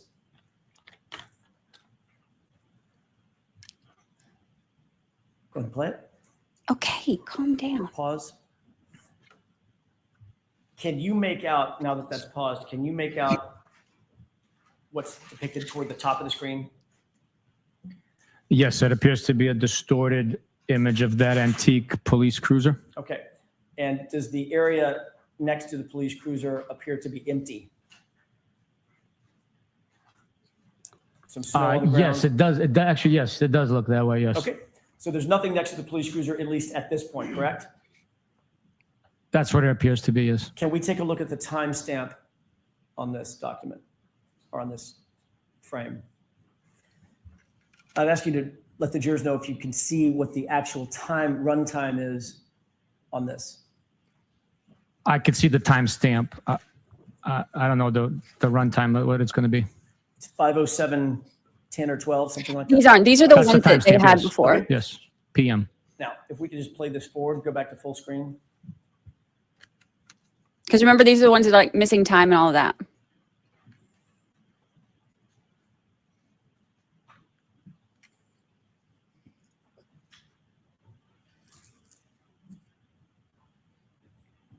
They're missing Pause. time and messed up and Now, how many seconds would you estimate, just in your head, just went by in real time? Approximately 5 seconds. Okay. Do you see something in the video now? Yes. What is that? It appears to be the seized Lexus SUV. And now let's look at the timestamp. What time is that? 5:47 PM. So in about, according to your testimony, in about 5 seconds, the time jumped from before the SUV was in the Sally Port to about 5:50 PM after the SUV had already arrived and is now situated in the Sally Port, correct? Yes, that is correct. The time frame that we just saw earlier of about 5:35, 5:36 or so, with you and, with the tow truck driver and Michael Proctor in the video. That is not in this video. It's not captured in this video. Was it? It did not present itself, no. present itself. Present itself. Okay. Present itself. That's all I have now. Oh.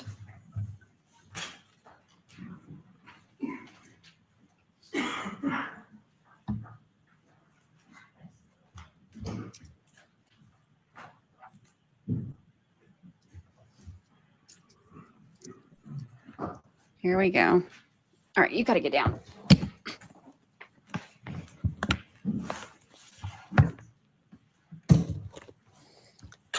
Good afternoon, sir.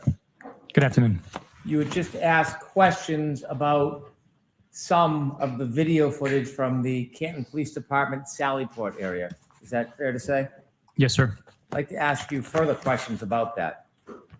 In your investigation, did you obtain camera footage from a number of different angles from the Canton Police Department Sallyport area?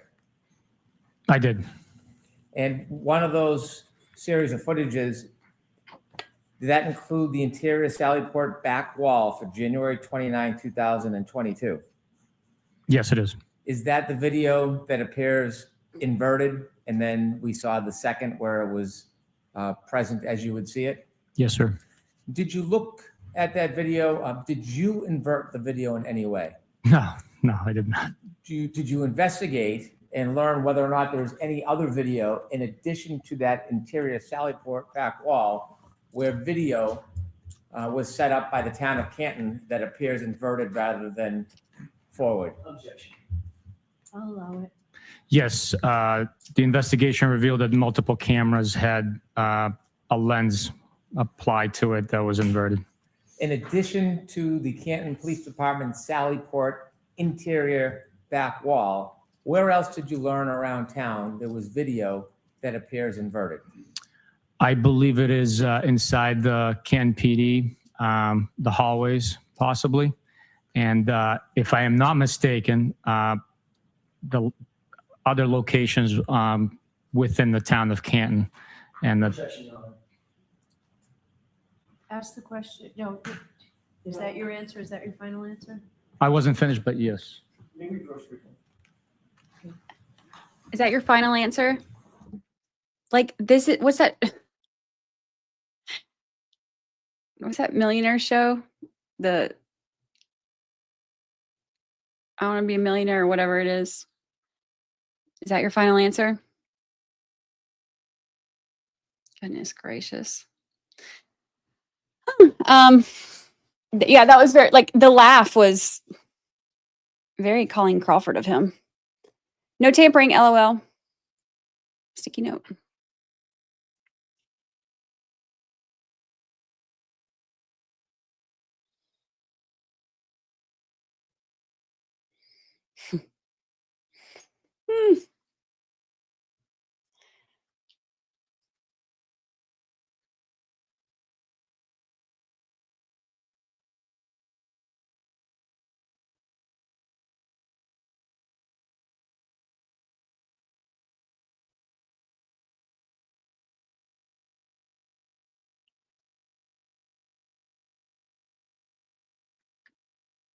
I'm reading what some of y'all wrote.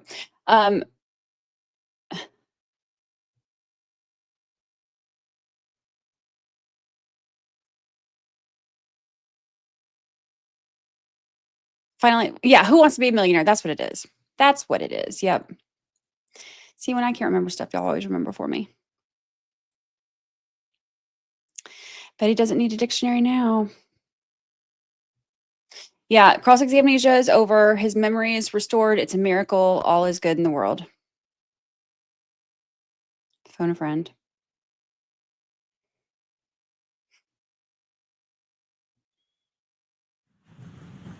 Jurors, I'm going to strike the portion of the answer that follows hallways of the Canton PD.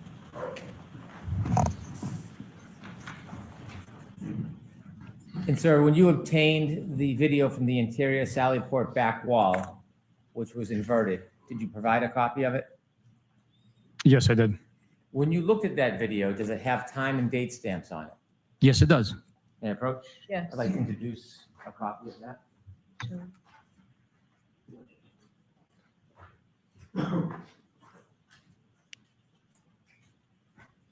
Is it 122?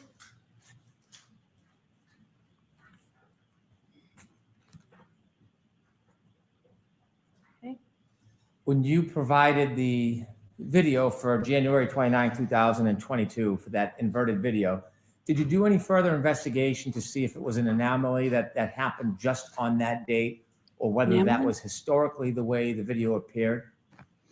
I'll look into that matter. Produced the fact that it's been recording that way previously to January 29th. Why did you want to historically go back and see if it was historically the same way? To show that it had not been manipulated or altered in any way, and it was accurately recording what was taking place on January 29th, 2022. As part of the investigation, was there video taken from January 1st, 2022? Yes. And is that before January 29th, 2022? Yes, it is. I'd like to approach and move to introduce this. So he'll look into that, but not if all of these allegations about Proctor and the Alberts are have any merit. Okay. Okay. Do you know how many cameras are inside the Sallyport? I don't know exactly. I know that there's at the very least 2 inside the Sallyport. You were shown a still photograph, not from the inverted video, but from a different video or a different camera. Yes, sir. Do you remember that photograph? I do. And you were asked about gaps in time. Mhm. Do you know what the health was of that camera around that time? I do not know. Did you obtain and look at video from that camera? Yes.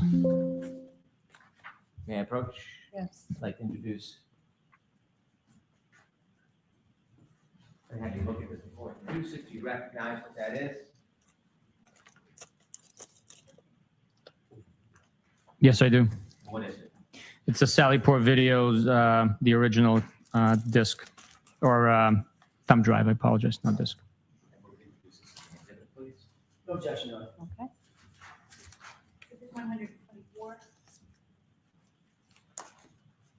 But see, the problem When is, you saw that dark photograph, you later Hold saw on, a I'll tell you picture more. that was clearer, and you were asked questions about that. Do you know whether or not the video from that Sallyport area was clarified? It was. What does clarified mean? It means it was enhanced to look clearer. And that image you saw, was that a clarified photograph taken from the video that was not clarified? It appears that way, yes. Do you know who clarified the video? I do not know. May I approach? Yes.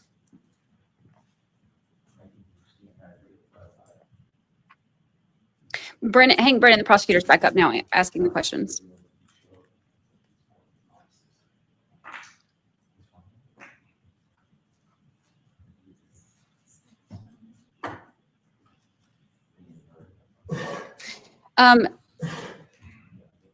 But there's different reports about whether or not this camera was replaced, because they said it was, and then the auditor said it wasn't because of the ongoing investigation. So once again, everybody has different stories up there. Can you see a zip drive, you know what is on that? Yes, What is it? it's Sallyport clarified video from the front wall. Thank you. I moved into this as an exhibit. No objection, Mr. Jackson? Sorry, Your Honor, no objection. With the court's permission, could I play a portion of the clarified video for the jury? Yes. Colleen Ms. Crawford. Gilman's assistance, could you take us to the clarified video of the Sallyport, and could you take us to about 5:35?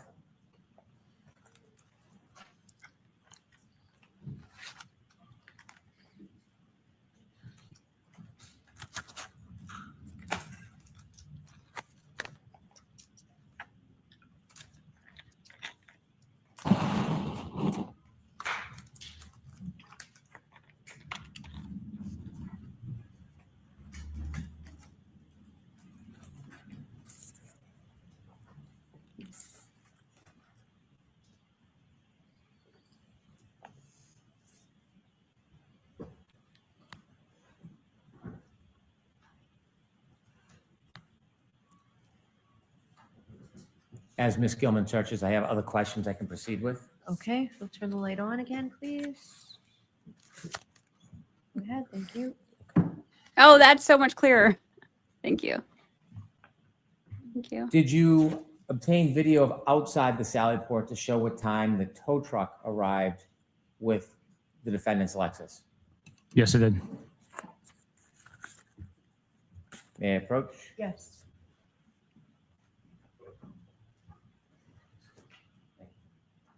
Can you and I do you recognize it?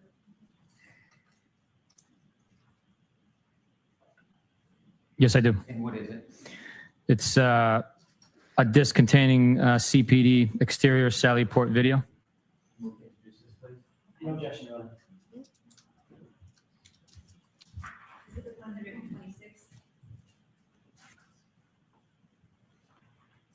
They said that it didn't. Similarly, did you log obtain the time because video it's motion from activated. the front driveway of the Canton Police Department depicting the arrival of the defendant's Lexus? Pulling a big Yes.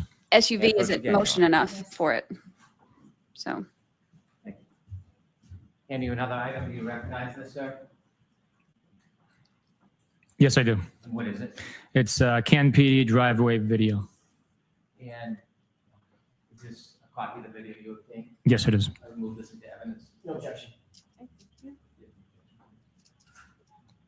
Exhibit 127.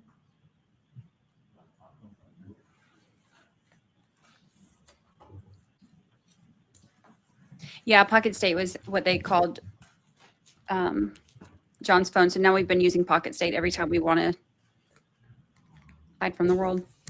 Do you recall when you arrived with the defendant's Lexus on January 29, 2022, what time you reached the Sallyport? To the best of my recollection, it was 5:35 p.m. is when the vehicle was placed into the Sallyport. When you left Dighton after the tow truck lifted the defendant's Lexus and put it on the tow truck, did you follow the tow truck back to Canton? Yes, I did. Did the tow truck stop at any point between Dighton and Canton Police Department? Other than red traffic lights, no. When you were following, how were you following the tow truck?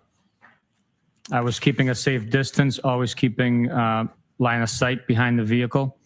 I was following it from Dighton residence all the way to Canton PD. Was Michael Proctor with you in your truck? Yes, he was. Did you take any detours on your trip back to the Canton Police Department? No, we followed the truck driver. He led the way. At any point, did you take any turns to Fairview Road? No, Did you know whether or not there was a CERT team at Fairview Road searching while you were driving back to the Canton Police Department? I knew one was dispatched, yes. Did you go to Fairview Road to speak to any of the CERT team members? No, Did you watch the CERT team members conduct their search? no, I did not. In any way, did you, at any point during that search, see it happening? No, I did not, no. When the CERT team members were there, do you remember that they arrived at 4:54 and 4:56? I don't have a specific memory, but I know that they arrived sometime between that hour. When you arrived First at two, not all the of them. Sallyport, at the Canton Police Department with the defendant's Lexus, what was your understanding of where the CERT team was? My understanding was they were at 34 Fairview. Not all of When them. you first arrived around 5:37 at the Canton Police Department, were any members of the CERT team at the Canton Police Department? Objection. I'll allow it. Lay a foundation. Now, I asked you, do you remember about what time you got back to the Canton Police Department? Do you know specifically what time you got back? I know we pulled in to the driveway at 5:30 p.m. And did you see some of the timestamps that you were shown on cross-examination? Yes, Did you see the timestamp 5:37:18 when it was shown to you by the defense? yes. At that time, when you were arriving and bringing the defendant's Lexus into the Sallyport, was there any CERT team members at the Canton Police Department? No, Were there any troopers who were speaking to you or receiving items or evidence from you or Trooper Proctor? absolutely not. Was there any items exchanged between you and or Trooper Proctor and anybody else for that matter that you saw? No, While you were at the Canton Police Department in the Sallyport area, do you remember how long you stayed in that area? Approximately 15, 20 minutes. And so you were asked when the first items were found at Fairview Road. Do you remember that it was around 5:45? Yes. So at the time those items were first found at Fairview Road, where were you and Michael Proctor? At Canton Police Department. When you were at the Canton Police Department and you had brought the Lexus back, did you ever see Michael Proctor leave the Canton Police Department without you? No. You ever see him hop in a car and take a drive? No. A 3-minute drive or a 4-minute drive? No. Did you ever see him leave for a 6-minute, 7-minute trip? Objection, Your Honor. You've made your point. Next question. When you were at the Canton Police Department, were you separate or with Michael Proctor? We were together. Not obviously tied at the hip, but we were within eyesight, traveling together. After you left the Sallyport area, did you and Michael Proctor immediately leave the Canton Police Department? No, we stuck around. Why did you stick around at the Canton Police Department? To make sure that evidence was properly being protected with yellow tape around it. And we were making plans to go get dinner. When you were making plans, did you go anywhere else in the police department after you left the Sallyport area? Yes, I believe we went to the conference room. Was there anybody else that you saw in the police department when you went to the conference room with Mr. Proctor? I remember talking to Chief Berkowitz in the police department. We were in the dispatch area at one point in time as well. So there was multiple people that observed us there. At any point, did you give any items to Chief Berkowitz? No. At any point, did you ever see Michael Proctor hand or give an item to Chief Berkowitz? Absolutely not. You said Michael Proctor had a folder with him.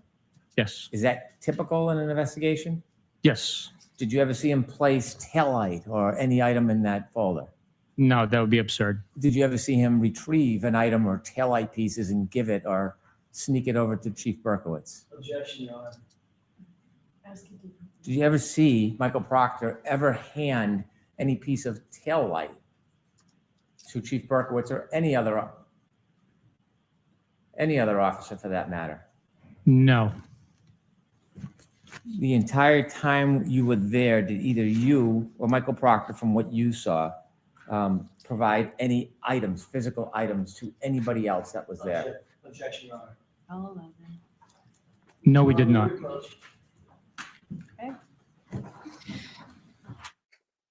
So here's the thing. He's saying, oh, no, nobody from CERT was there. Okay, first of all, Brennan, he loves to misrepresent things. He's like, oh, so that the CERT team got there at 4:54.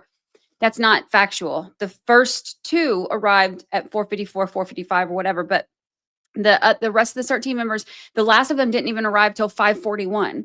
So he says that to make it like, oh, it's not possible, but that's beside the point. The issue I have that I have always questioned is not about the CERT team, because they don't know anything about anything. They just show up and do their thing.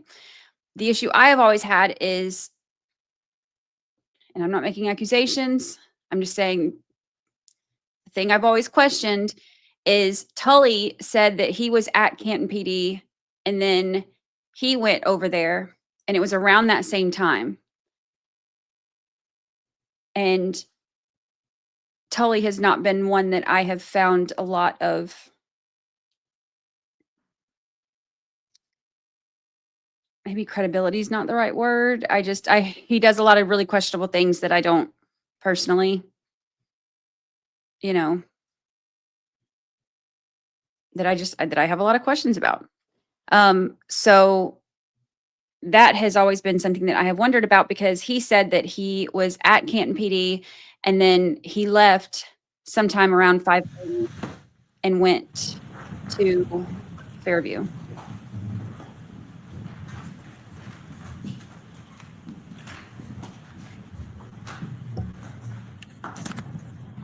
Lucy's like waiting by the door because she doesn't know Yeah. that Daddy's not home, and At she's any like point from when staring, you waiting for him.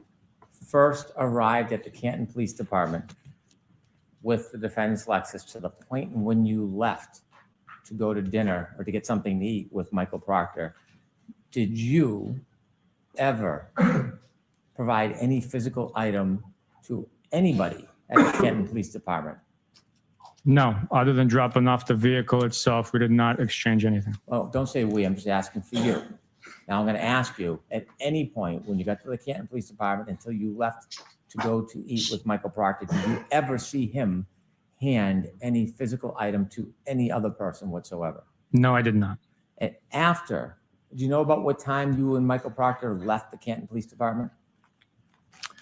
I would have to estimate it to be around 6, maybe well after 6. And at the point you left, do you know how many of the items had been found by the CERT team at 34 Fairview Road at the time you left the Canton Police Department? Objection. When you left with Michael Proctor, where did you go? I went to Norwood, Massachusetts. Is that where you ate? Yes. When you left and then arrived in Norwood, did you stop along the way at any other place, including but not limited to 34 Fairview Road? I did not. Did you eat? Yes. After you ate, where did you go? Back to Canton Police Department. Why? We were having a debrief for that day on the investigation so that everybody could get on a good understanding of what had been learned, what had been collected, and where the investigation stood, and to assign tasks on the next steps. Who were you meeting at the Canton Police Department when you returned? It was the Detective Lieutenant Tully, members of the Norfolk SPDU. Do you know at about time you returned to the Canton Police Department? I want to say it was after 7:30, but I'm not positive. When you left the place that you and Mr. Proctor ate at and returned to the Canton Police Department, did you take a swing by Fairview Road? No. Did you stop anywhere from the point you left where you ate and came back to the Canton Police Department? No, sir. When you came back to the Canton Police Department, did you get debriefed? Yes. Did you learn whether or not the CERT team had found any physical items at Fairview Road? Objection, Your Honor. I'm going to allow that. Yes, I did. Did they give you any details about what they had found at Fairview Road during the CERT team search? Objection. I'm going to allow that. I learned that Objection, Your Honor. I'm going to allow this. the second sneaker was located. Also, a large piece of red taillight was also located. After you were debriefed, did you leave the Canton Police Department? Yes. Who did you leave with, if anybody? It was myself, Trooper Proctor, and Trooper Keefe, I believe. When you left the Canton Police Department, do you know what time that was? I do not, but I would have to estimate to be around 8 o'clock, maybe 8:15. Did you leave alone? I was in my truck, yes. Did you So, see where Mr. Brennan, Mike? what I'm going to do is just interrupt you for a minute. Folks, a couple of minutes ago, when Sergeant Bukhenik testified as to what he learned at the debriefing, that's not offered to you for the truth of what he said was learned, but only so you understand that the police, what Sergeant Bukhenik and the police knowledge was, that it was told. Go ahead, Mr. Brennan. Wow. Thank you. Wow. When you drove away, were you alone? Yes. Okay. When the Lexus was brought to the Sally Port, did you have a chance to again look at that right rear taillight? Yes. And did you make observations of it? Yes.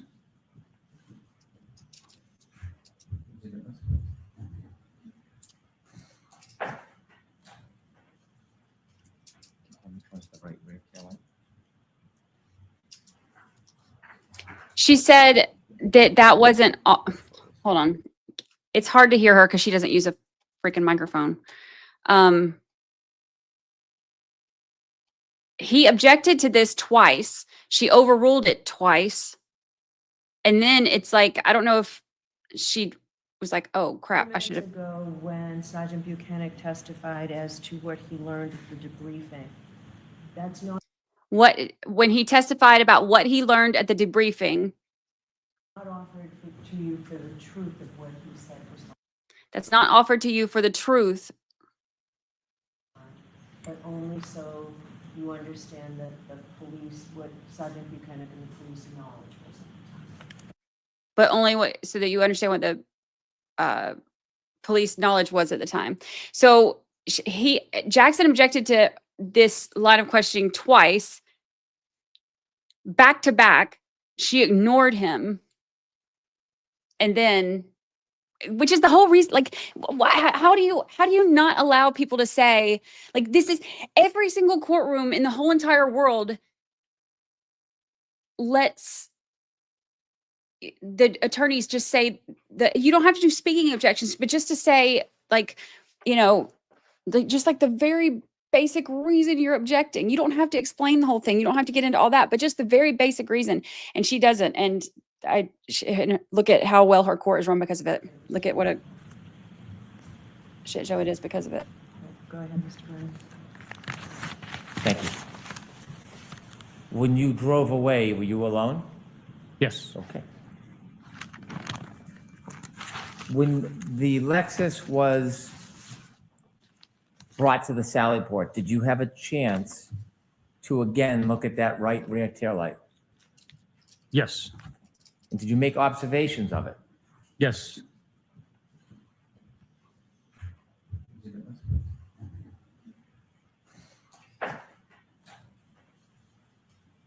Which one's the right rear taillight?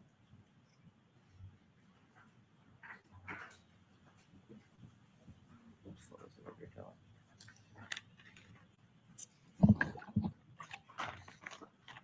Find that one. The right rear taillight. This whole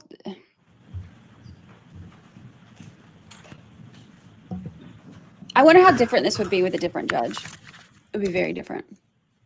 A different judge. While you were at the Canton Police Department and in the Sally Port area, did you ever see anybody take a piece or in any way remove part of that broken taillight from the Lexus? No, I did not. If you had, what have you done? Objection. Sustain. And approach, Your Honor. Yes. So, Mr. Jackson? Can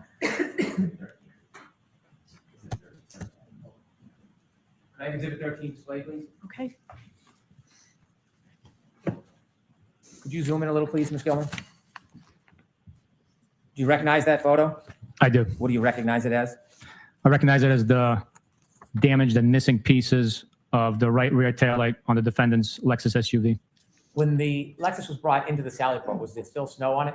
Yes, there was. Was there any snow on it that covered parts of the vehicle? Yes, there was. Was there any snow in that area Currently, no. when you first brought it into the Sally Port? I'm sorry, in the area of the vehicle? No, the area of that taillight. Yes, there was, yes. How close did you get to take a look at that? I was within a foot of it. Is that a fair and accurate depiction of what you saw? Yes, it is. This is from February What you 1st. saw, was the damage you saw when you looked at the car for the first time in the Sally Port area any different than the damage that appears on this Exhibit 13? It is not. As part of your investigation, did you look for, you can take that down, please, and lights on, thank you. Did you look for other evidence that the taillight was broken before it came into the Sally Port area? Yes, I did. Did you have a chance to view the ring video from Meadows Road at 5:07 in the morning? Yes, I did. And when you looked at that, did you have an opportunity to look at the defendant's Lexus backing up and then leaving that driveway? Yes, I did. Did you have a chance to see if there was any evidence? Yes, I did. And what did you see that stood out to you about the taillight? The taillight is shining white and not covered by a red taillight cover, which would have produced a red light. Did you further look at any video from the Canton Police Department dash cams to get a view of that taillight and determine whether it was broken before it was even brought to the Sallyport area? Yes, I did. And did you in fact look at video or still photographs from the Canton Police Department dash cam? Yes, I did.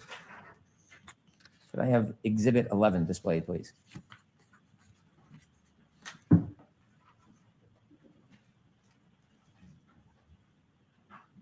And during your investigation, when you were making this analysis, did you view this photo? Yes, I did. Did you make any particular reference or anything that caught your attention in this video? Yes, the right rear taillight of the Lexus SUV is missing the red lens cover, and it is damaged. You mentioned the observations. You can take that down, please. You mentioned your observations when you got to Dighton about what you saw relative to the taillight. And then at some point, video was provided of the tow. Yes. Did you study that video as well? Yes, I And did. did you see anything in particular when you were making these determinations that stood out about the video of the Lexus being put onto that tow truck relative to the taillight? Yes, the video indicated that there was white light coming through, exposing the missing red right rear taillight cover. You told us on direct examination you've watched a number of videos and interviews of the defendant. Yes. Without getting into the content, did you watch any videos where the defendant talks about the broken taillight prior to the Sallyport? I put it on 1.25 to get caught back up to real time. Did you They both listen talk to slow any anyway. interviews of the defendant relative to the taillight? Yes.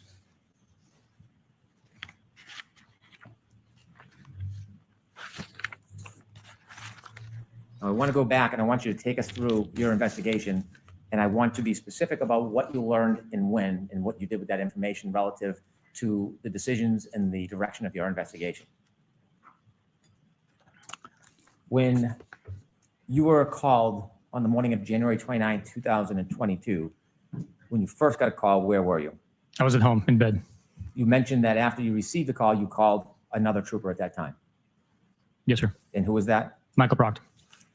After you spoke to Michael Proctor, did you have any firsthand knowledge about what had happened prior? No, I did not. Did you have any firsthand knowledge about what had happened the night before? I did not. No, Did you have any firsthand knowledge about the participants or the people that may or may not have been involved? I did not. No, Did you at that point know or were you friendly with Brian Albert? I knew who he was. I was not friendly with him. I did not know who he was. Had you ever socialized with him? No, Nicole Albert? No. Were you friendly or ever socialized with her? no, I've never. Jennifer McCabe? Did you know who she was or socialize with her? No, I did not. Her husband, Matthew McCabe? Did you know him or socialize with him? No, How about Julie Nagel? Did you know who she was or had you socialized with her? no, I did not. Ryan Nagel, is that familiar to you? No, it's not. Sarah Levinson, did you know that person? I did not. You mentioned that you knew who Brian Higgins was, Yes, and you had worked on a case or some involvement in the case with him. yes. Did you owe him any particular favor or kindness at that time? I'll sustain it. Did you have any loyalty or friendship with him? I'll allow that. I did not. No. At this point, you were how far into your career as a Massachusetts State Police officer? In 2022, I was approximately 10 years in. And you had been honorably discharged from the military, Yes, I was. served the president? Yes. And so at this point, how about Heather Maxon? Did you know that name? I did not know. When you first received the call, did you have any firsthand knowledge whatsoever? No, just what I was told over the phone. You mentioned you went to the Canton Police Department first and spoke to Canton police officers. Yes. Was it at that point you learned about a physical item that was found at the scene? Sustain. What did you learn from them that was important in your investigation when you first got to the Canton Police Department? I learned that there was a broken, shattered cocktail glass that was recovered from near where Mr. O'Keefe was found. And also his phone was underneath him at the scene. And were both those items available to you? Yes. Did you also learn any statements made from any witnesses that were attributed to the defendant at that time? Yes. And what was the statements? At that point in time, while at the Canton Police Department, the statements were, "Oh my God, did I hit him? Did I hit him?" In a question format, questioning. Yes. And based on that information, was it somewhere around that point when you called the hospital or medical examiner's office? Yes, I made a call to the medical examiner's office. Is that all the information you learned that morning? No, it's not. After you learned that information, did you ask the police officers? Well, let me ask it this way. After you learned that information, did you want to go somewhere? Yes, I did. Where did you want to go? I wanted to interview the individuals that were with the defendant when Mr. O'Keefe was located and get their accurate and most first-person information from them directly. Do you know whether or not, were they suspects at this point? No, they were not. Did you know whether they were eyewitnesses or differently witnesses? At this point in time, prior to speaking to them, I just knew that they were eyewitnesses for the location of Mr. O'Keefe, but I did not know if they were eyewitnesses or witnesses. And who did you speak to? I spoke with Ms. Jennifer McCabe, Mr. McCabe, and Mr. Brian Albert. When you spoke to them, did you separate them or speak to them as a group? I separated them. You went to whose house to speak to them? The McCabe household. Is it typical to go to a person's house rather than bring them to the station under these circumstances? Ask it differently, Mr. Why did you go to their house rather than ask them to come to the police station? Well, there were multiple factors involved in that decision. One, the driving conditions. Two, these are witnesses that had suffered some sort of traumatic event finding their friend on the front lawn of their own town. So going to their home would provide hopefully a more comfortable scene for them to recall information in the comfort of their own home. When you spoke to them, did you receive any information from any of them that Mr. O'Keefe went into 34 Fairview at any time that night? No. When you were asked questions about scene versus crime scene, was 34 Fairview, the home, the inside of the home, a crime scene in your mind? No. Was the area where Mr. O'Keefe found an important or unimportant area? It's very important. Did you know whether or not But yet he never any of the went? Canton Police Department officers at that time had done any type of limited search of the area? Just whether you know. At that point in time, we did know, yes. What did you learn about the scope or the breadth of that search by the Canton Police Department? I'll allow that. I knew that it was brief based on the weather conditions and the item that was recovered. After you spoke to Jennifer McCabe, and did you say Brian Albert? Jennifer McCabe, Matt McCabe, and Brian Albert. At that point, did you have any reason to want to go into 34 Fairview? No, I did not. Did you learn whether or not Canton police officers spoke to those particular people who lived there before you got there? I had learned, yes. What did you learn? I learned that Canton police officers went inside the home, spoke with members inside the home as well. Now we're at real When you time. speak to witnesses, you've done many interviews over your Yes, career? I have. Yes. In addition to asking questions, what are you looking for when you speak to a witness? We're looking for body language, how willing they are to provide the information, and as is with everyone, we always trust by verify. We corroborate their statements. Did you see anything about these witnesses when you spoke to them that cued you or concerned you to do a further investigation? Ask it differently. Was there anything about their mannerism or demeanor that stood out to you? I'll allow it. No. After speaking to the witnesses, in your mind as an investigator, what did you need to do next? I needed to take a look at Mr. O'Keefe's injuries for myself. And you share with us detail about when you went down to Good Samaritan Hospital and make observations. Yes, sir. On direct examination, I pointed out you're not a medical examiner, are you? I am not, no. Not a biomechanical engineer. I am not, no. In your experience, when you looked at Mr. O'Keefe and had a chance to study his body, what impression did that leave with you with relative to your investigation? I'll allow that. At that point in time, after viewing Mr. O'Keefe's injuries, my impression shifted from him possibly being struck with the glass that was located at the scene where he was found to him being struck by a vehicle. Why? Due to the abrasions and cuts on his right arm and the amount of force, in my experience, the amount of force one would have to generate to produce the wound to his head. He just said he's not a biomechanical engineer. Bruh. After coming to the conclusion, or strike that, after making your observations and your determination, did your focus shift at that point? Yes, it did. Where did you want to go next? I wanted to observe the vehicle that the defendant was driving. What were you going to be looking for? Any damage to the headlights, windshield, and other parts of the vehicle that would have come into contact with Mr. O'Keefe. You mentioned the windshield and the headlights. Those are in the front of the car. Did you have an impression at that point? Yes, majority of the cases that I had exposure to with pedestrian vehicle strikes, the strike comes from the front of the vehicle. So in my assumption, speculation at that point in time, based on the limited information I had, that was my theory. When you got Theory. to Oh, now he knows what theory Dighton, is. did that theory change?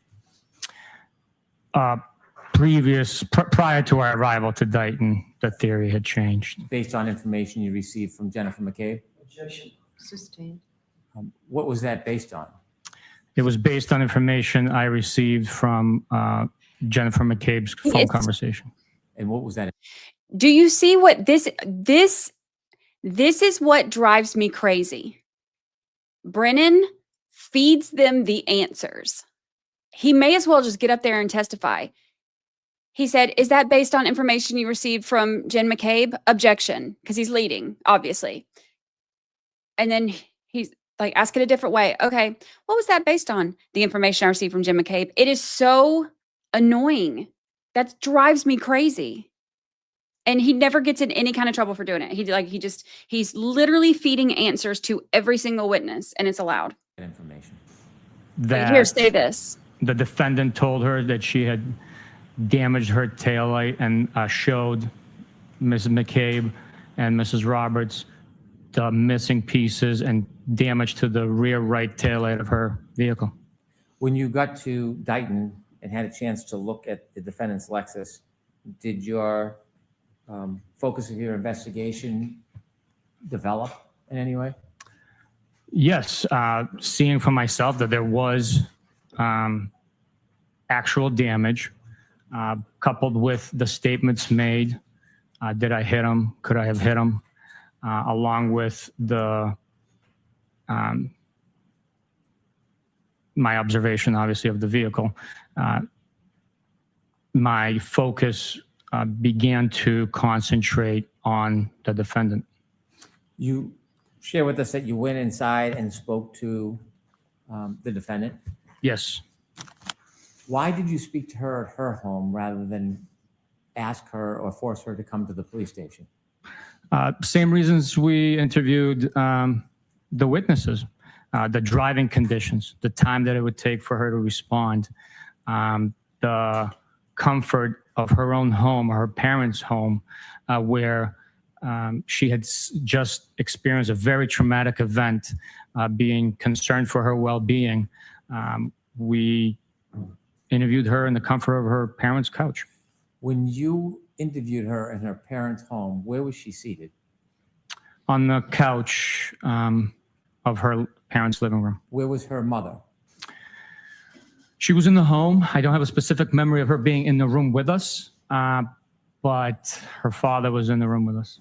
Did you ever try to separate the defendant from her father when you interviewed her?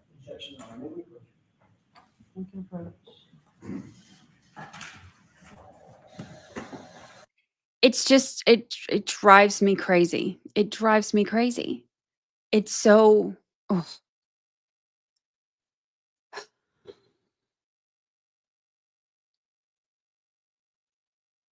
And look how good his memory is, and look how simple his answers are. We went through like a 12-chapter novel to get out yes or no answers on cross. And now it's just rapid fire question and answers. And when it's a question that he's not going to know the answer to, Brendan will just give it to him. No biggie.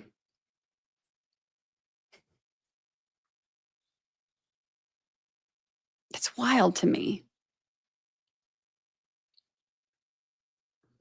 It's wild to me.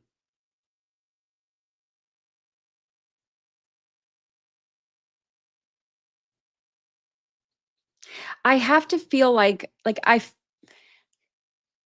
like the jury has to see that.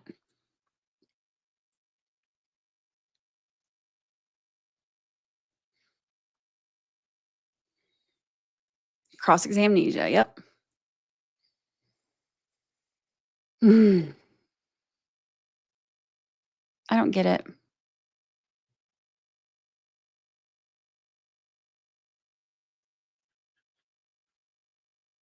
Yeah, Karen's dad isn't a witness. And also, like,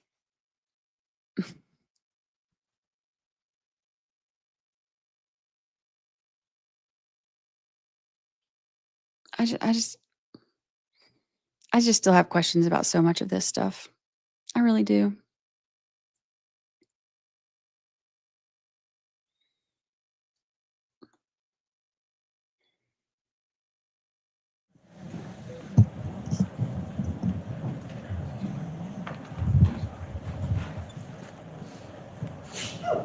Bless you. Bless you. If I'm a juror, I can't wait to hear from Michael Proctor. And then when he doesn't get called, Thank I'm you. suspicious. Trooper, to get back to my question, when you decided to speak to the defendant, did you ask her father to leave the room? I did not know. Why not? We just simply wanted to get her recollection. Her father did not pose a safety risk to us. He was not present, to the best of our knowledge, at the time when Mr. O'Keefe was injured. So him leaving the room just didn't appear necessary.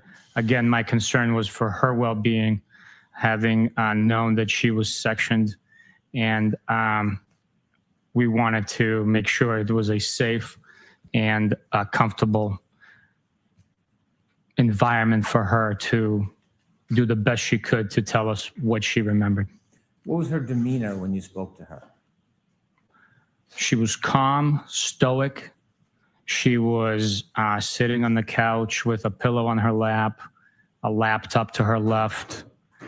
She was, I guess, maybe poised when she was answering our questions.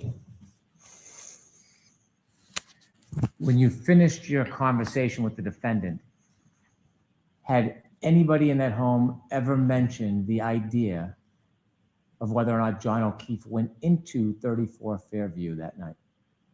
No. When you went outside to get in your truck and follow the tow truck back to Canton, did you have any information whatsoever that there was any animus or animosity between Brian Higgins and John O'Keefe? No.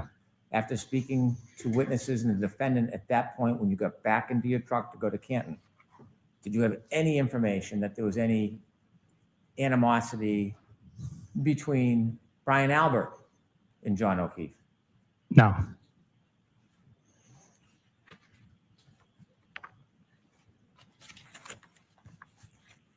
We've already talked about, out of order, your return back to Canton, the Sallyport, and then you and Mr. Proctor going out to dinner and going back. So I'm going to skip all of that. After you went home that night, did your investigation continue? Yes. How long do investigations continue for? Until they are completed and exhausted, sometimes years, sometimes decades. If you were to receive new information tomorrow, would you consider it? Absolutely. Sustained. When you write police reports, is there a time limit on when you can file a report? No. Throughout this case, did you write a number of reports over time? Yes. Did you engage in tasks after the case began? Yes. Have you engaged in tasks recently? Yes.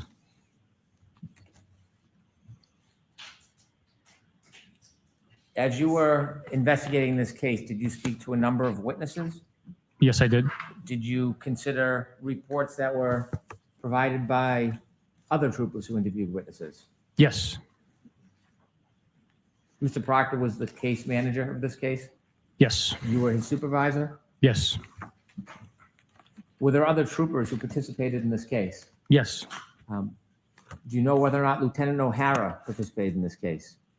I do know. You do know? I do know Did that he he? participated. Yes. Did he? Yes. Do you know if he had a team with him of other troopers? Yes. Do you know if Trooper Prince engaged in any interviews? I do know. Yes. Are you familiar with the name Nick Gianturco? Garino. I saw it. Yes, I Who? am. I'm not familiar with Do you that know one. if he engaged in any tasks in this case? I do know. Yes. What did he engage in generally? He generally conducted the digital forensics portion of the investigation, extractions. Trooper Keefe, is that a name familiar? Yes, it is. And do you know whether or not he was involved? Yes, I do know. Were there a number of other troopers who were involved in different aspects of this case? Yes, there are a number of different ones. Trooper Evan Brent? Yes. But yet all that stuff is Proctor. All those reports, all those search warrants. Did you look or seek other information after you left the defendant's house? Yes. Did you look for other witness statements? Yes. Did you try to obtain further evidence? Yes, we did. Was there an interview with firefighter Timothy Nuttall on February 8th? Yes, there was. That was about 10 days after the incident. Approximately, yes. Did you learn any statements from him in addition to the earlier statements you learned that added to your investigation? Yes. I'm going to allow it. And do you remember what Timothy Nuttall told you on February 8th, 2022 about any statements of the defendant? Objection. So folks, again, this is being offered not for the truth of the statement, but simply to show that the information was provided to the police. Yes, Mr. Nuttall was one of three, I believe. So talk about Mr. Nuttall, please. Mr. Nuttall told me that the defendant stated, I hit him, I hit him, I hit him. Was that information different than the statements that you were first learned about that she had allegedly made earlier that night? Yes, it was.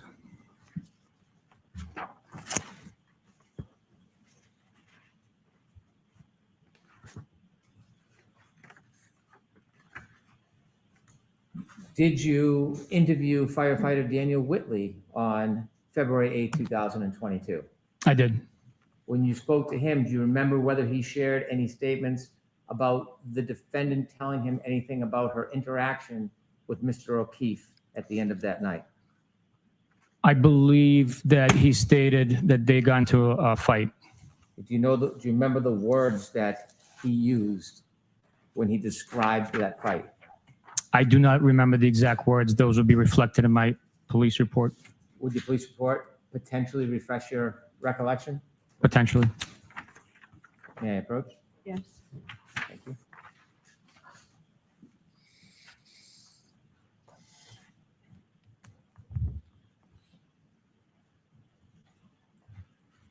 Hand you a document. I do not want you to read from it. I want you to look at it, determine whether it refreshes your memory, and then I'll ask you if it refreshes your memory. If it does, I'll ask you about it. If it doesn't, then I won't. Okay, sir. It looks like he's gonna be on the stand through the end of the day.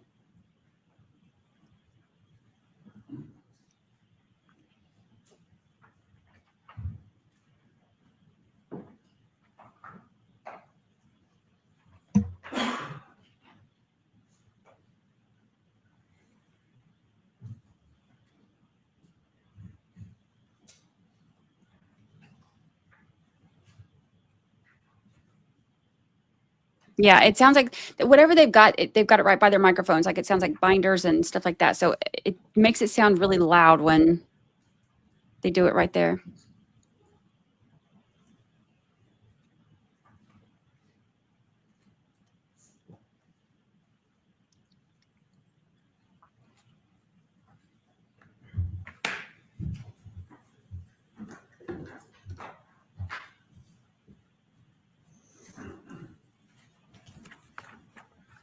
After reviewing your report, does it refresh your memory about your conversation with Daniel Whitley on February 8, 2022, about statements made by the defendant to him? Yes. And could you share with us what the statements were as related by Mr. Whitley back on February 8, 2022? The statement was, Objection, Your Honor. Again, jurors, this is an offer for the truth that's contained in the statement, simply to show that this information was provided to the police. the defendant made a statement questioning whether Mr. O'Keefe was still alive. And anything about the nature of their disagreement?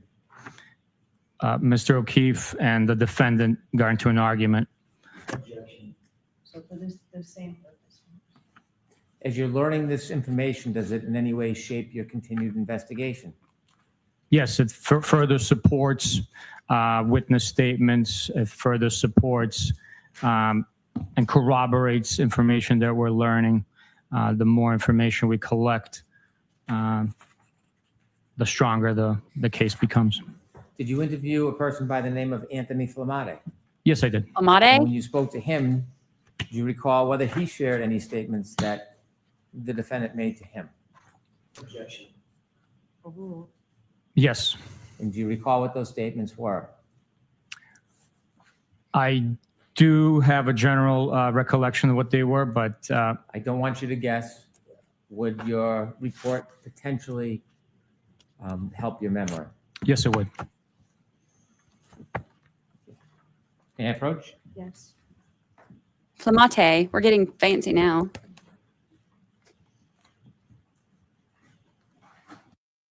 Same protocol that I mentioned before. Take a look, see if it refreshes your memory. If it does not, let me know. If it does, I'll then ask you some questions about it.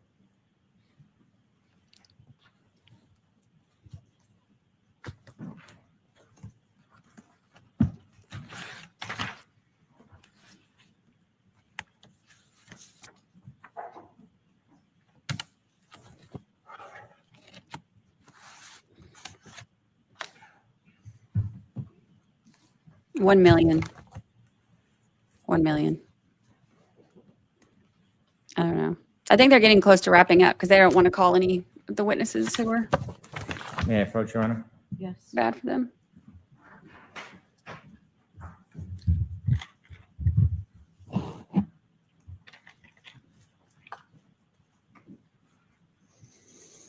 After looking at your report, does that refresh your memory at all? Yes, it does. And when you were learning information to shape your investigation, did you consider anything that Anthony Flamati told you? Yes, we did. Okay. And what did he tell you that the defendant told him that helped shape your investigation? Objection, Your Honor. I'm going to see counsel at sidebar for just a minute here on this.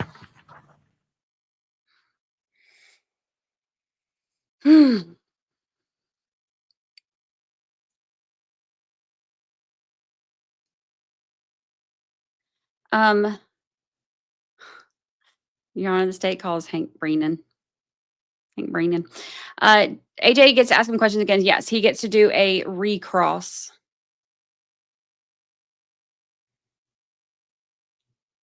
They basically can go back and forth.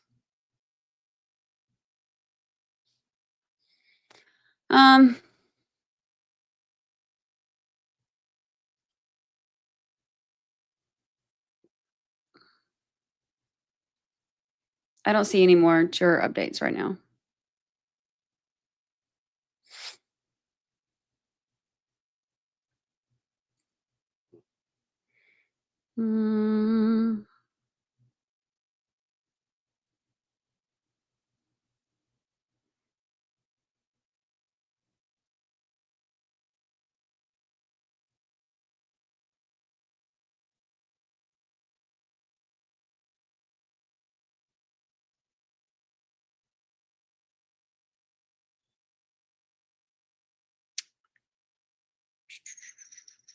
Yeah, I don't see any other ones.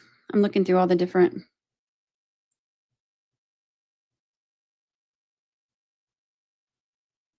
reporters in there.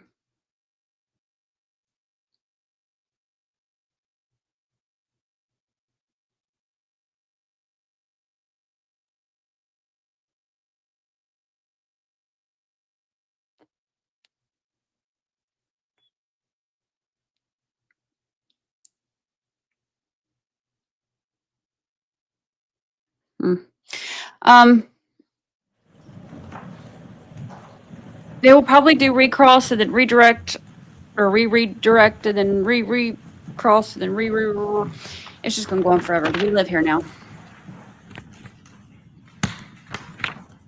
Everything after that part. In addition to trying to get or obtain information about statements of the defendant, was there physical evidence that was important? Yes. Was there any data evidence that any of the team from the Massachusetts State Police, were you aware of them pursuing any data type evidence? Yes, there was. Was there some phones involved? Yes, there were. What phones did you understand or pursue that you thought might be helpful for your investigation? For one, Mr. O'Keefe's phone was a device that we were looking into. We also had seized the defendant's phone and we're attempting to access that device. There was other digital information that we were seeking as well. Was the potential data from the defendant's Lexus important to the team of investigators? Extremely important. And did any of your team or the team pursue that black box, so-called black box data? Yes, we did.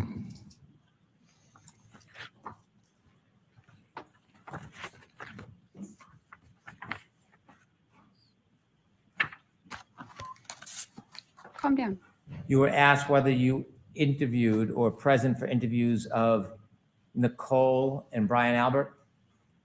Yes. And after you spoke to them, including and considering all of the prior information you had, was there any evidence that John O'Keefe went into 34 Fairview Road on January 29, 2024? There was not.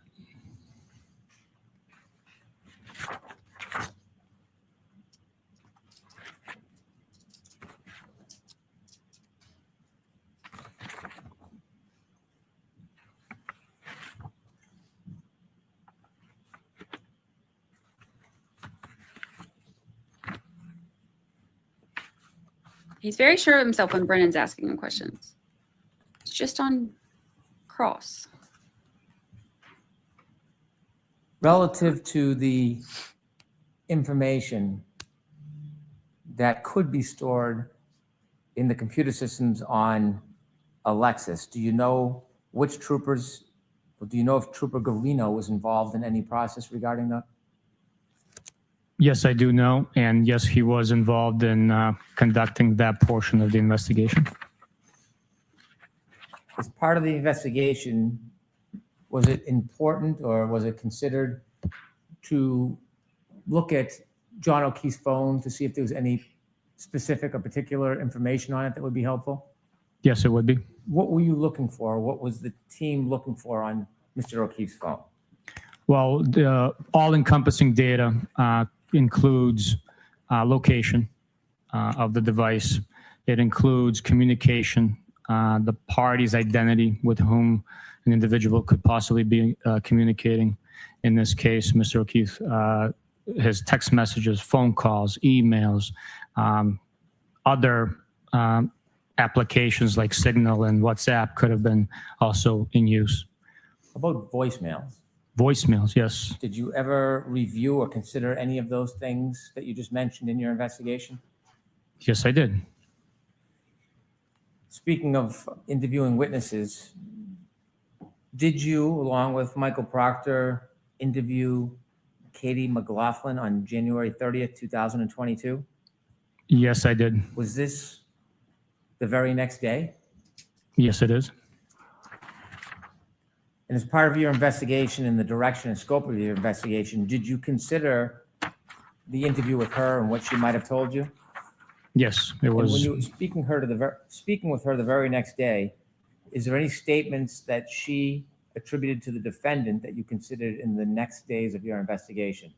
Yes, there was. Do you remember what she told you the defendant said that was part of your consideration for your future investigation? Yes, I hit him. Remember that the statement is not being offered for the truth of the statement, but simply to show that the information was provided.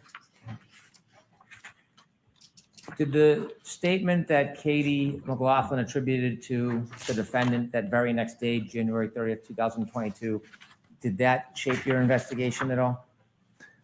It helps attribute to the investigation. Again, all the evidence, all the statements, all the digital, all the circumstantial, all of that information is coupled and then put together, capped off by the defendant's statements herself to form the case. Jurors write in their notebooks.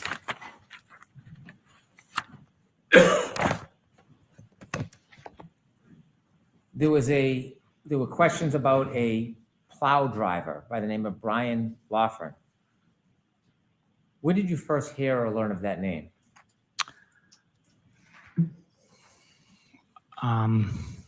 It was quite some time after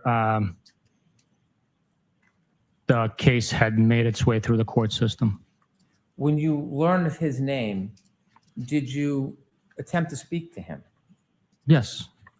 And before you spoke to him, were there any issues you identified relative to Mr. Lawford before you actually spoke to him? In regards to him, no, I didn't know him. I've never met him. Did you, in fact, speak to him and interview him? Yes, I did. Was that interview, did anybody attend that interview with you? Yes. It was asked whether or not there was a car that was seen. And that was what type of car? Ford Edge. Was he specifically asked whether or not that was a Ford Edge owned by the Albert family? In our interview? Yes. No, he was asked if it was Brian I Albert. don't remember specifically, but it is along the line of questions that would have been in my report and transcription of the audio recording.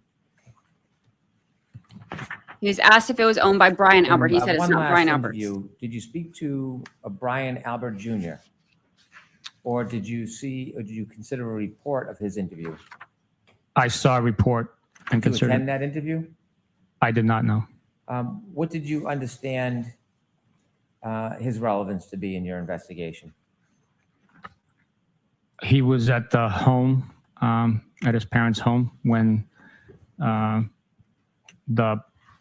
some of his relatives and parents, friends came back to 34 Fairview. And after you considered that interview, did it change your perspective or knowledge about whether anybody had suggested that John O'Keefe went into 34 Fairview Road that night? No, it did not, no. When I asked you questions earlier on in the case, days ago now, we went through a number of pieces of evidence that was found at different times at 34 Fairview Road. Do you remember those questions and going through that process? I do remember, yes.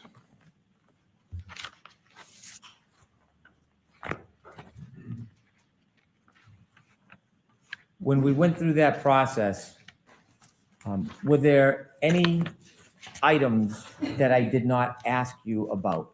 Yes, there were. And the items I did not ask you about, were they retrieved or found on different dates? Yes, they did. They were, yes. And the items that I did not ask you about on those different dates, do you remember how many different dates other items were found? I want to say 3 different dates. And on those other items I didn't ask you about, who recovered those items of evidence from 34 Fairview Road? Michael Proctor. Were you with Michael Proctor on any of those 3 dates when he turned in or reported the recovery of other evidence at 34 Fairview Road? I was not, no. And do you understand whether anybody was with him on those 3 dates? I'll allow that. My understanding that nobody else was with him. And I did not ask you about any of those pieces of evidence? No, you did not, no. On cross-examination, you were asked about those 3 pieces of evidence. Yes, I was. Were you shown what are now exhibits containing pictures and a photograph of the bags in which those items were bagged? Yes, I was. Do you have those physical pieces of evidence? I do. Now I'd like to ask you about those 3 pieces of evidence. Was there evidence produced from February 8th, 2022? There was. Who produced that evidence? I was Michael Proctor who recovered it. And you were not there that date when he recovered the items? I was not, no. I'd ask you to retrieve 7-13, the items that were found on February 8th, 2022. Yes, sir. Do you have gloves? I do.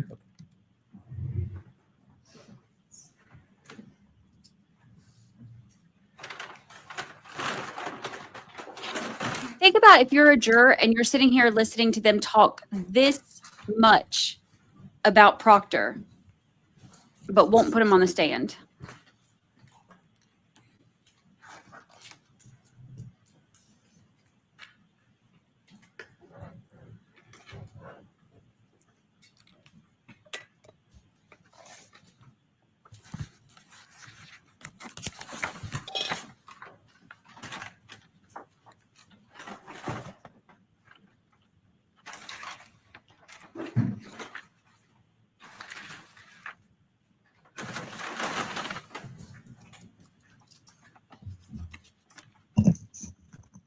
Seven 13.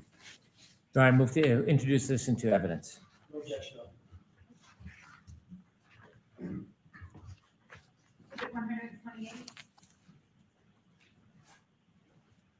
Can you describe what is in that bag?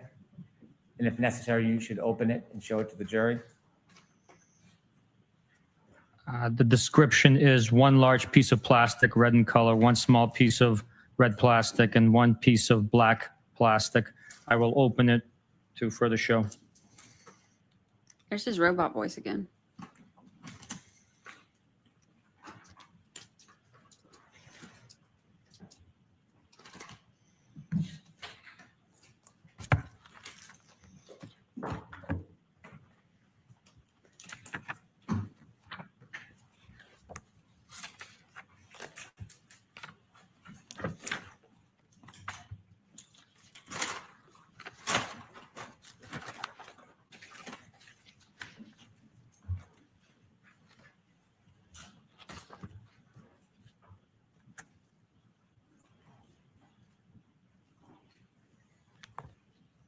This one's labeled 22-02-184-7-13 as the bag.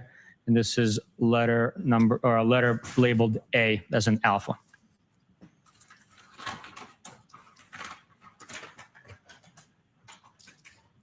Could you again tell us the date that was recovered? This was recovered on February 8th, 2022.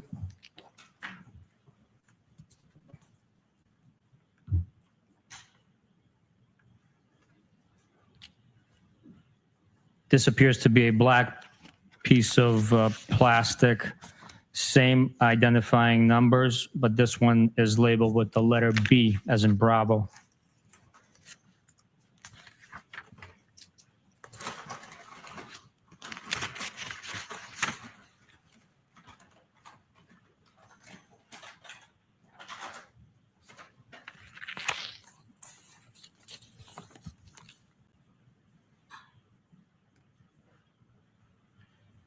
This small piece of red plastic is not labeled.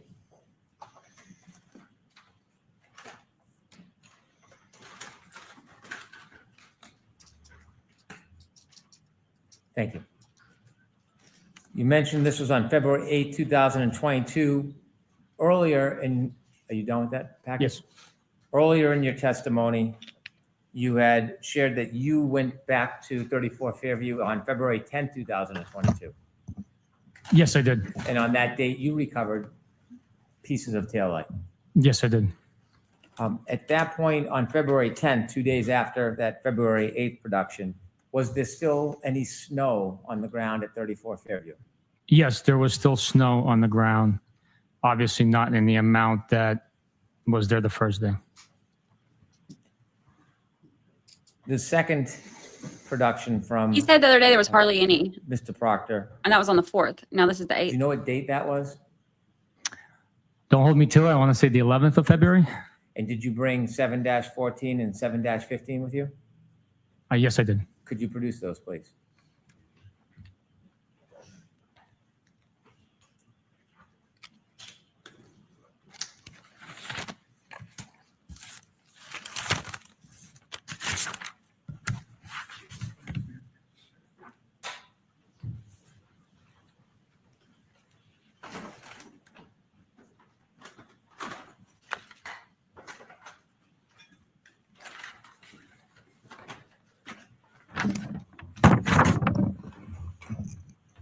Let's take one at a time, please. 7:14 and 7:15. Let's start with 7-14. I'd like to move that into evidence, please. No objection.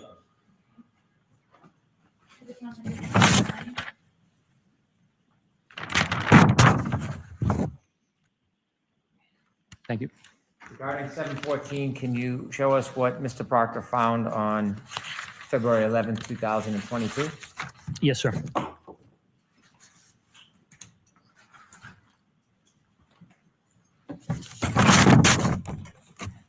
Ease up on the microphone. I'm going to show y'all a picture when they're done with this, and I'm going to show y'all a picture.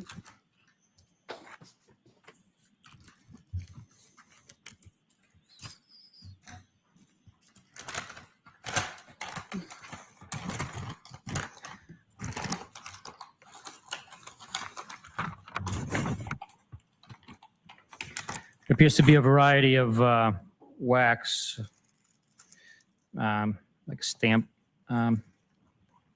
bags, as well as plastic containers. And this is consistent with having glass in it, as it was earlier. Does the packaging, it seems different than the other bags. Is there any reason you know of that the packaging is different?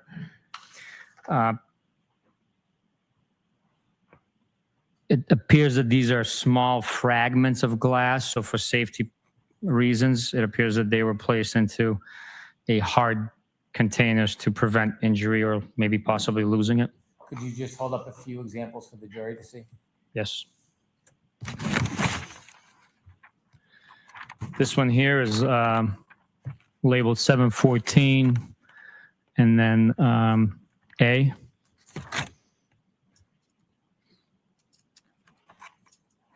This here is B.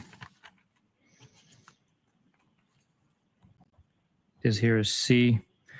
And then there's fragments in here. You don't need to take them out, just Okay. describe them generally.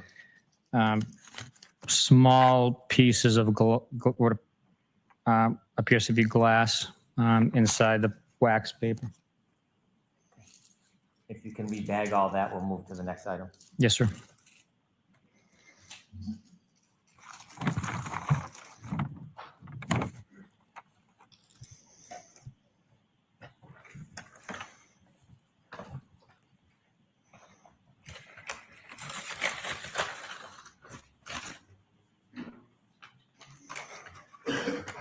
$7.15. Please, I'd move 7-15 into evidence. Mr. Jackson? No objection. Were 7-14 and 7-15 the two separate bags both found on February 11th, 2022? I can confirm that as soon as I look back at the bag. Exhibit 130.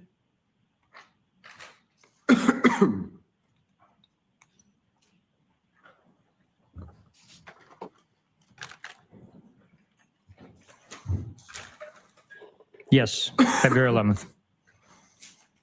If you could open that and show the jury. Yes, sir.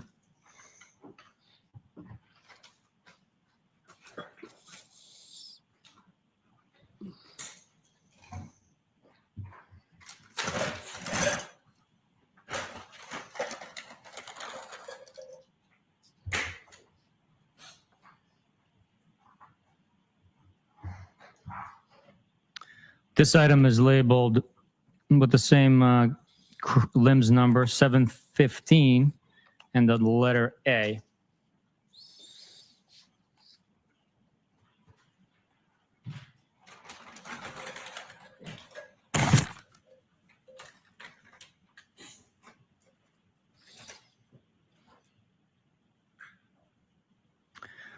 This is 2 pieces of clear plastic that are taped together. The longer one here on the left is labeled H, and the one on the right is labeled F, if my eyes are not failing me.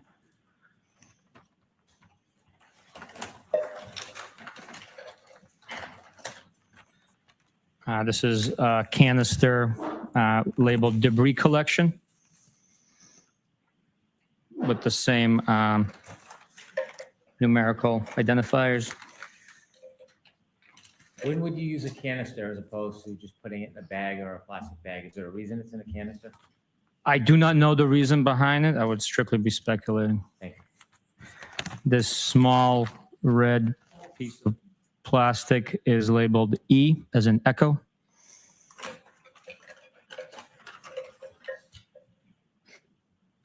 There are more small pieces of that, similar to that size that I just showed, but Very well. You can rebag that.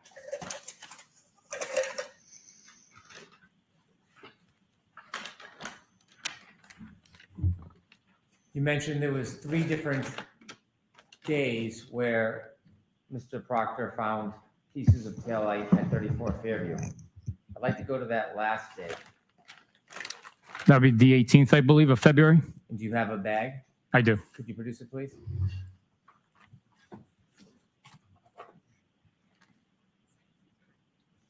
It's 7-16. Yes, it is. Do you have it? I do. I'd like to move that into evidence, please. No objection, Your Honor.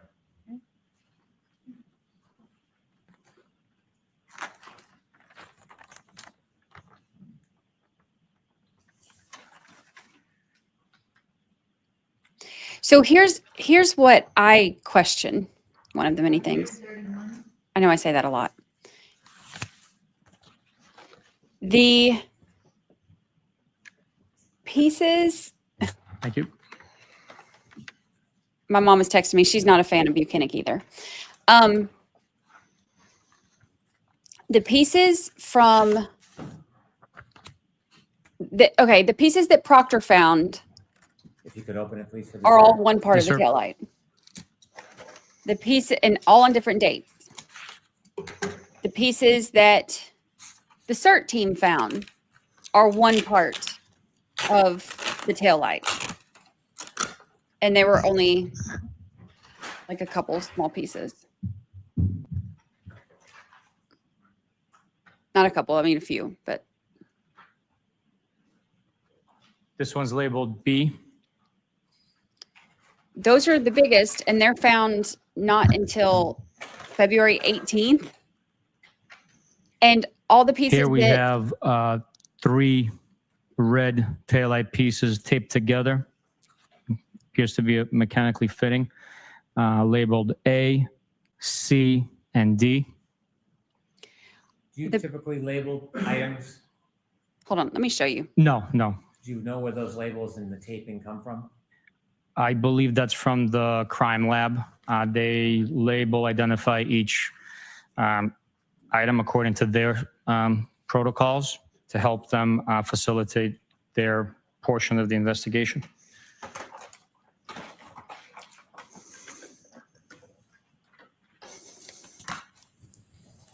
Hold on, because I would love to put him on 1.25 speed because I've had enough. Okay.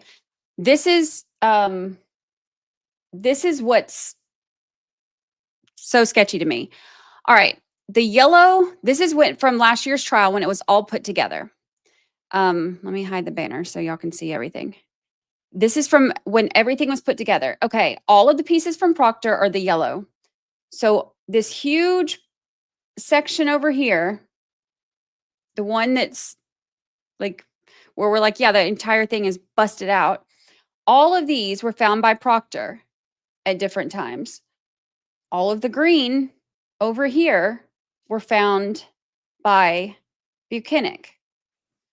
This little one down here was found by Chief Berkowitz as he was just riding down the road in the rain and just happened to see it.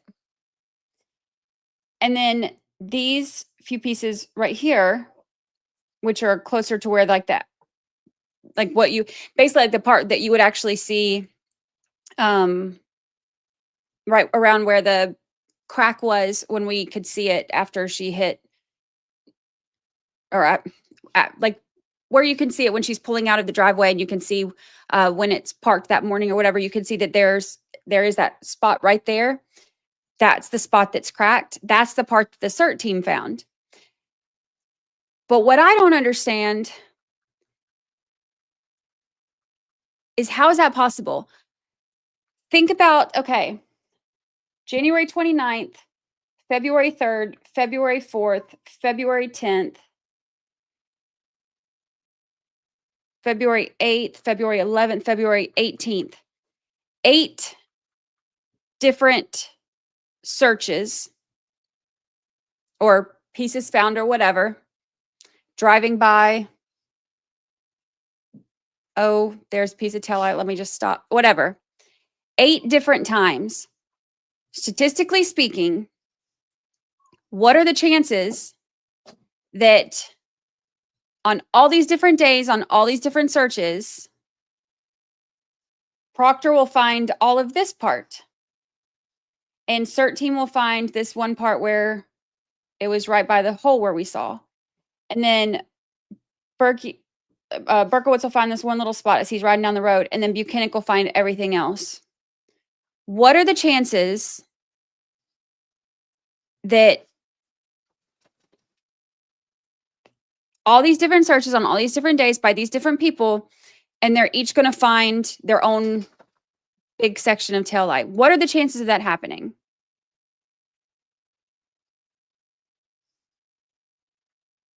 Like slim to none at best.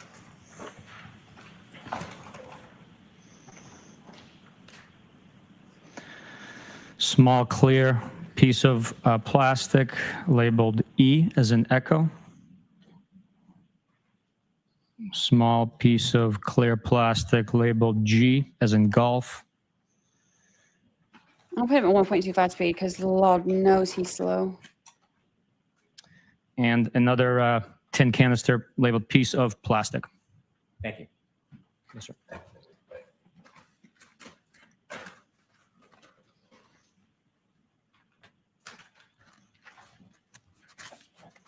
And those pieces found on 218 were big pieces. You earlier mentioned that the tow truck brought the defendant's Lexus to the Canton Sallyport. Do you know if there's a video depicting that arrival? Yes, there is. With the court's permission, I would like to play a portion of Exhibit 127. Okay.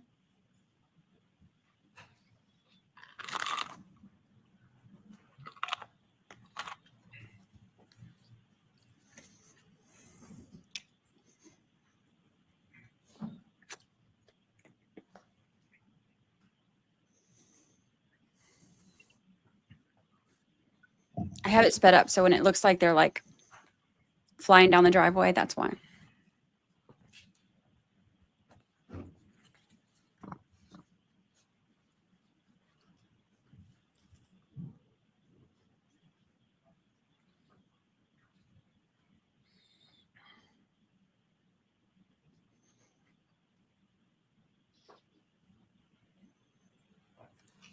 Have you seen that video before?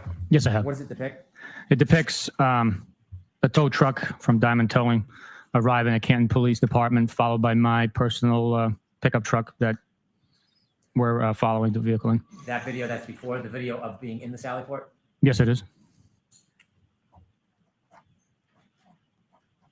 When you were considering the physical pieces of evidence as part of your investigation, were you considering the weather conditions that night? Yes. When you were evaluating pieces of physical evidence that were found at 34 Fairview, were you making any assessment about their location or depth or closeness to the ground when you were evaluating them? Yes. And why were you considering the closeness of items to the ground? Well, common sense will dictate that if a item is found Oh, on the now grass we're gonna have common sense. and there's snow covering it, that it would have to have been placed prior to the snow accumulating. If an item is shoved into the snow, it will be exposed as the snow melts prior to it reaching the ground level. I'm going to ask you to, with the court's assistant, retrieve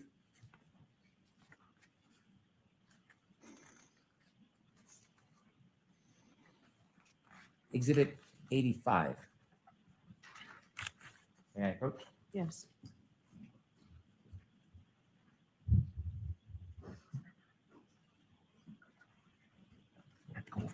We don't have it. I'm sorry. I can just try to press it. My apologies. Oh, that's okay. Sure. I'll bring it.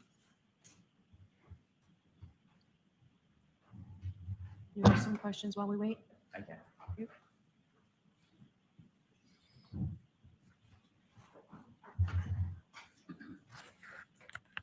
When you retrieve pieces of taillight on February 3rd, did you consider their location, not only where on the lawn they were, but about the depth of where they were found? Yes, I did. And based on the items that you found on February 3rd, how close to the ground were they? They were on the ground, or in the instance with the hat, it was frozen almost in a solid piece to the grass blades, to the ground. And was that significant to you, how the hat was found? Yes, it was. I could have 99 feet.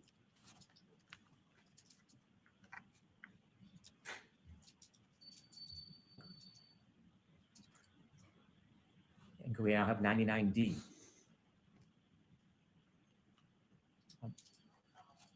Beneath the hat on the left side next to the ruler, what do you see? Yellow grass and a leaf, I believe, a brown leaf. Was that of importance to you? Yes, it was.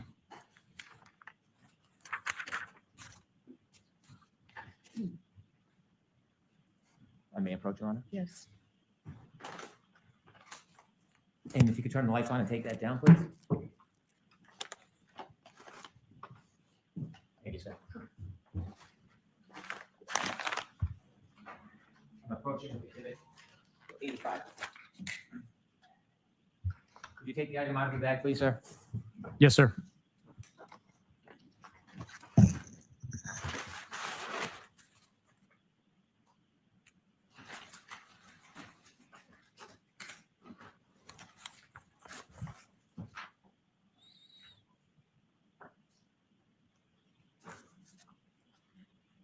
Can you look at the back of the pants, please?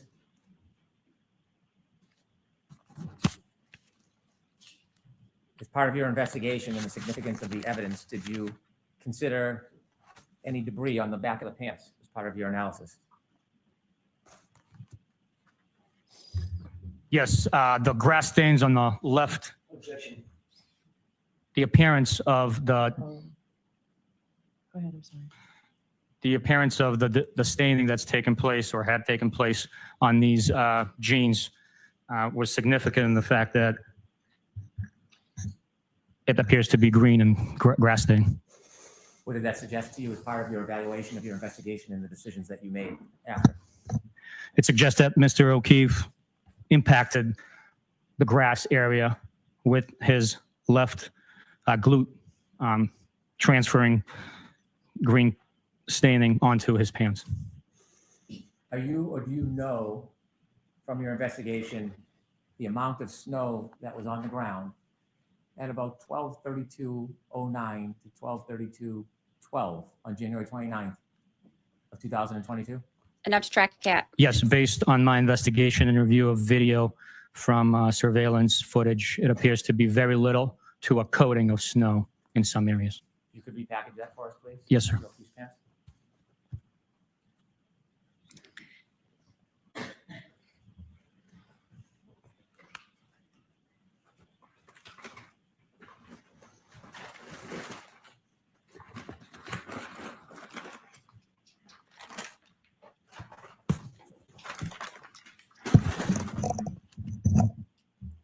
I have just a few final questions for you, Cooper Bukhenik. Yes, sir. you were asked questions about interviewing Brian Higgins, Yes.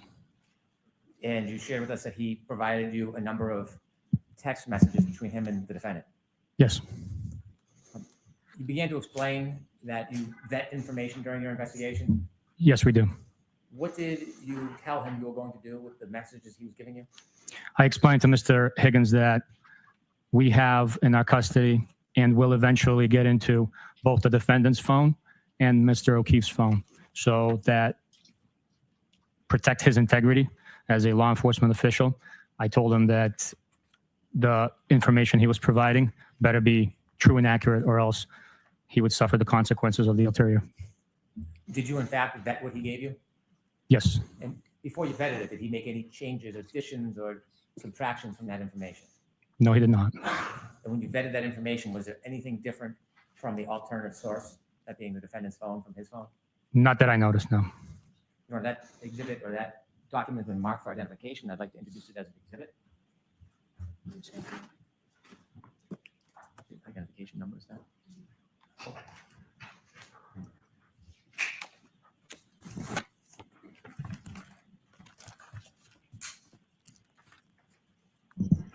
That name he said earlier instead of Guarino, My apologies. I'll need to look. I don't know. Gian Turco, I think the clerks might have it. was It's marked for identification. one of the feds in Whitey Bulger's case. Oh, it was introduced? It was. I didn't realize this has been introduced as Exhibit 115.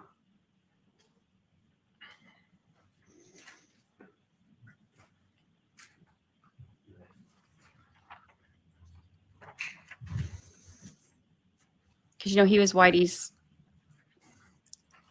defense As attorney. part of your investigation, did you look to see if there was any animus or difficulty between Mr. Higgins and Mr. O'Keefe prior to Mr. O'Keefe's death? Yes. Did you look at text message records to see if there was any motive that was evidenced in those text messages for Mr. Higgins to want to murder Mr. O'Keefe? I did look. May I approach? Yes.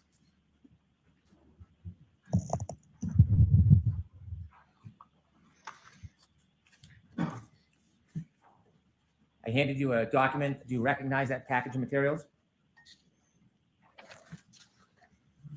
Yes, I do. And what is it?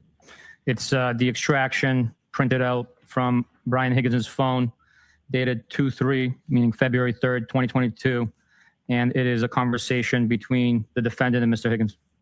Does it extend a number of different dates? Yes, it does. Did you look through those conversations or text messages to identify whether there was any animus or motive? Yes, I did. I move to introduce those documents as the next exhibit. No objection, Your Honor. Did you find any? Hold on. 132.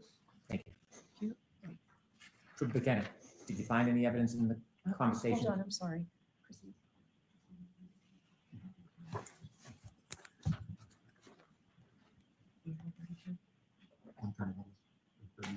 Okay, thank you. Sorry, go ahead. My apologies. No, that's okay. So- Trooper Bukhenik, when you studied the materials, the conversation, communications between Brian Higgins and John O'Keefe, did you find any evidence shaping your investigation that there was a motive to harm, hurt, or murder Mr. O'Keefe by Mr. Higgins? No, there was not.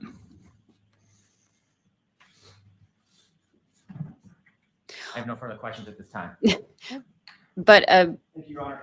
argument in Aruba, totally motive. Got it.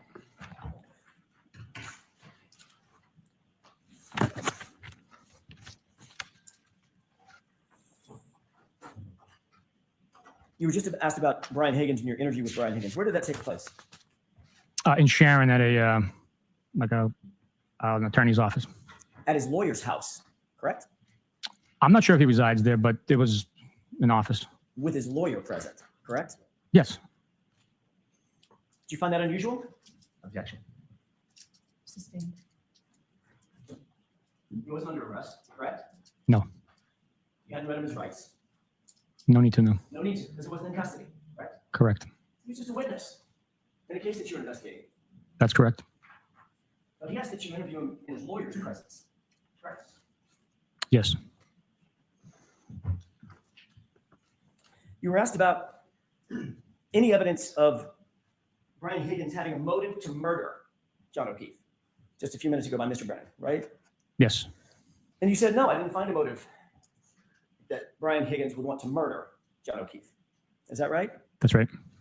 What about a motive to confront him about a girl he was interested in? Did you see that? I believe the text messages speak for themselves. Everybody heard me read them out loud. Yep, So- the text messages do, but I'm asking you. You were just asked about your opinion, whether or not there was a motive that you found for Brian Higgins to want to murder John O'Keefe. I'm asking you a different question. Did you, in your mind, in your opinion, after having read those texts, find a motive for Brian Higgins to perhaps want to confront John O'Keefe because of jealousy? If you're asking for my opinion is that he would need to confront Mr. O'Keefe. Mr. O'Keefe was not the one pursuing Mr. Higgins. It was your client that was pursuing Mr. Higgins. Okay, so, well, text messages, like you said, speak for themselves. You'll agree that showed that there was a mutual interest, right? It just wasn't one-sided. At times there was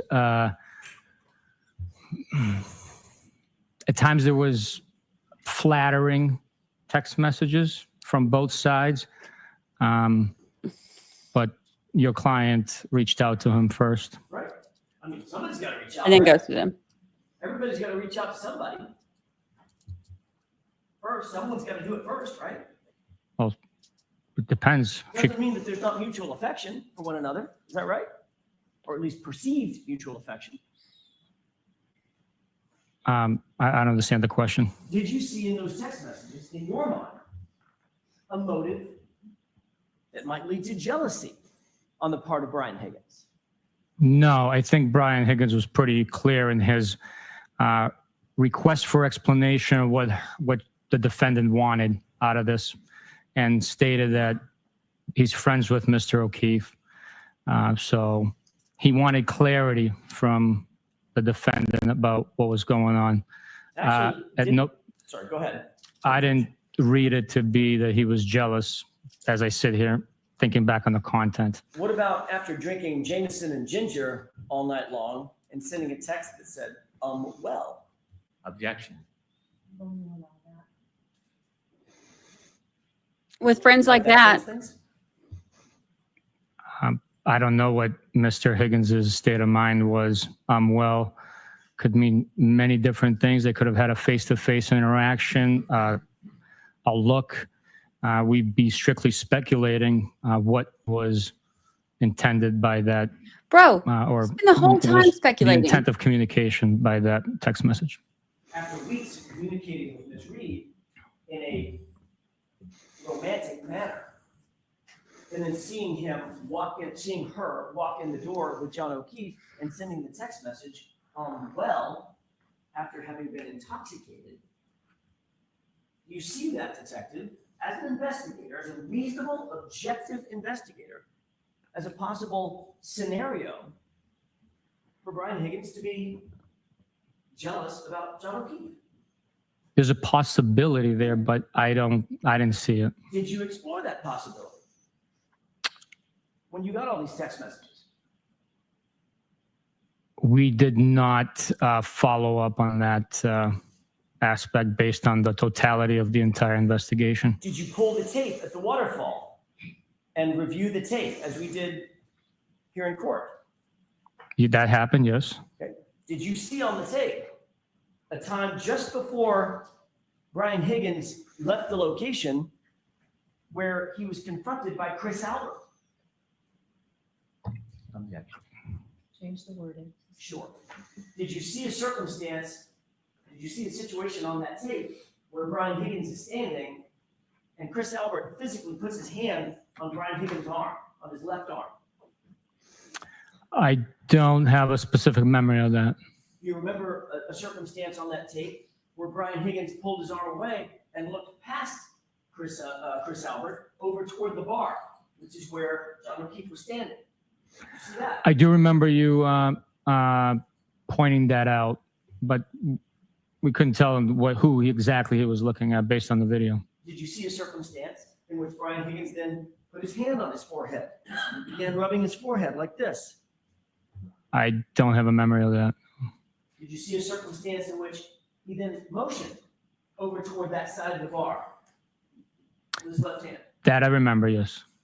Did that seem realistic to you? Let me ask it a different way. Did that seem to you as a reasonable interpretation? Hey, come on outside.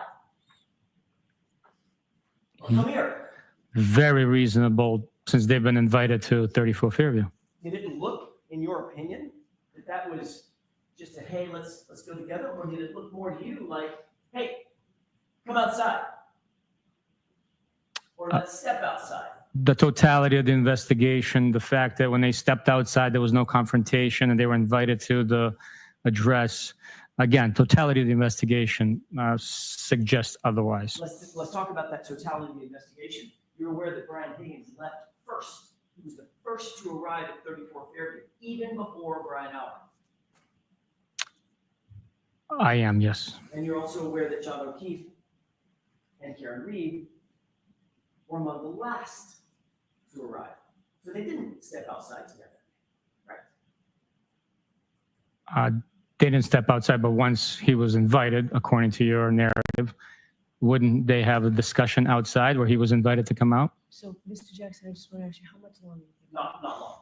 I can finish this up if you give me probably 10 minutes. Jurors are saying yes. Is it okay with all the jurors? We usually break at 4. I don't want to overstep. I'm happy to stop now, but I think I can get finished. I'd like to finish with this witness and not have to bring it back again tomorrow. Thank you. Thank you, Your Honor. I appreciate the accommodation. Jurors would like to just get done and get him off the stand. You're aware that, according to the tape, John O'Keefe left about 10 minutes after Brian Higgins, or so. I'll take your word for it. Okay.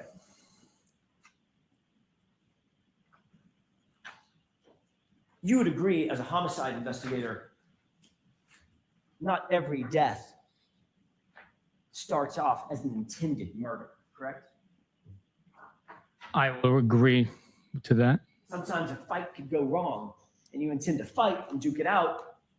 Something goes wrong, something goes south, someone dies, correct? Objection. Is that something that you can beyond the scope? So, move along. Wow. You were asked on redirect examination about taillight pieces that were found by the CERT team. I want to ask you real quick about that. Your testimony was you recall that the CERT team found a large piece of red taillight material during their initial search. Is that correct? That's my recollection, yes. Okay. Did the CERT, you had a debriefing with the CERT team, correct? Not the CERT team. I had a debrief with the members of our unit at the Canton PD conference room. I do not have a memory of the CERT team being there. Do you recall ever being told or informed that the CERT team actually recovered maybe 5 or 6 pieces, maybe 7 pieces of small plastic material in addition to the shoe? As opposed to a large piece of red taillight. The memory that stands out to me that I have is that there was a large piece of plastic recovered. It wasn't a shard. It was significant enough that, shown on the photograph taken by Detective Lieutenant Tully. And do you recall that the CERT team, or were you ever informed that the CERT team found those, according to the CERT team, within inches of one another, within about a 2-foot square radius? I don't have a memory of where they found them exactly. I wasn't there. Okay. You were asked about the taillight. You were shown a photograph of the taillight where almost the entirety of that lens material is missing, gone, correct? Yes. And you remember talking to Jen McCabe originally, interviewing her within days of this incident happening, correct? It was the 29th we interviewed. As a matter of fact, the day. That day, yes. Do you remember her saying that the taillight was cracked / broken? She communicated that over the phone to Michael Proctor, which was then documented later on in the interview report Okay. from In that earlier. I'm sorry, go ahead. And it was documented within the interview report. Okay. And in that interview report, it doesn't say the entire lens cap of that taillight is gone. Correct? Correct. The report does not say that, no. And she didn't describe that, did she? I don't know what she described to Michael Proctor over the phone. You pulled out a pair of jeans belonging to Mr. O'Keefe just a second ago. Yes. And you noted that on his, what would be his left rear pocket, there was a stain. Yes. You said that was an apparent grass stain and it was green. Based on my observation here holding them, that's what it appeared. Yes. Maybe dirt, maybe other substances. That was my question. Did you seek to analyze what that discoloration was from? Or have caused that to be analyzed by the crime lab or anybody else? The genes were processed. I don't know what their protocol is to analyze it. They process those genes. There's pieces missing from cuttings and stuff like that. Understood. So as you sit here, you have no evidence at all that those are grass stains, correct? Strictly my experience of knowing grass stains and observing it. Could be dirt, Could be. could be oil or grease. I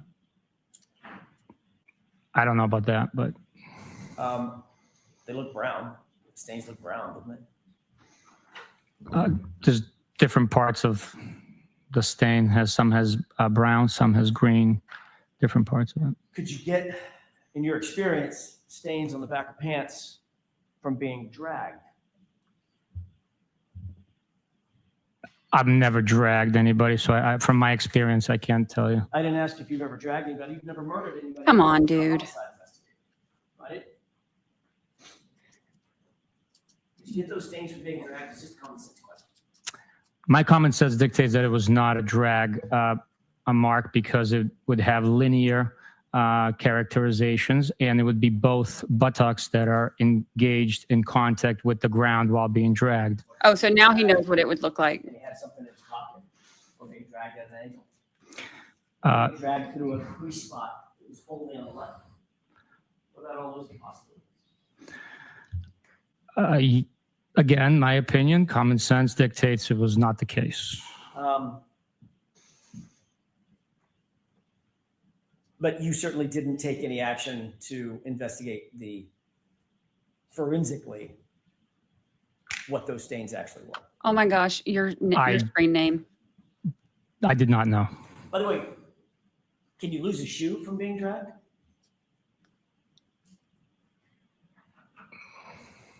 It depends. I guess you can, depending on how loose it is.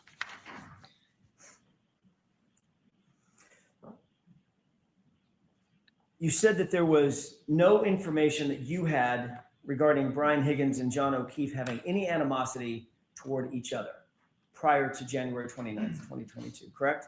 Correct. But you did, now let's talk about on January 29th, 2022. In your experience, does drinking alcohol increase a likelihood or increase the possibility of getting into an altercation?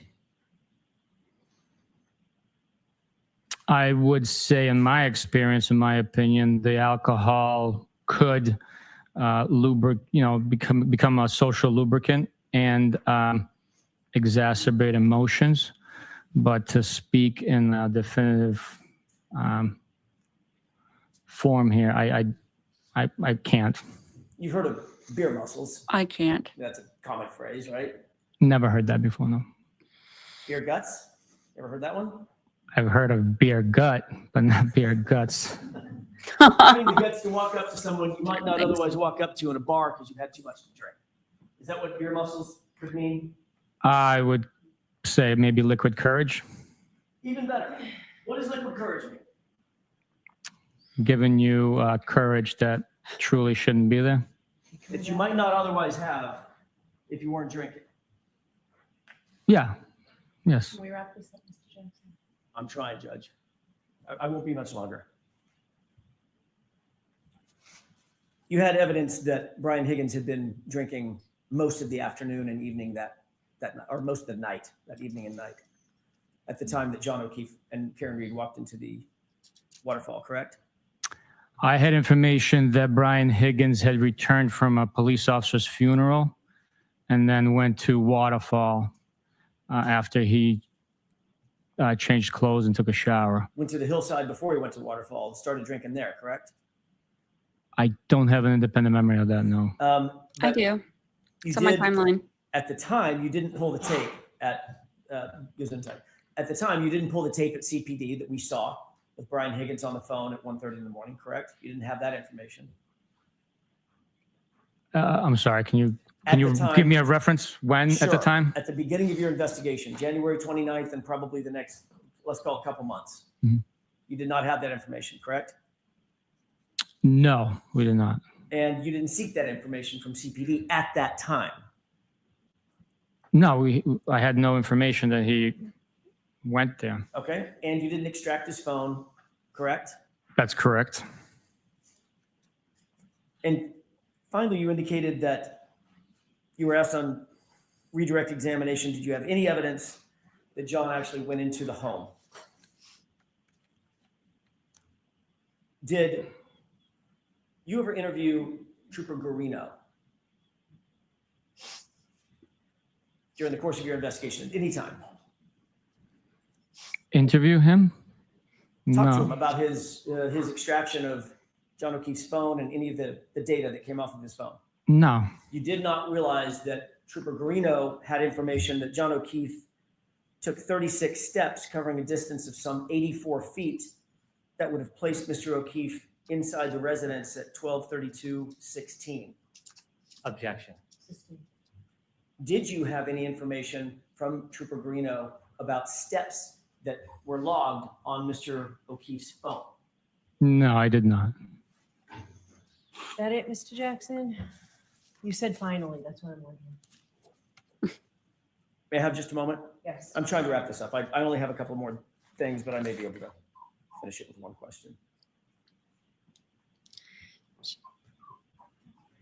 As you sit here now, are you aware of whether or not there's evidence that John O'Keefe, the phone describes John O'Keefe's phone taking 36 steps, covering a distance of about 84 feet at 12:32:16 on the morning of January 29th, 2022?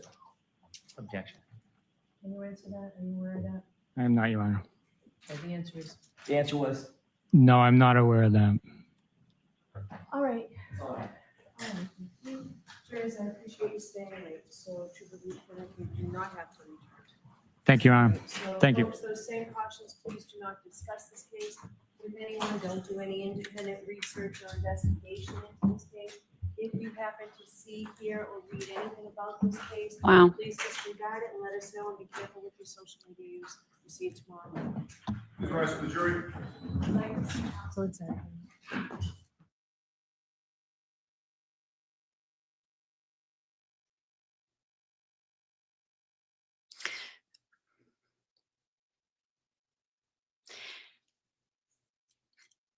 It is mind blowing to me that they're like, you know what? We're not going to put the lead investigator up on the stand.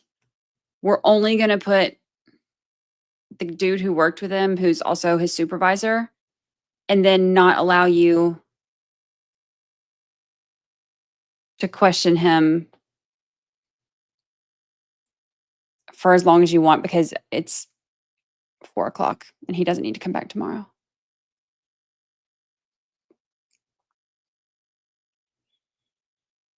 Jackson's nicer than me because I'd be petty Betty. I'd be like, nope, you don't want me to finish? That's fine.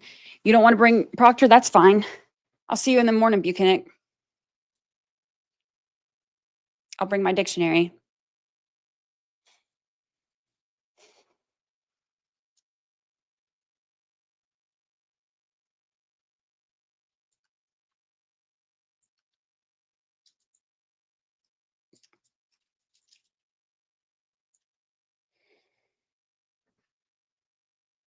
crazy. I have no idea who's coming tomorrow.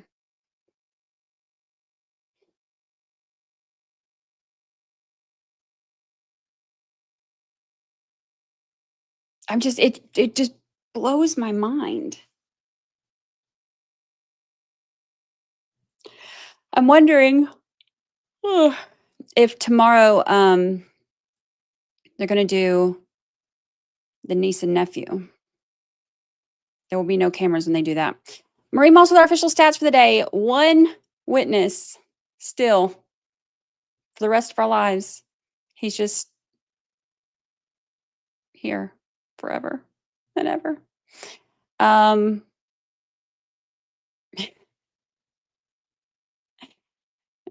Buke amnesia. I like it. He's really bad about it. He's really bad about it.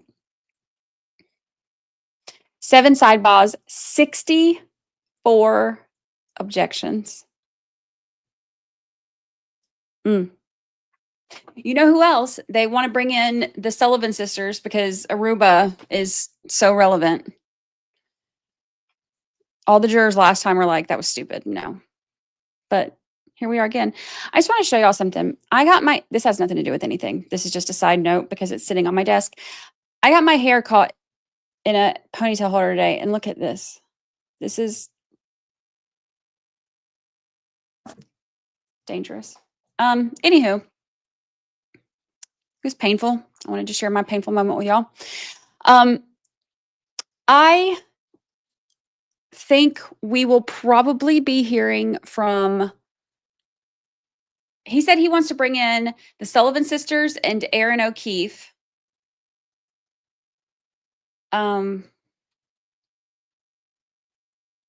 To talk about Aruba. It's so stupid. I'm sorry, but if, like,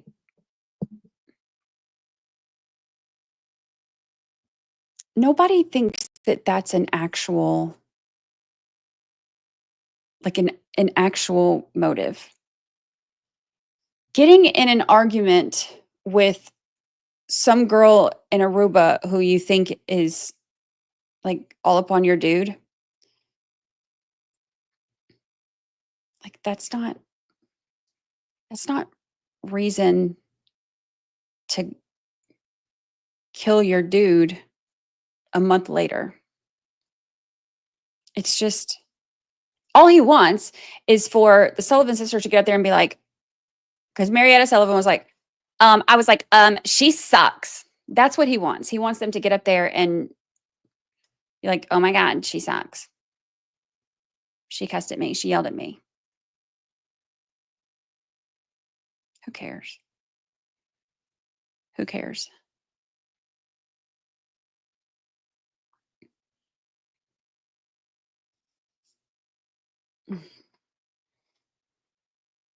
I just wish they could focus on actual evidence. It's such a waste of time.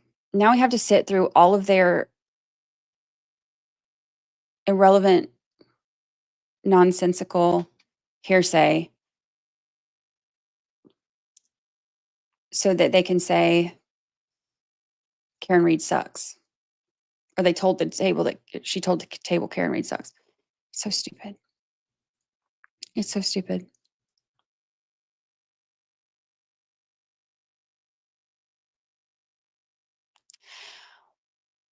Also, why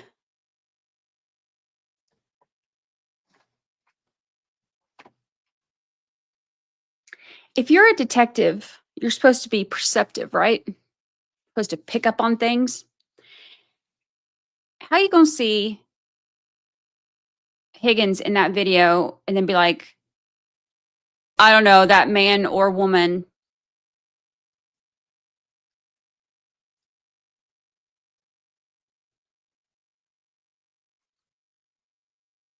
really? He or she? Really? And he's like, oh, I don't know if he's on the phone.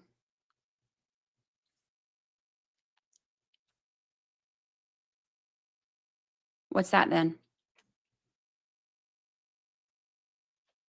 Hey, Slick. Chat Daddy just got home. The dogs are so excited. How can you look at that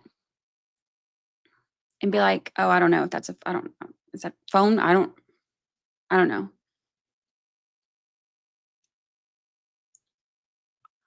What other thing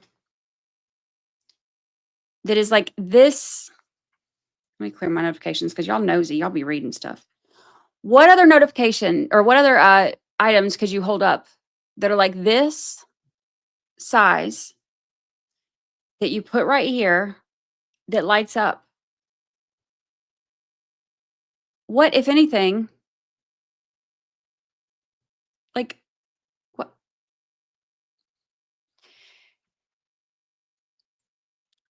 So here's the thing. Pretending like you don't know if somebody's on the phone right there, like that's not helping your case. Because now it's just like, oh, so either he's covering something up or playing dumb or really is a terrible, terrible investigator because I can see from over here that that's a phone.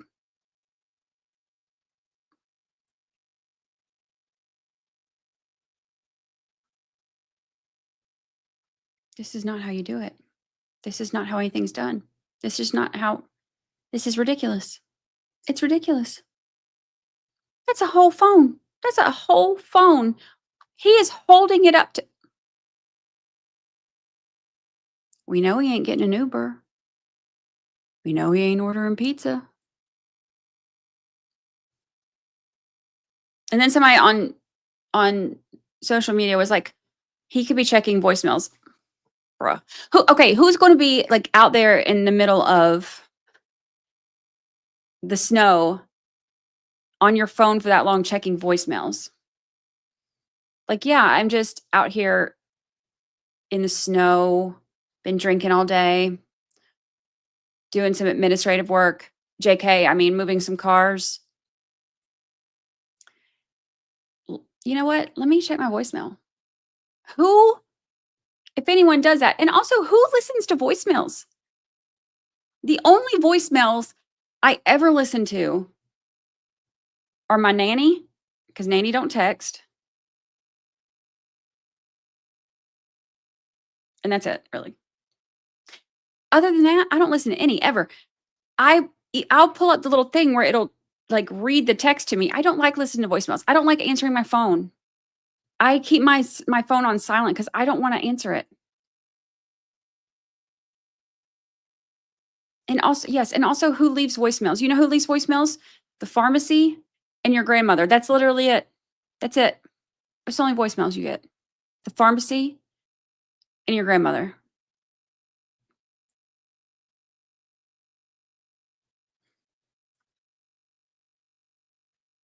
Or spam. Yeah, spam. Spam will leave voicemails. Just none of it makes sense. None of it makes sense. Kids' school. Yep. Which we know Higgins doesn't have any kids. Bill collectors, and ain't nobody thinking about listening to what your bill collectors have to say at 1:30 in the morning in a snowstorm. The transcription is what I like to read the transcription.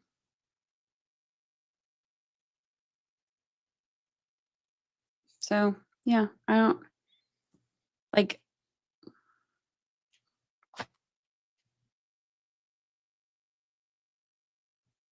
the pharmacy and your grandmother. That's it. That's it. At 1:30 in the morning after drinking Jameson and ginger, he doesn't give two flips about the pharmacy or his grandmother. He's focused on everything that just happened. And the girl he was trying to put a label on, his friend's girl, that he was trying to put a label on, ghosting him then and showing up with said friend.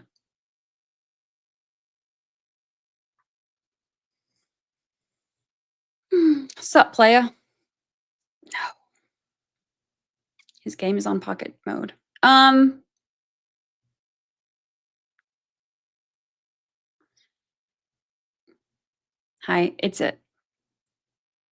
there's a blizzard coming. This is the perfect time to talk to you about your extended car warranty. Show some YouTube love before you go. You don't have to like the stream, just acknowledge it with a thumbs up. 'Cause that's what that's called now. There was one car that we saw moved. He said in the testimony from the last trial that he moved two, but I only saw one actually move. I saw him get in and out of two other ones.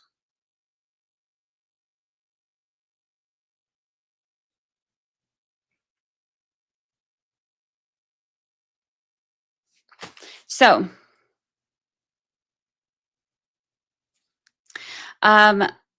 will AJ call anyone as a witness, or is that not how this works? He will so the prosecution puts on their entire case first, and they call all of their witnesses, and then when they rest, then the defense has the opportunity to call witnesses.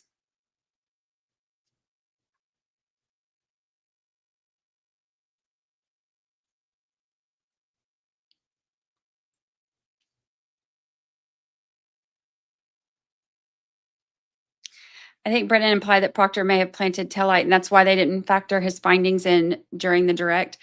I still go back to that picture. There's no way that you can convince me that all of those people, like that Proctor just happened to find the whole right side that's missing, that wasn't missing when she pulled out.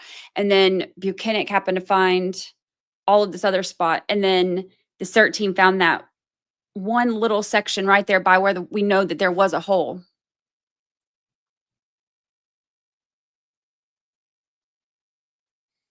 Nothing makes sense. If the defense calls Proctor, how does that hurt them as opposed to the prosecution calling him as their witness? That depends, because I know that it will limit the way that they can question them. But I mean, if they have permission to treat him, to treat him as a hostile witness, then,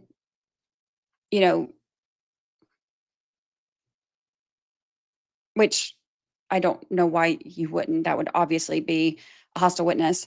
Hostile doesn't mean like just an attitude, because the Lord knows if that was the case, then most of these people would be hostile witnesses. But it's just someone who testifies against someone who's testifying against the party who calls them, meaning he would normally be a prosecution witness because he was the lead investigator. But he's being called by the opposing party.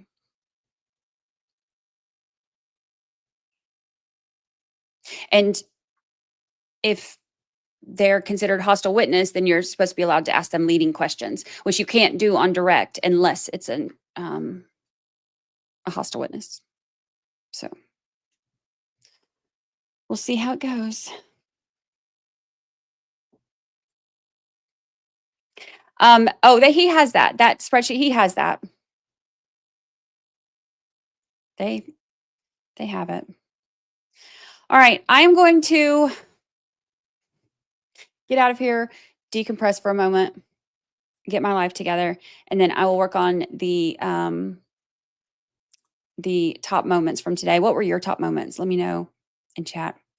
We'll, as far as I know, we're supposed to be starting at 9 tomorrow, I believe. I don't know of any half days this week, but I haven't really looked at the docket or heard any different, so we'll see. I haven't looked, so if anybody knows differently, feel free to let me know. Save me the time of looking. But as far as I know, tomorrow is not a half day, it's a whole day. I don't know who the next witness is going to be. I am curious.